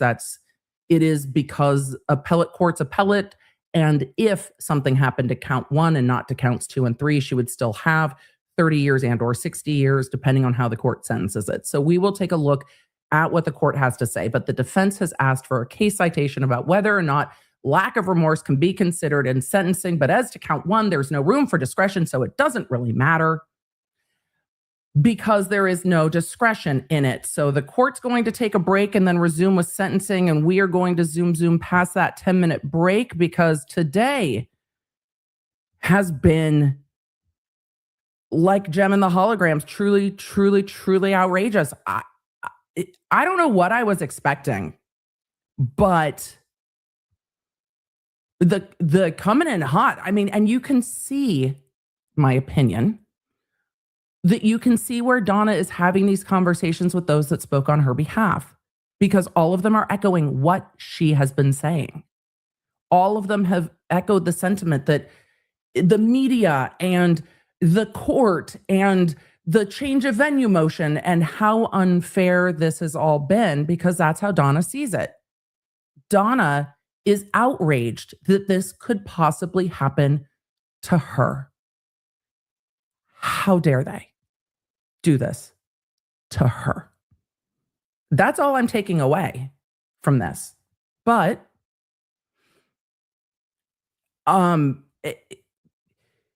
it's something. And when I say I do not have judicial demeanor, it's because sitting on the bench and not going, oh, what? Is something I don't think I could do. Because it's just like, even my fizzy water is fighting with me today. The Donna-ing of it all is just wild. All right, the court's back on the bench. Donna's hair clip is out of her hair. And let's hear what the case side is about whether or not remorse can be considered at sentencing or lack of remorse. Notice that Donna's, I don't know about you, but I look like a hot mess when I cry. Notice Donna's eyes were only red after she rubbed them with the tissue. I sure did. You, Davis. Oh, he's asking the defense for case sites. I backed up just a second. Gentlemen, were you able to review Davis? Briefly, Your Honor, Davis was not a capital case.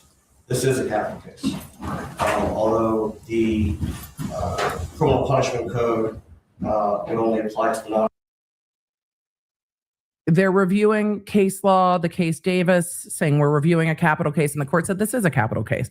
Just because the state does not seek the death penalty in a given case doesn't mean it's not a capital case if that is an option. But does Donna look like she's been crying for the last hour? No. Capital cases, I would argue, submit to Your Honor, that it is distinguishable under those circumstances. Going to read from head note 8 and 9. The court's reading the law onto the record. Nor was Davis forced to choose between allocution and maintenance of his innocence. He certainly could have allocuted without voicing his disagreement with the verdict, blaming the driver, the police, his lawyer, the trial court for his conviction, and attempting to explain his personal interpretations of the law to the judge. Could have allocuted, which is giving the statement that she's giving, could have allocuted without blaming. The court is reading the Davis case about the right of allocution and maintaining one's innocence as it applies to remorse. 9. Nor was Davis forced to choose between allocution and maintenance of his innocence. He certainly could have allocuted without voicing his disagreement with the verdict, blaming the driver, the police, his lawyer, the trial court for his conviction, and attempting to explain his personal interpretations of the law to the judge. He could have asked for leniency without admitting guilt. He could have provided the judge with reasons to impose a sentence less than the maximum besides his claimed innocence. But he instead chose to make a lengthy statement claiming innocence, denying responsibility, and placing blame for his conviction on the alleged misconduct of others. The trial court. The defense is trying to say this case is distinguishable. However, it sounds like the same. The judge is just like, does any of this sound familiar? Was under no obligation to ignore such statements and did not err in considering those statements and imposing the legal sentence here. Do you have anything that distinguishes Davis in any way? As I said, Your Honor, Davis was not a capital case. Very well. Oh, Any other argument? the defense is trying to distinguish it by saying Davis was not a capital case and this case is a capital case. No. For evidence the defense wishes to present. Yes, Judge, thank you. More Move evidence. forward. I'm interested to hear what the judge has to say at the end of all of this. Your Honor, we're aware that in count one, the court has no choice but to sentence Mrs. Adelson to life for the first-degree murder charge. That's correct. We are going to request a downward departure as to counts 2 and counts 3, the solicitation and the conspiracy counts. What are the grounds? Pardon me? What are the grounds? Yes. The grounds are, one is non-statutory, and that's disparity in the treatment between co-defendants. And the second reason is statutory, and it is I think that's exactly how all the statute defendants got treated. 921.00262B. The defendant was an accomplice to the offense and was a relatively minor participant in the criminal conduct. Minor accomplice, not principal. Is that anything else? Jackie, anything else? The evidence in support of. And now the court is going to rule. Let's hear what the judge has to say, because Jackie didn't make any more of an argument. She didn't say anything on behalf of Donna Adelson. She said, consider disparity among defendants, but didn't cite what that was. Woo! Sub B would be the trial record, or do you have something more specific? Oh, he's asking her for further argument. Just kidding. I jumped. For 4B, we're going to rely on the trial record with respect to the conduct. He's asking her if she's going to say anything else. We would ask the court to take judicial notice.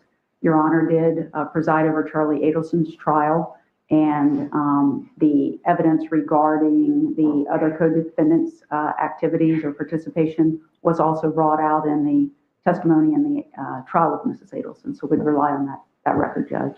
You're not going to argue at all? Ms. Kappelman, as to the argued grounds for statutory mitigation and also non-statutory mitigation. She barely said does anything. the state have any argument to make? No, Your Honor. You may continue. Thank you, Judge. Oh, all right. She's I'll got start more. with the disparity. Do you need case law citations for this, or you're? So the court is going to let her make further argument. I thought she was done. That's how hard she is to follow. All right, let's hear the defense argument about the mitigation and downward departure. The defense is asking that the court go less than what's being recommended in the PSI. We don't know what's been recommended on the PSI. She might say it. That's the pre-sentencing investigation. Let's hear what they have to say. Where, Judge? Okay. The first case would be Sanders v. State, 510 Southern 2nd, 296. This is a Florida Supreme Court case from 1987. One moment. 510 Southern 2nd. What was the other part of the citation? This is why you have people 296, and submit that's written Florida memorandums. Supreme Court in 1987. Case law is cited. Go ahead. State versus Hernandez, 927 Southern 2nd, 939, which is a third DCA case from 2006. If a sentencing submission was done, then he would have all the sites and he wouldn't need to get them now. Donna seems to have composed herself very quickly. I And then think the she's third just case, mad. Judge is State, I can't pronounce it, but State versus Kunkemoller, 333 Southern 3rd, 335. That's a first DCA case from 2022, but it is distinguishable because it does not address. Wait, no, go back to whatever that mic setting was. Whatever setting. Hey, pool camera. Go back to that one. You had it. Go back to that one. It was so good. The issue of culpability as the first. Damn it. Do, Back but to I the wanted to bring that to your potato. attention. We were so close to not a potato.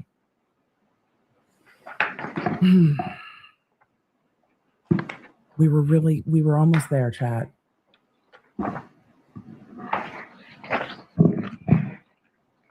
This is why you just submit a sentencing memo. I know it was so clear. I think it was the audio at the podium. It sounded like the audio directly at the podium. That would have made sense to me. But we were so close to greatness.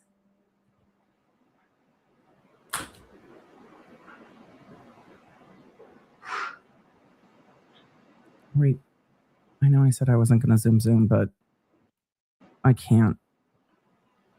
I think,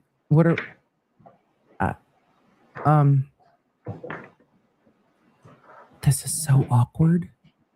Can you imagine what that room must feel like after Harvey yelled at the court and Donna yelled at everybody? Can you imagine what it must feel like sitting in there? It's got to be so tense.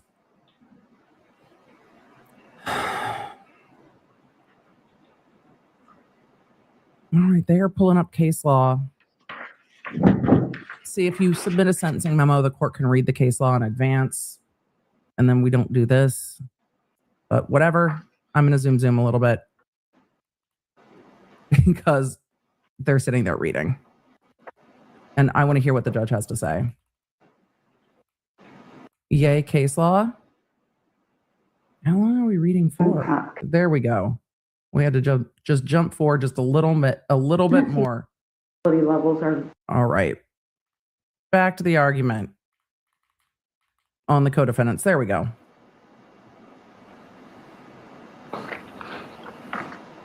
May I continue? Thank you, Judge. I'll start with the disparity argument, if I may, Your Honor. In this case, there have been several co-defendants who have either been tried or entered pleas and received sentences.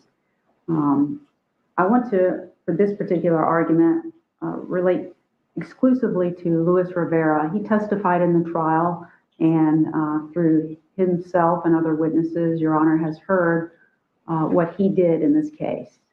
And what he did in this case compared to what the state has alleged and the jury found that Mrs. Adelson did, the culpability levels are very different. Mr. Rivera was allowed to enter a plea to second-degree murder. And although, as the PSI indicates, he received a sentence of 19 years in the Department of Corrections, that was run concurrent. They're talking about the driver who took responsibility early in the case. Taking responsibility early is a reason to take a plea deal. Also, cooperating with the investigation can be a reason somebody is offered a plea deal. But saying that there is sentence disparity because he got 19 years and she's looking at 30 on counts 2 and 3 are not the same. When you're looking at sentencing disparity, generally you're looking after trial. After trial, did other similarly situated defendants get wildly different sentences? This is not the same. With a sentence he was already serving in a completely unrelated matter in a federal case. Yeah, he got a concurrent where sentence. He got a 12-year sentence. So the number of years that he will actually serve for his participation in the homicide of Dan Markell is 7 years in the state of Florida Department of Corrections. Well, no, that's not quite accurate. His conduct, as Your Honor can recall, is that he traveled to Tallahassee sometime in June. These are not similarly situated. And scoped out the home of Danny Markell, engaged in some drug activity with Sigfredo Garcia, and then returned to South Florida. A few weeks later, he returned to Tallahassee and again scoped out Danny Markell's house. But he didn't just do that. Prior to arriving in Tallahassee, with himself knowing that he and Sigfredo Garcia were going to kill Danny Markell, he purchased and provided the very firearm that was used to kill Danny. He came to Tallahassee and they sat in wait outside. You're going to try to his throw home. Sigfredo under the bus? They followed him with Mr. Rivera being the driver, followed him while he took his 2 little boys to daycare, and he watched. He sat and watched as Mr. Markell, hand in hand, took those children inside the daycare. He then followed Mr. Markell all the way to the gym. This is a choice. Sitting in wait. What was he waiting for? He knew what he was waiting for. Mr. Markell did not. He had no clue that these men were outside in a car just waiting for him to go to a place where they could shoot and kill him. But you know who did? And they waited until he exercised. They watched him get back into his vehicle, and then, like hunters, traveled and followed all of this time period straight to his home. And there was no hesitation. He knew exactly what they were going to do. Without any hesitation, they pulled right in behind Danny. Danny's car was still running. The garage door was up. This is not even an Sigfredo Garcia argument exits the car about treating and shoots defendants the Danny same. Markel, having done nothing to these men, in the head twice. Having done nothing to these men. So why would they drive all the way from Miami to Tallahassee to shoot a law professor, ma'am? They don't know who the fuck this dude is. So why would they do that? Mr. Markel survived, I don't know. But then Luis Rivera is the getaway driver. They flee the scene, they flee Tallahassee, and then Mr. Rivera stops to allow Sigfredo Garcia didn't work in to opening. dispose of the murder This weapon, didn't work in which has never closing. been found. And It's then not he working drives now. back to South Florida like nothing has happened, purchasing motorcycles and cars, and picks but up, most importantly, getting paid for the work that he's getting paid. He got paid in damp dollars. just done. The payment came from Catherine May Banois, and I'll address her in the next. And where'd she get the money from? The point here Ma'am. is, Judge, that over time, reading different things, you've heard a lot of arguments about what Mrs. Adelson's participation allegedly was. But when it comes down to it, and I didn't mention, but Luis Rivera did have an extensive criminal history at the time that he committed this offense. What actually came out at trial with You're going to tell me that someone who was hired to commit a murder has a criminal record? Ma'am, I am just shocked that that is the way the world. I am shocked that that's the way the world works. Y'all should have listened to Rivera. Rivera said, look, this dude's a dentist. We should rob these people. Robbery's less than 19 years. If nobody gets shot, nobody wanted to listen to Rivera. Because you know why? Because McBanois said, no, it had to get done. Why'd she say that? Because Charlie was saying, this is causing my mother too much stress. It has to get done. Rivera was like, crime logic, man. respect to Mrs. Adelson, and I'm saying this, understanding, as you've learned, that Mrs. Why are you couching what you're saying in your argument? What actually came out at trial with respect to Mrs. Adelson, and I'm saying this, understanding, as you've learned, that Mrs. Adelson still maintains that she is innocent of this conduct. But what the state was able to show through their testimony and evidence was that the role that she played, according to them in the prosecution, was very minimal. The evidence showed that she was very upset when relocation was denied in 2013, not knowing that her daughter had agreed to it, not knowing that until she sat here in trial hearing her daughter's testimony. She wrote some very ugly emails. She said some very ugly things. But in not one of those emails did it ever say that she wished harm upon Danny Markel. And this was in No. In those emails, she said she wanted to psychologically torture him. No, that's what she said. So maybe we have a different viewpoint on what torture means. Perhaps. 2013. The evidence was presented by the state that was over a year later that Danny was killed after relocation had been denied. Although they argued that there was continued hostility on the part of Mrs. Adelson regarding the issue of relocation. The hostility hasn't ceased, ma'am. You were just in the courtroom. Harvey's still feeling hostile.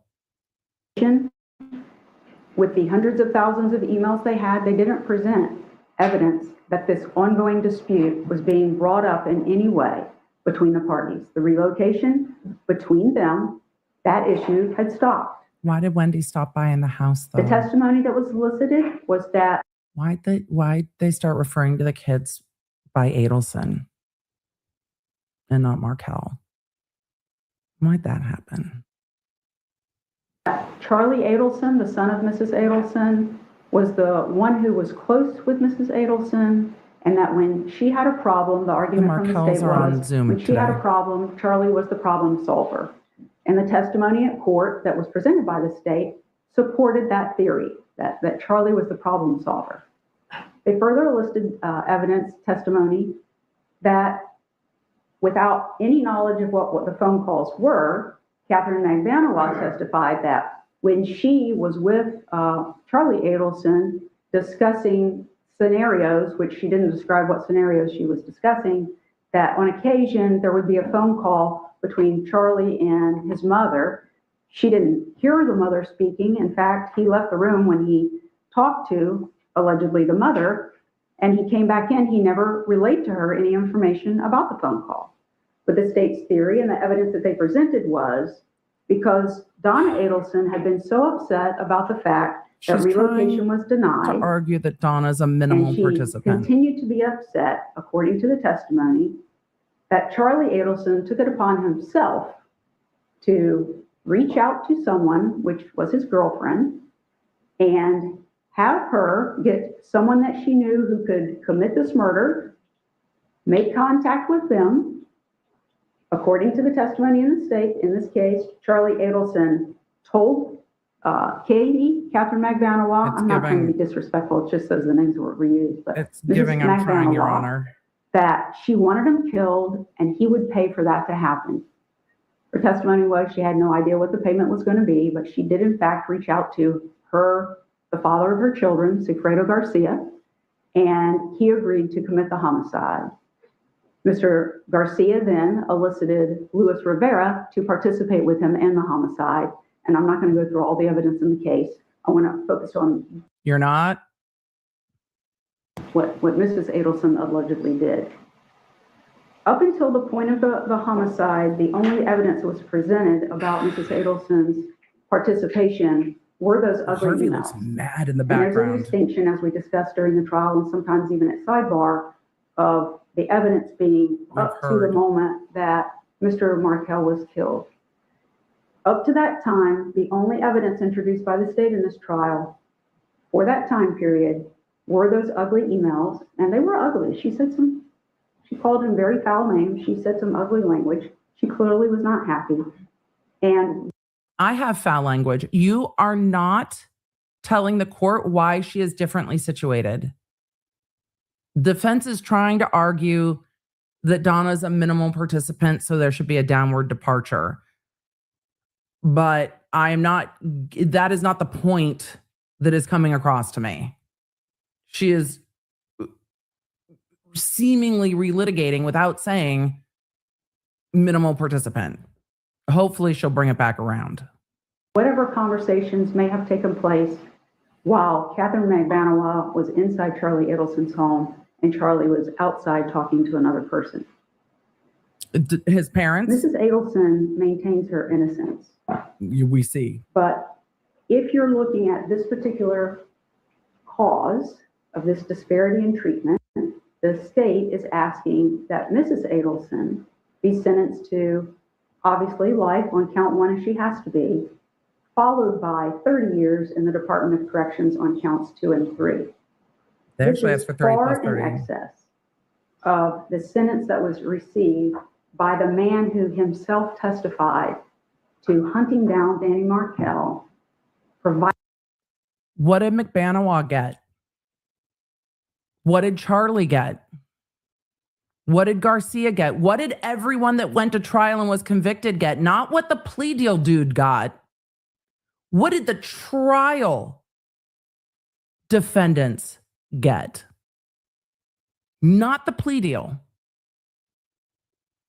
Hiding the gun for him to be murdered with, leaving the scene of the crime, disposing of the murder weapon, and going on with his life and his gang as he always had. In that disparity, Judge, It just doesn't reconcile with the facts here of what they say Mrs. Adelson did. Although there was a theme that she was the mastermind, I would argue to the court that the evidence did not show she was the mastermind in any way. I can't wait to The hear what the court has masterminds to that were say. shown in this trial were Charles Adelson and Catherine McVanowa. It didn't show any activity prior to Mr. Markel being killed where Mrs. Adelson was involved in any way. Take away what you're arguing as the theme for the moment. The chief difference between Luis Rivera and your client is he entered into a plea, correct? That's correct. He did enter into a plea, but that, according to the case law, that can be considered. And he has also cooperated with the state.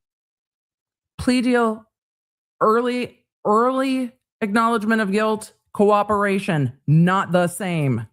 Testifying Is in what the many court trials. is saying. He was a cooperating witness testifying in these trials. Mrs. Adelson not only has maintained her innocence, she was never offered anything from the state. Oh, that's good to know. Please continue. On the Gee, I wonder why she was never offered anything from the state. statutory basis, that the defendant The was court an just gave her the accomplice to move along. offense and was a relatively minor participant And she is in the moving criminal along. conduct. Some of what I've just argued applies to this one as well, Your Honor. But what I wanted to point out here were the ones that we didn't discuss. So Sigfredo Garcia was found guilty at trial, first-degree murder and conspiracy. His sentence was life on the homicide and an additional 30 years consecutive for the conspiracy count. He is the one who rode in the car. He is the one who obtained Luis Garcia to go with him. I think all of them got life plus 30 consec. So He is the one who sat in the seat knowing he was going to exit the car while they hunted down Danny Markel. And he's the one who got out and shot Danny Markel in cold blood. Well, he left like nothing had ever happened. Paid to do it. Along the way, made many stops, including getting out to hide the murder weapon. Go to the And then went ATM. on with his life.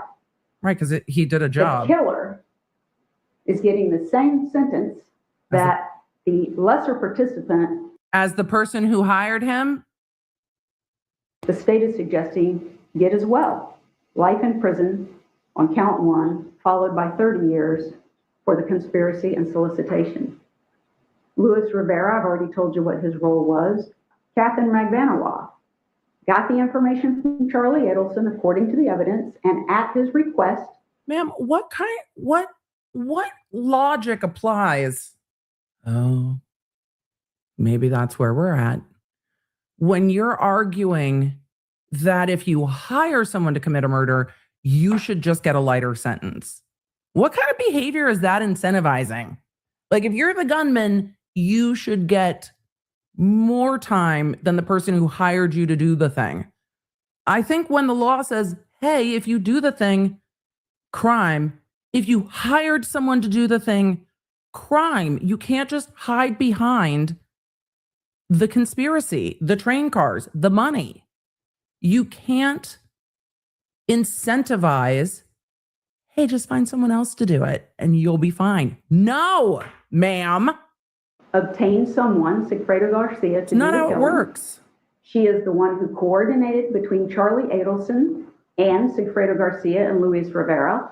Although On she to Katie. testified that she didn't know Luis Rivera was involved until after it was over, the evidence that the state submitted clearly contradicts that. She was communicating with Luis Rivera before, closely to the homicide, and then shortly thereafter. She's the one that spoke to him. The cold calculation of knowing Dan Markel's vehicle make, model, license plate, of knowing his routine, of knowing when he was traveling is chilling behavior. Chilling behavior.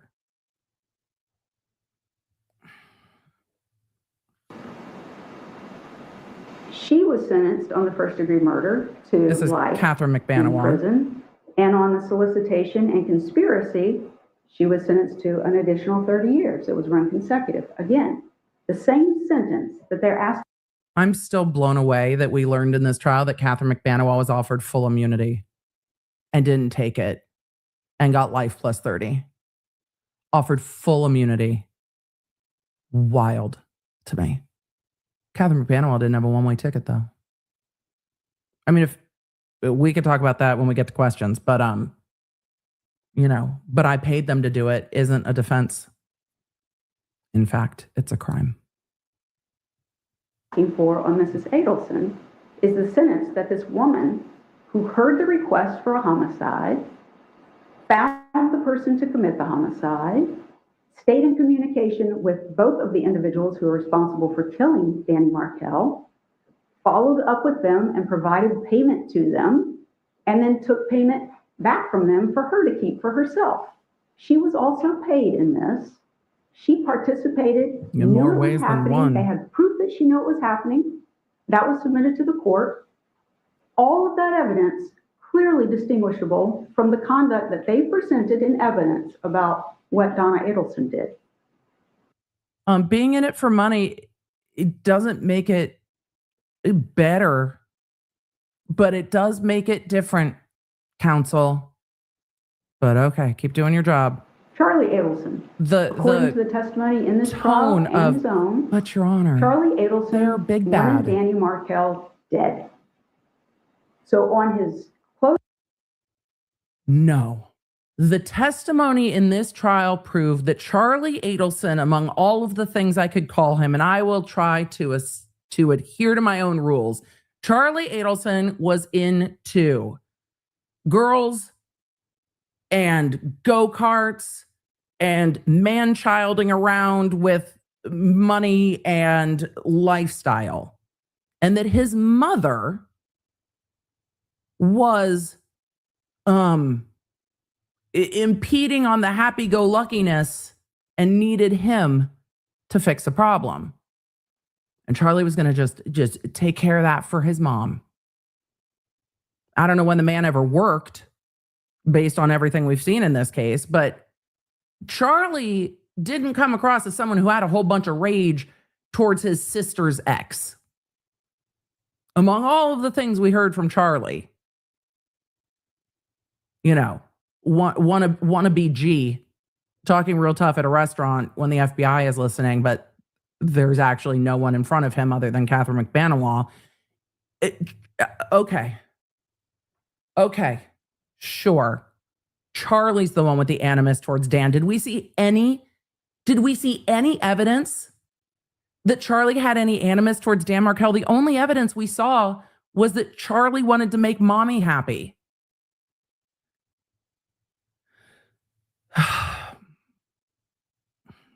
Charlie isn't the one with the rage towards Dan.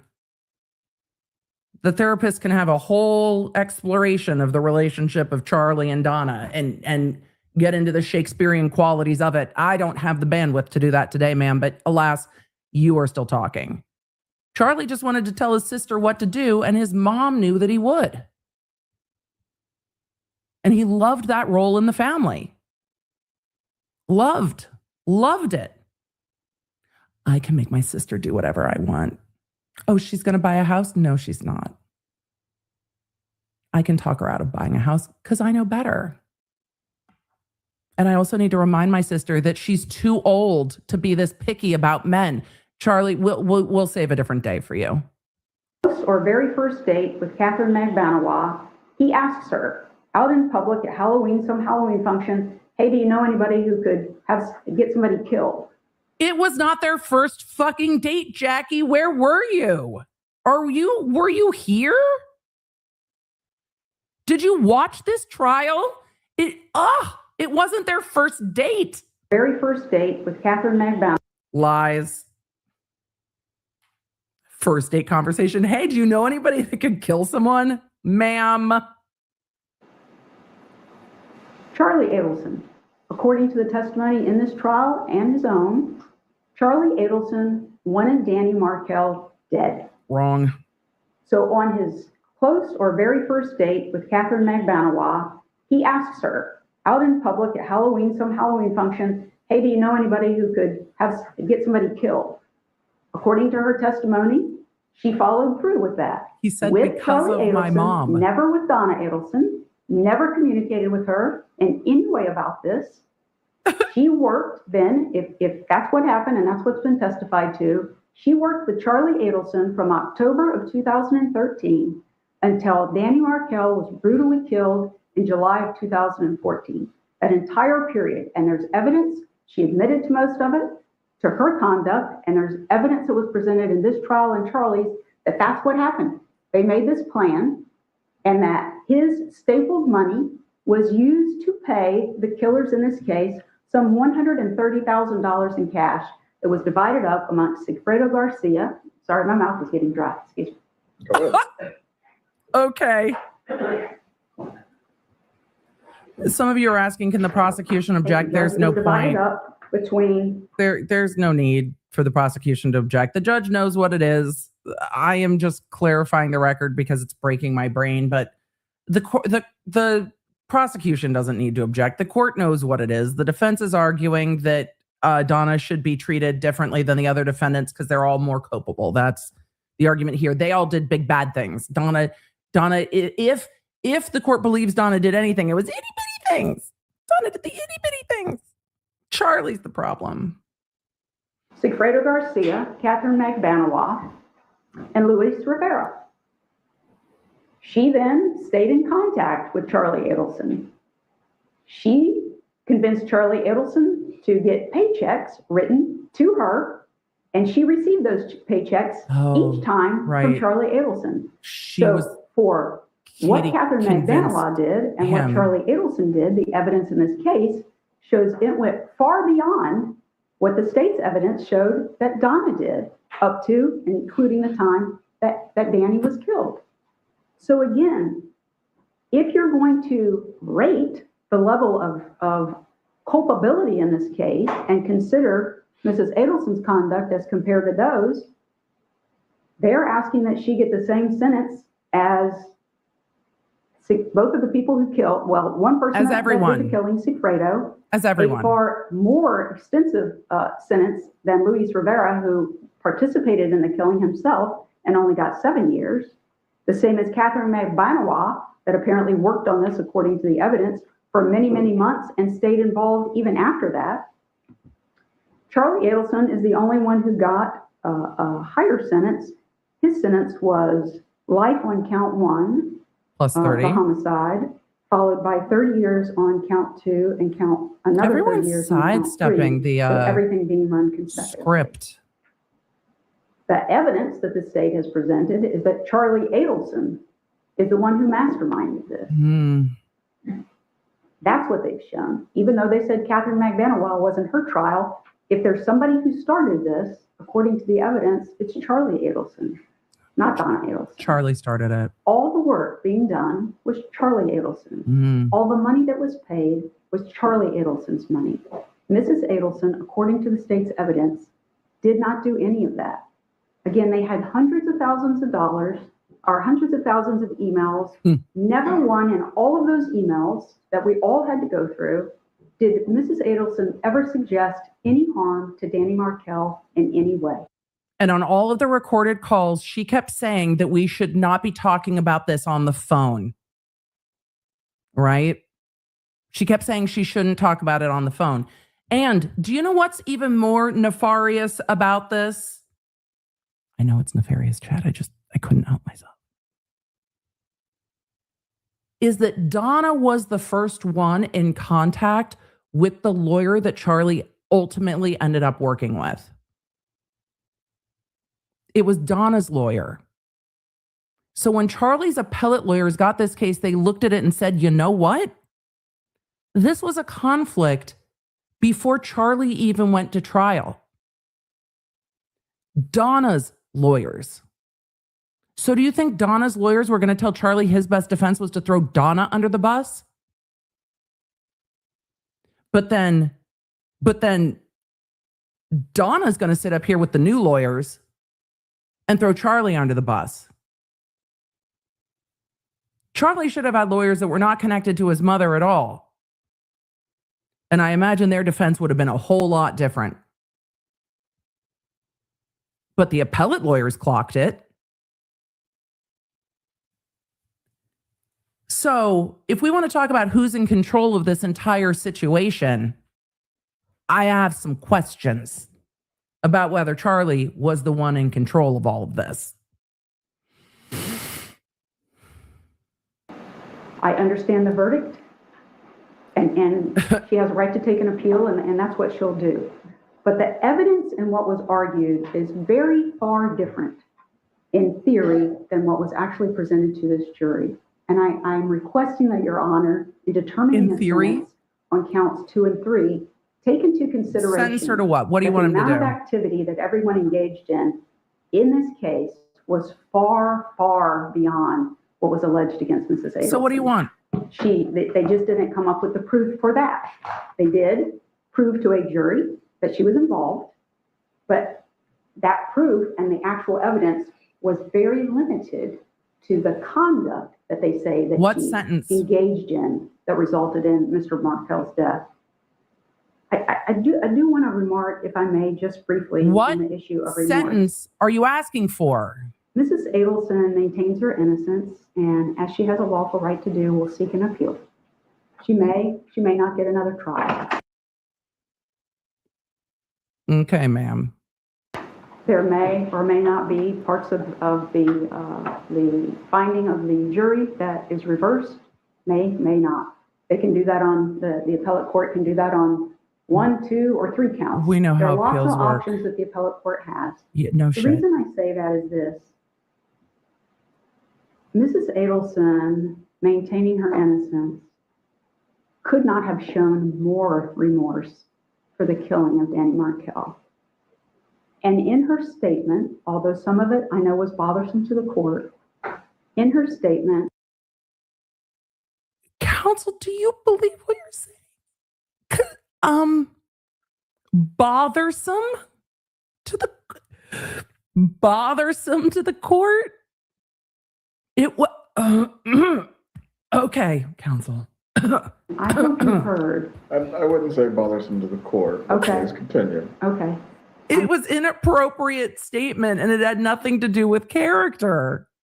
Bothersome to the court. Remorse for the killing of Danny Markel. She did not show remorse. And Where's in the her remorse? statement, although some of it I know was bothersome to the court, in her statement, I hope you heard. I wouldn't say bothersome to the court. But Okay. Please continue. Okay.